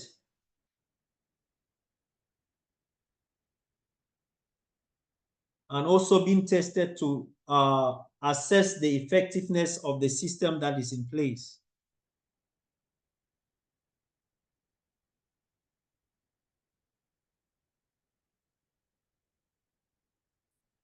Control measures.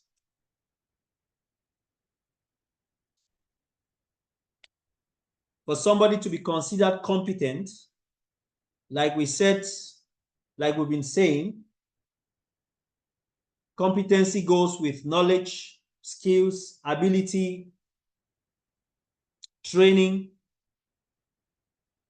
So for you to work on electrical systems, you should have knowledge on electricity, experience working on electrical systems, understanding of the systems, how they operate, understanding of the hazards and the precautions to take while working on these systems. Work on live electrical system must be restricted only to competent persons. Emergency procedures. Do not touch the victim. Isolate the victim from the circuit. Call for help, or you call the ambulance. Check the breathing. You can start a CPR, cardiopulmonary resuscitation if it is required. And you can arrange for a professional medical treatment at a later stage.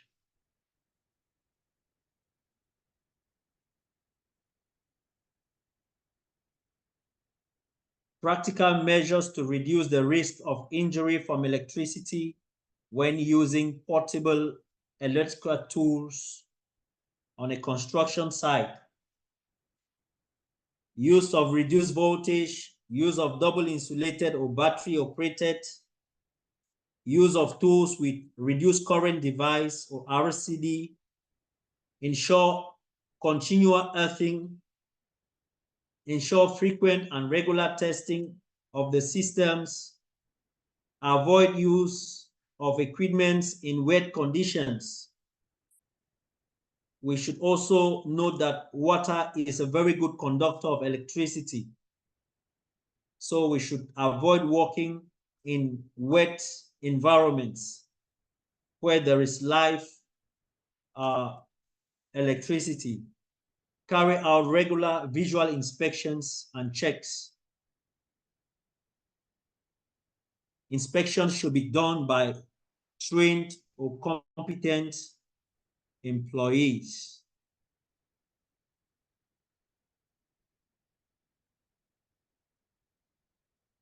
So those are the basics of electrical safety. So I'll just urge you guys to go through it, digest the material that we have, whatever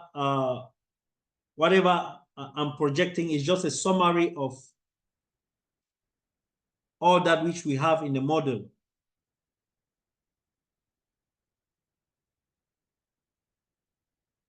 So I've just picked out the main points. So that said, we've come to the end of element 11, electrical safety.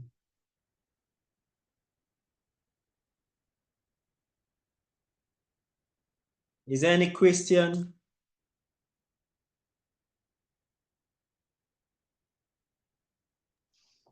No question from me. None for me. Okay.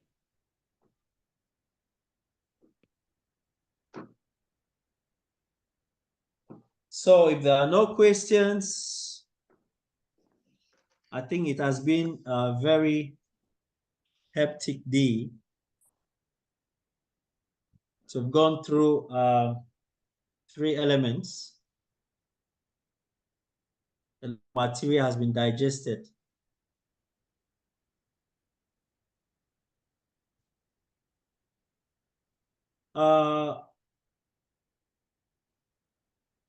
Mr. Mansi, I think you're just joining now. We have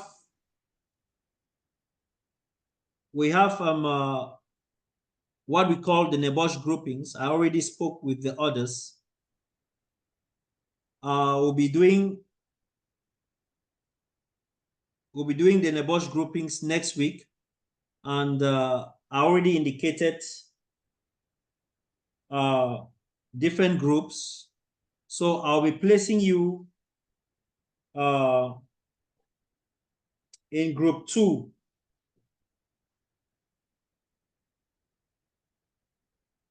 So Mansi, you fall under group 2, and the topic is auditing. So within the week, please do a review of all that concerns auditing. These are what this auditing is. These are proactive monitoring measures for quality performance in the workplace. So look at it, the procedure for auditing, accident investigation, what are the stages, what should be done before, during, and after an accident. Manual handling, we look at what the load, the individual, the tax, the environment. So these are just some of the things we need to work on.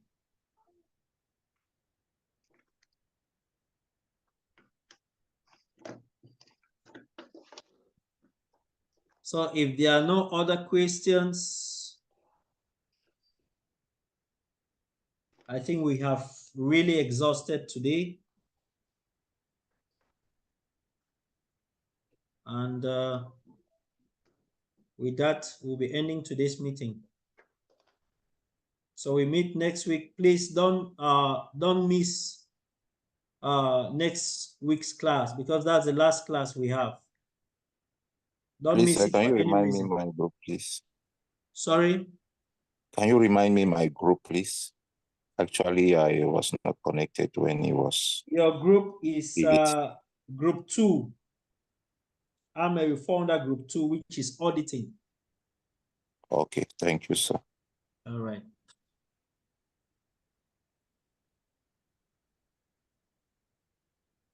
Okay. So that's said and done. Have a lovely weekend. We meet next week. Come with whatever concept you haven't understood. It's going to be question and answer session, full revision. So in the morning, we do the NEBOSH groupings. Once we complete that, and then we start with the revision. Thank you so much for joining today. We meet next week, same time. Have a lovely day and week ahead. Sir, Thank you, I sir. have a question. Thank you, sir. If somebody has got a Bye-bye. question. Somebody's got a question. If Eid is Sunday, so we will have class or don't have class? Maybe this Eid is Sunday. I can't get what you're saying, please.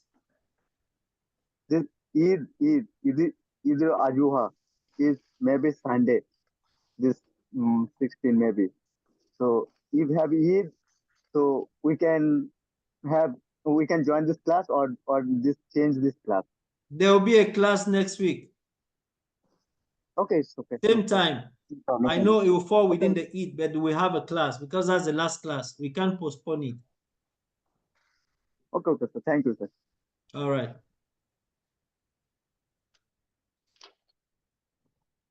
Thank you. Nice weekend. Thank you, Kip. Everybody. Amer, Stella, Thank you, everyone. Salif, Ali, Alejandro. Thank you, guys. Bye-bye, sir. Take care. Bye. Thank you, Adinga. See you next Bye-bye. week. Bye-bye, sir. Bye. See you Bye, next guys. Bye, everyone.